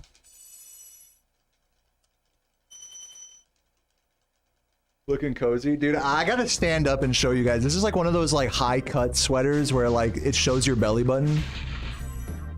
I probably look so fucking goofy in this thing.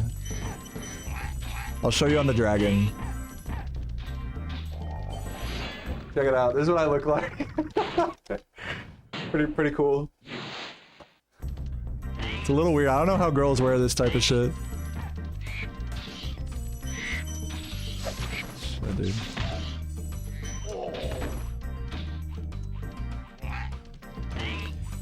If you donate, do I get it instantly? I'm gonna just say this, like, don't worry about it. Like, you know, like, well, why does it matter if I get it instantly or not, you know? I just appreciate that you want to give me money, you know? Let's not overcomplicate it.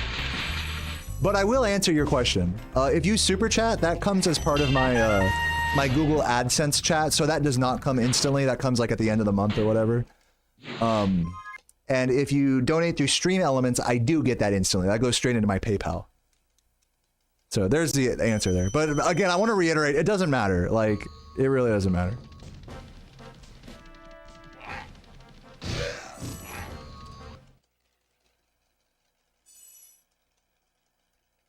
Yeah, I got the crop top fucking vibes here.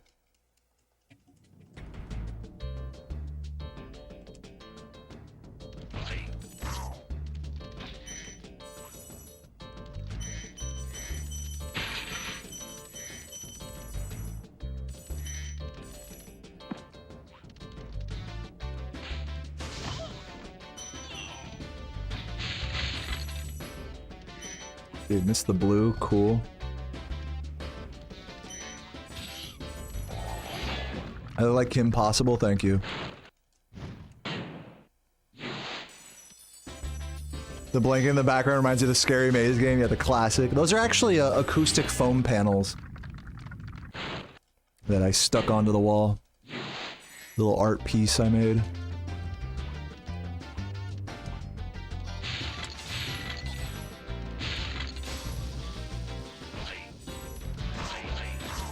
Oops. Dude. God damn it.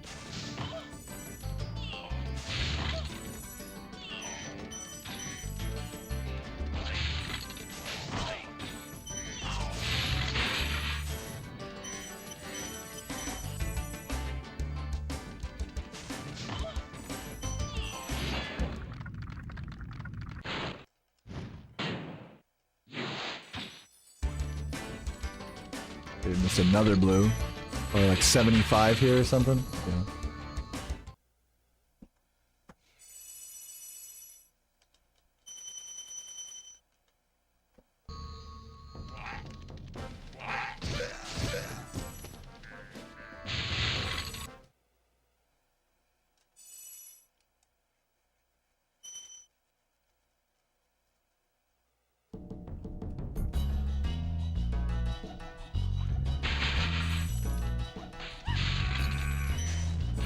Dude, please just hit her. Please just hit her. Holy fuck. And I missed another blue. Jesus. Frustrating. I'm gonna try to no reset this run, I think. I'm getting towards the end of my fuse here with this game today.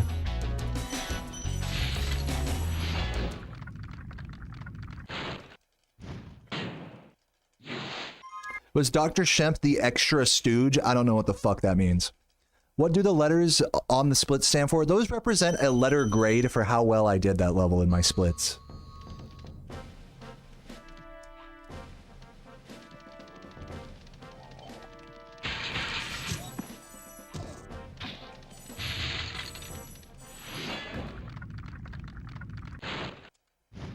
Yo, young love. The Three Stooges? Yeah, like the old TV show from before we're all born. Oh, my bad for not knowing that. Dude, how do you not know the Three Stooges? You know that one show that, like, was popular way before you were born? Oh, yeah, that one? Oh, so, yeah. I'm sorry, I'm not 100 years old. I didn't fucking grow up with that, okay? My bad. I grew up with this, not that. I don't remember the Roaring 20s or anything, okay? Oh my god. Yo, Megan, thank you for the $5. I'm just playing around, by the way. Yeah, I'm familiar with the Three Stooges. I just didn't realize what the fuck you were talking about.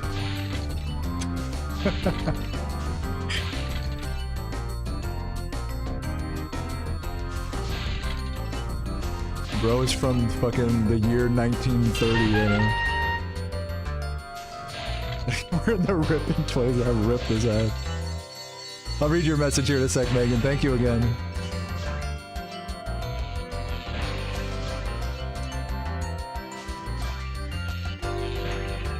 You telling me you don't remember the phonograph? Are you kidding me? Kids these days. Hubby just got home from work so I can relax a bit now.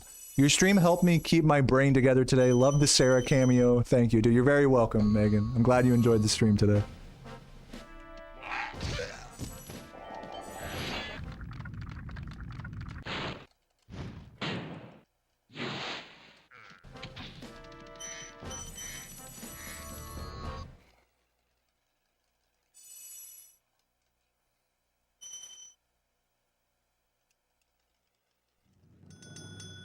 Any advice for how to stop being a fat fuck? You have to just eat less. I mean, I'm sorry, like, it's a lot more simple than you think. That's my advice.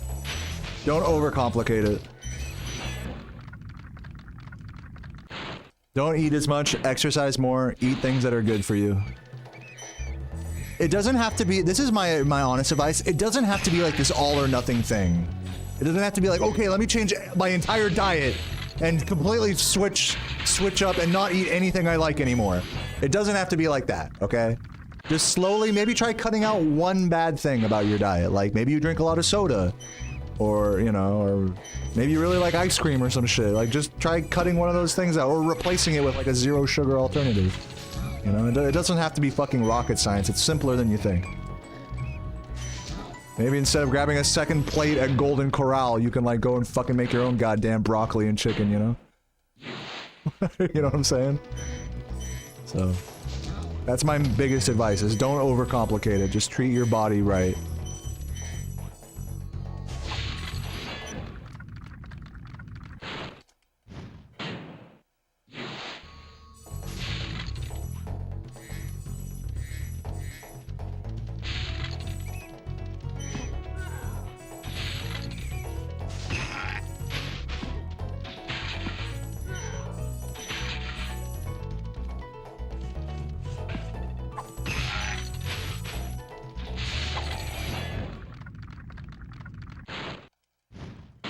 Golden Corral looks bomb as hell. It's extremely mid. It's like the most mid. It's actually low mid. It's everything is out of a freezer. It's like fucking weird. Some Golden Corrals are okay. I haven't gone to many, but like it's the type of place you go to and you find like one thing that you kind of like and then you just eat that, you know, some piece of chicken or something. As far as buffets go, you could do a lot better. You know, Golden Corral is like the fucking D tier, like baseline shitty buffet. That's the buffet you go to if you want to go to a buffet and there are no other buffets, like, in the immediate area.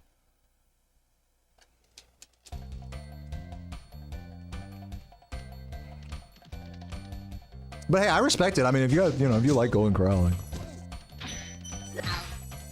I'm not judging. Golden Corral is an American buffet chain.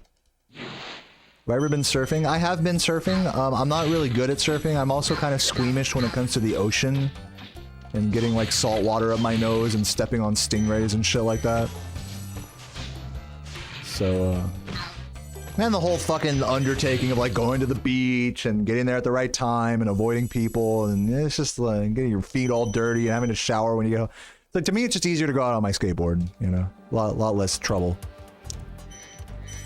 But yeah, I do like board sports in general. I'm big into skateboarding and snowboarding. Those are my two favorite. Of course, snowboarding is even more of a hassle. So it's just whatever hassle you're willing to put up with.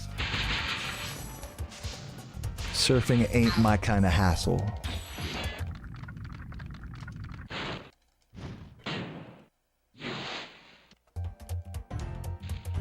There used to be a buffet in your town called Salt and Good. Sounds like... That's like the most British thing I've ever heard in my life.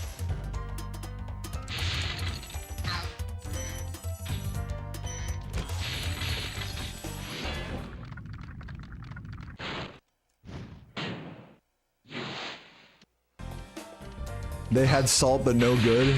Yeah, dude, false advertising. Yeah, I guess I'm just like, I'm spoiled because, like, you know, I've always lived like next to pretty big cities with like relatively diverse food cultures, so like, I don't need to put up with a fucking Golden Corral, you know, just because I don't have anything else. Like, I could go to get fucking Korean barbecue or like all you can eat sushi or something like, or go to like a good buffet, you know? Like, that's always an option with me, so. No need to settle. No need to settle unless it's like super cheap. If it's super cheap, then that's like a whole nother value proposition there. I'm willing to eat shitty food for under 10 bucks. Like, I'm okay with that.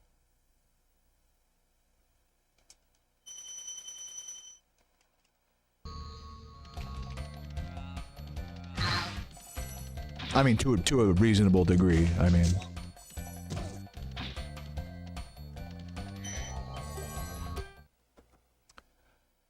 What's for dinner? I made a bunch of chili last night, dude. I went insane in the chili game. I cooked down some of my homemade salsa.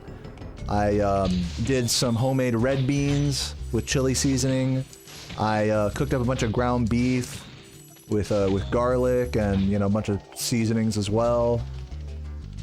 Some tomato sauce in there and fucking put it all together, let it cook down. Shit is delicious. So I got a bunch of that left over right now. Probably gonna do some rice to go with it or something. Or maybe a baked potato for Sarah. Maybe a salad.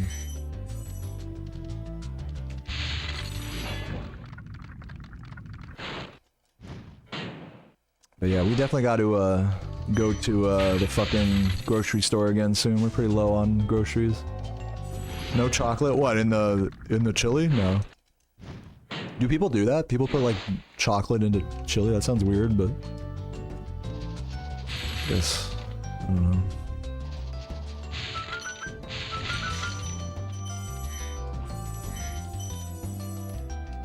People do, I don't. Oh, interesting.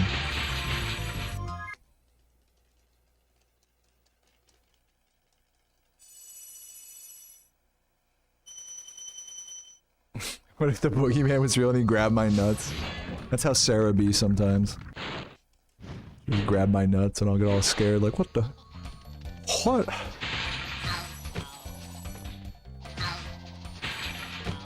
It's like, I just wanted to grab them, you know? I gotta respect it. It's like me with boobs.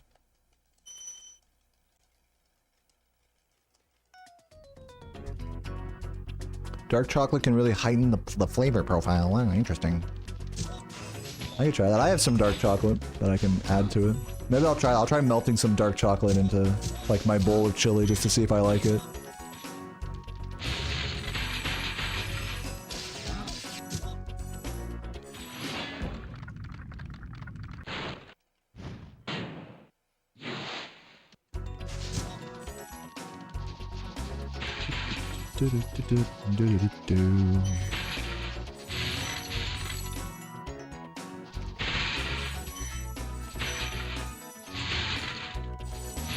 There we go, finally getting all those gems for once.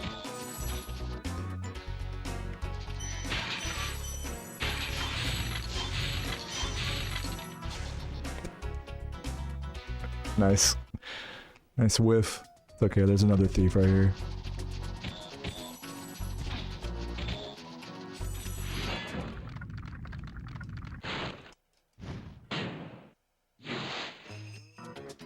Oh, you're saying just use cocoa powder? Don't use like an actual like dark chocolate bar? You can do that.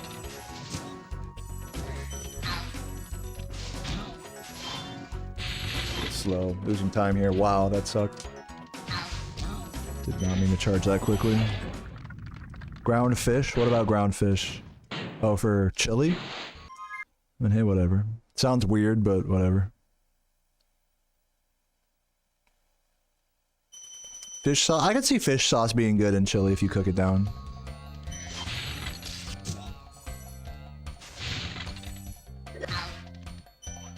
Little life. Did I try the composer turnaround on that theme? Well, that was like, actually that one in Wizard Peak is the JX turnaround. The JX turned me on to that one. Composer turned me on to the one in the Magic Crafters homeworld, which I'm still not good at yet. I still have yet to actually do that correctly in a run. Need to practice it.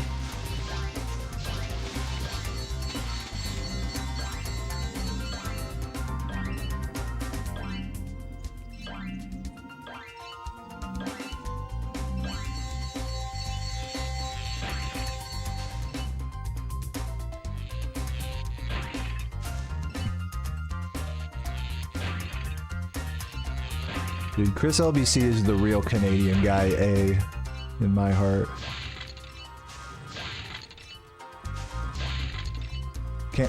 Kamabla? What, you voting for him or what? For her? Whatever. I mean, I don't care. Cambla Hablis. What's up, Kyle? Thank you for the hype. 2955, I'll take this. I mean, it's fine. For whatever, no reset.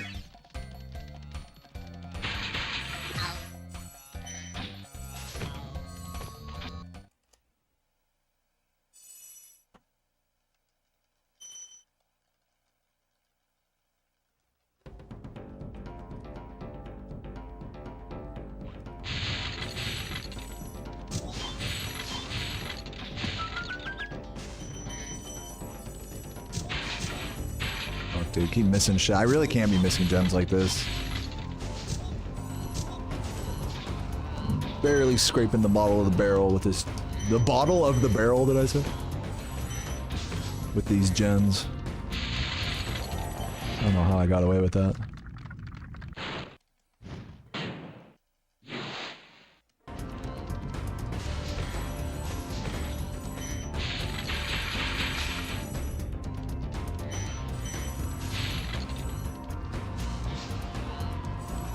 Where's Laura? Laura's here, right? Laura, watch. I got you. This one's for you. No, come on, fuck you, Laura. I glided. I did that so bad. I should have charged out of the glide to push it forward. That was my bad. I went for that. It only fails on runs. In practice, it's fine. In runs, I always fail it. I'm too nervous. Dude, Biden is abandoning America? Take the thumbnail shot. Who gives a fuck? Anyways. Let's see if we can have a good Beastmakers here.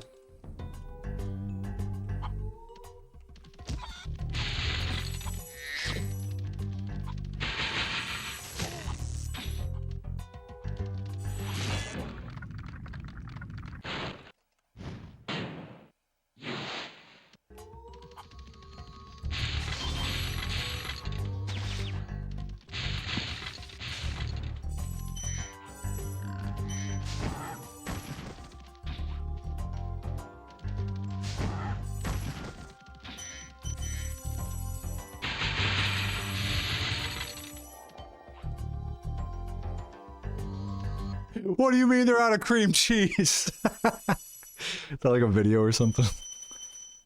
Nestor's abandoning the Dragon World? So now you're concerning me, not Nestor.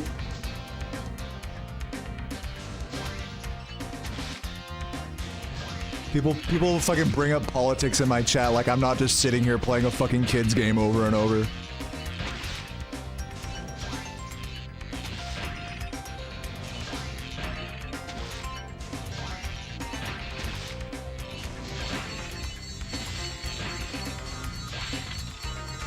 Lindar and Gabber staging a coup. Backed by Dragon CIA dollars. Oh my god. Am I gonna make this? No, of course not. I suck. I could have made that, but I was just being a bitch. What I think of the beheading of... I don't know. Alright, let's see here. Thank you for the good luck, Zach. How have runs been? Pretty dog shit, if I'm being honest. But if I play well, I can maybe 37 this. So that's kind of what I'm trying to do here. I'm kind of done trying to be good today. I've been going for too long. I put down my hours. I'm happy with how I kept my mindset solid during this grind. I just didn't get any fucking amazing runs or anything. That's how the cookie shits, you know? I have been getting a lot of runs past Mama Proxy, thankfully. Just most of them just dying in Magic Crafters. Just to be expected.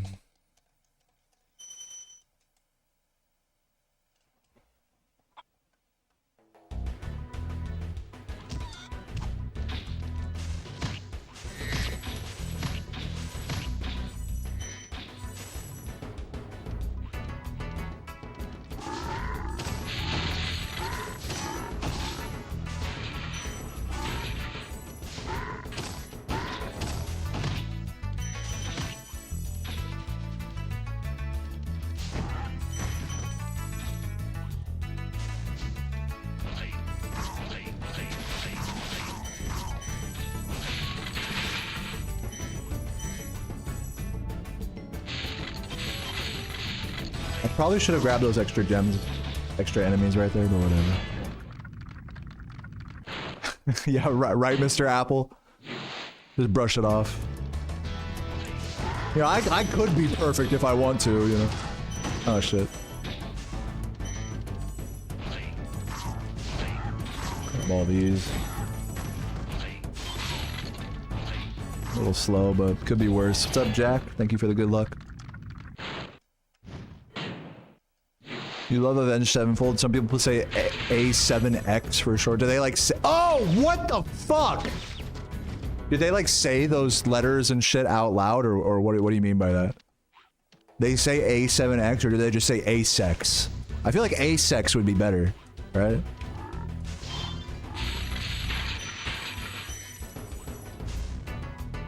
Guys, I don't think I'm saving time here.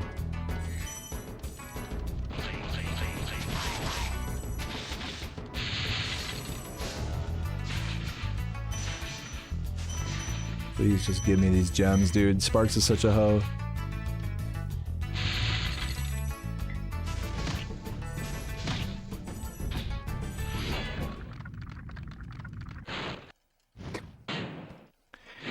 You took my excuse, Laura. Damn. People just write A7X.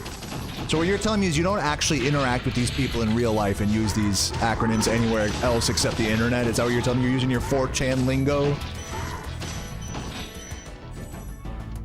People do that shit in Spyro too. People say like FC instead of, or FCJ. But in real life, like, you know, we don't talk to each other, so. That's why we do that. It's easier to abbreviate stuff when you don't have a physical contact with another human. So, I get it.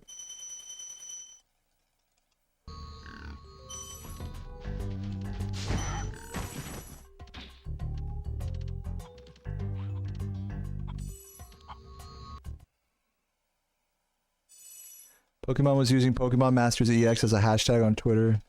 But since hashtags are case Pokemon Masters sex. It's tight. Oops. Oops. Oopsity, oopsity, oops. Come on, we got this. Hurry. Hurry! We got this, come on. What did I do before speedrunning professionally? I speedran as a hobby. Sorry, I just wanted to like make that sound as epic as possible. No, when I started speedrunning, and for most of the time before I was full-time with it, I was in school. So I was like mostly in college getting a music degree. And also I had a job at Guitar Center at a retail music store. And that pretty much sums it up.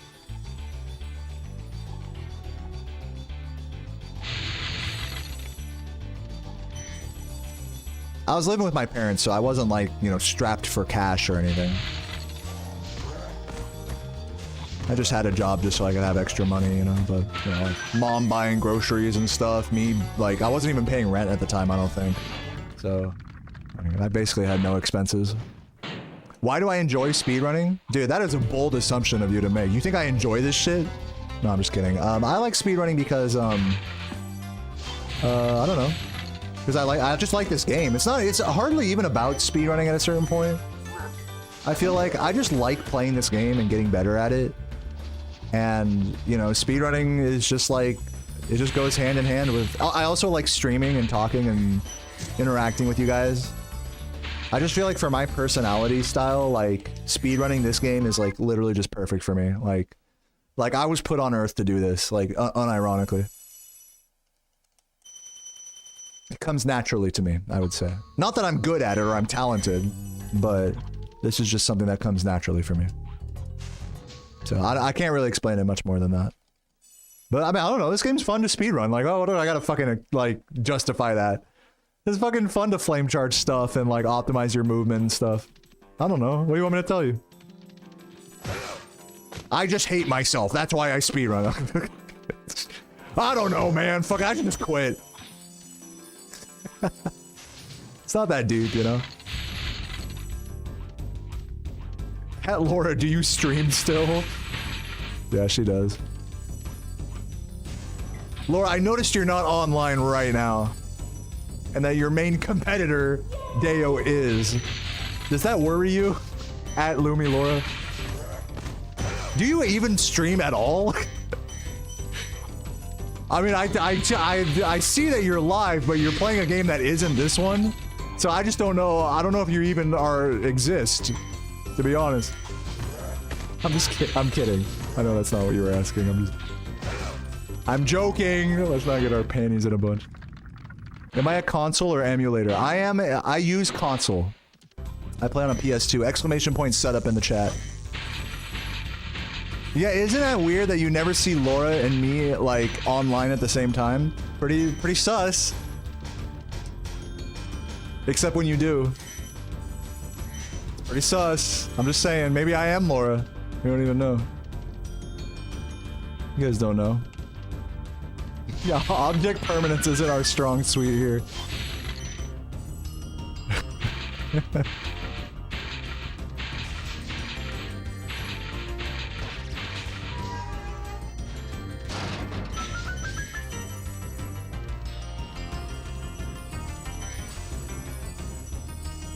Damn, you sound just like me.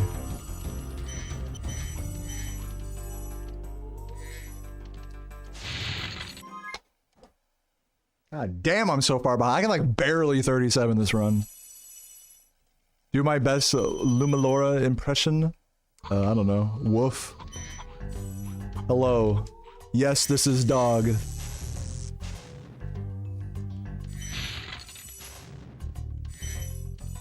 Oh. That was part of the impression too. That little nut noise. Oh. This is still the Laura impression.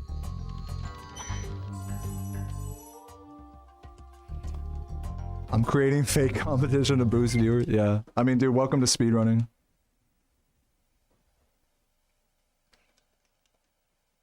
This is the average speedrunning viewer experience. It's like, oh wow, this is a cool game. Like, I'm gonna start following it on Twitch and stuff. Wow, you know, I'm watching the world record holder. Wow, it's pretty cool to see that they're still grinding. Oh, someone's like kind of close to them. Oh my god. Let me post in their chat about everything that they don't do that's like the world record. Typical armchair experience. Hey, you know, I was watching Record and, you know, I noticed that they do this thing and you don't do it. Is that because you fucking suck or what?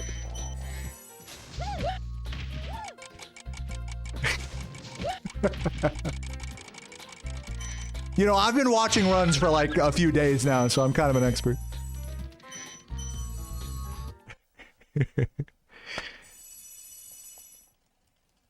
You get 7 viewers over there? No, I mean, hey, you might as well. I mean, even if it's a dead chat or whatever, it's like, hey.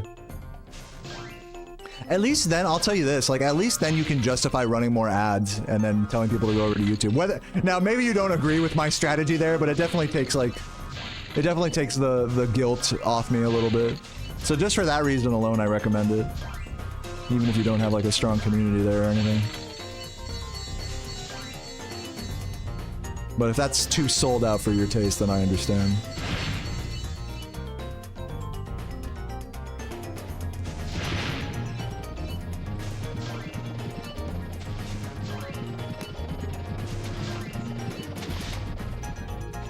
Yeah, I mean, dude, I like you're full time. Like, I totally, I get it.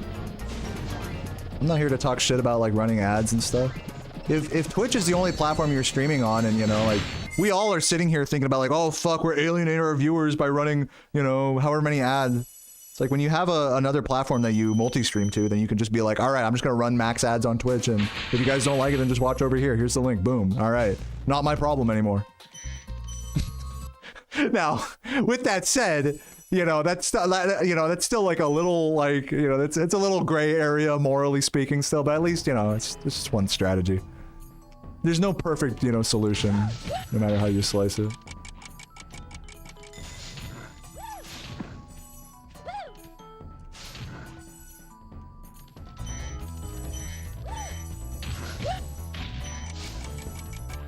And then growth.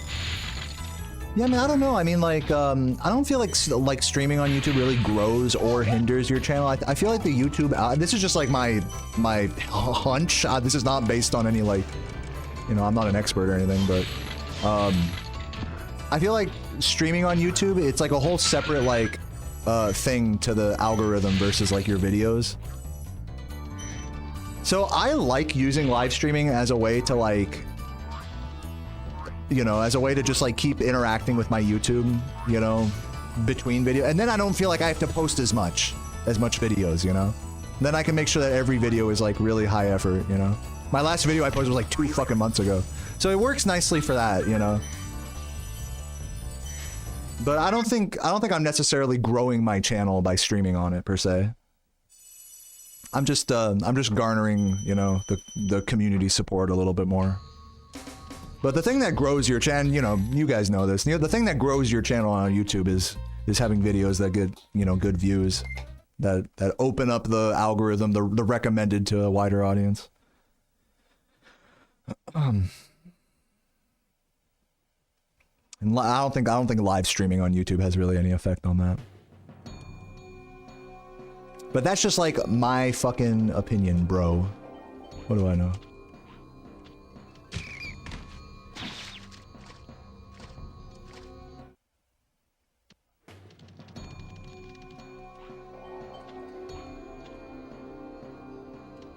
Ah, close.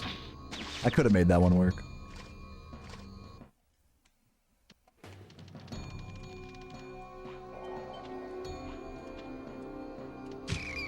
Fuck. God fucking.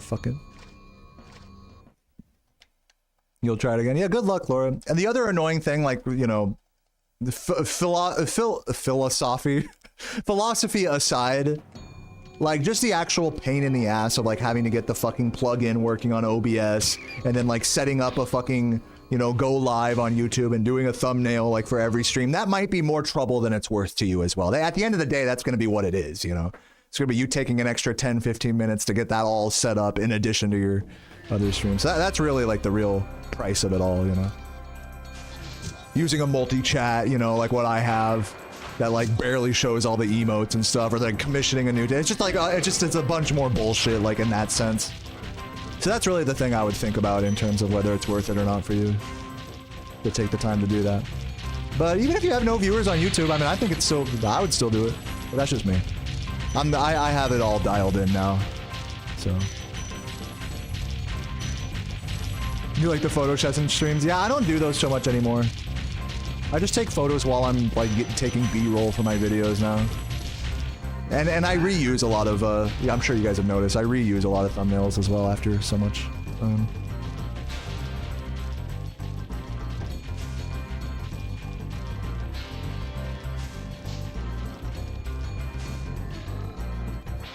But whatever, man.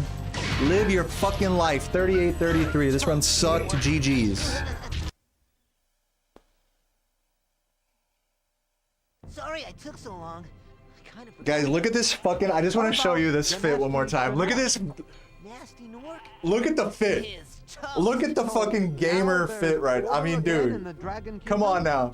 Well, most If I'm not looking like a Barbie girl in a Barbie world, I don't even want to be one. If that's not what I'm looking like right now. I got the shorts. I mean, dude, this is like top tier fit right now. I'm ready to go out into the world.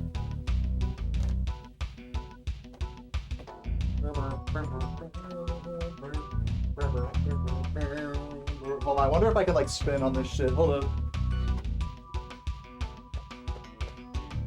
Oh Jesus. Ugh. Did you guys see my ass crack? I'm sorry. Alright, I'm taking this thing off. Thanks Cat Celery for the fucking 5 gifts for that. Also, big shouts to Dragonbird 10 minutes ago with the sub. I don't know if I shouted that out, but thank you. Oh my god, I smell terrible. I need to fucking wash that jacket. I just took it off and all the BO just like... Ugh.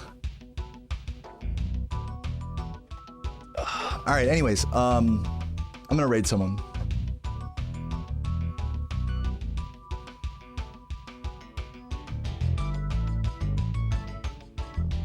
Yeah, I'm glad you liked the runs today, Deb. I think today was a good vibe. Even though I didn't get anything good, like, hey, whatever.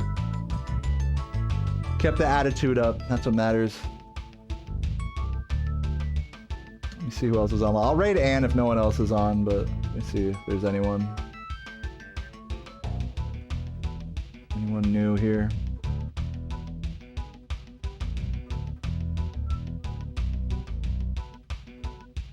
Oh, Derek playing Spyro 2 Hundo. I'll raid Derek.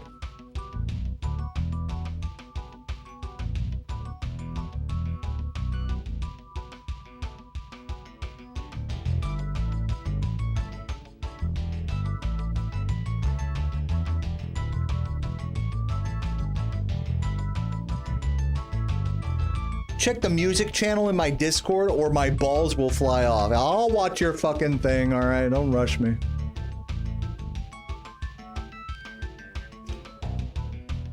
Ooh. Thanks everyone for hanging out. Thanks for existing. I love you all very much. I hope you all have an excellent day. And I hope you all get your pee-pee sucked. Or your asshole ate. And yeah, I'm gonna go eat some chili. See you guys. Oh, before I go offline, I just want to tell you guys, I've been skateboarding. I'm gonna do another skate real quick as well later tonight. So I just wanted to put that out there in the universe. Okay, have a good day, guys. I love you. Peace.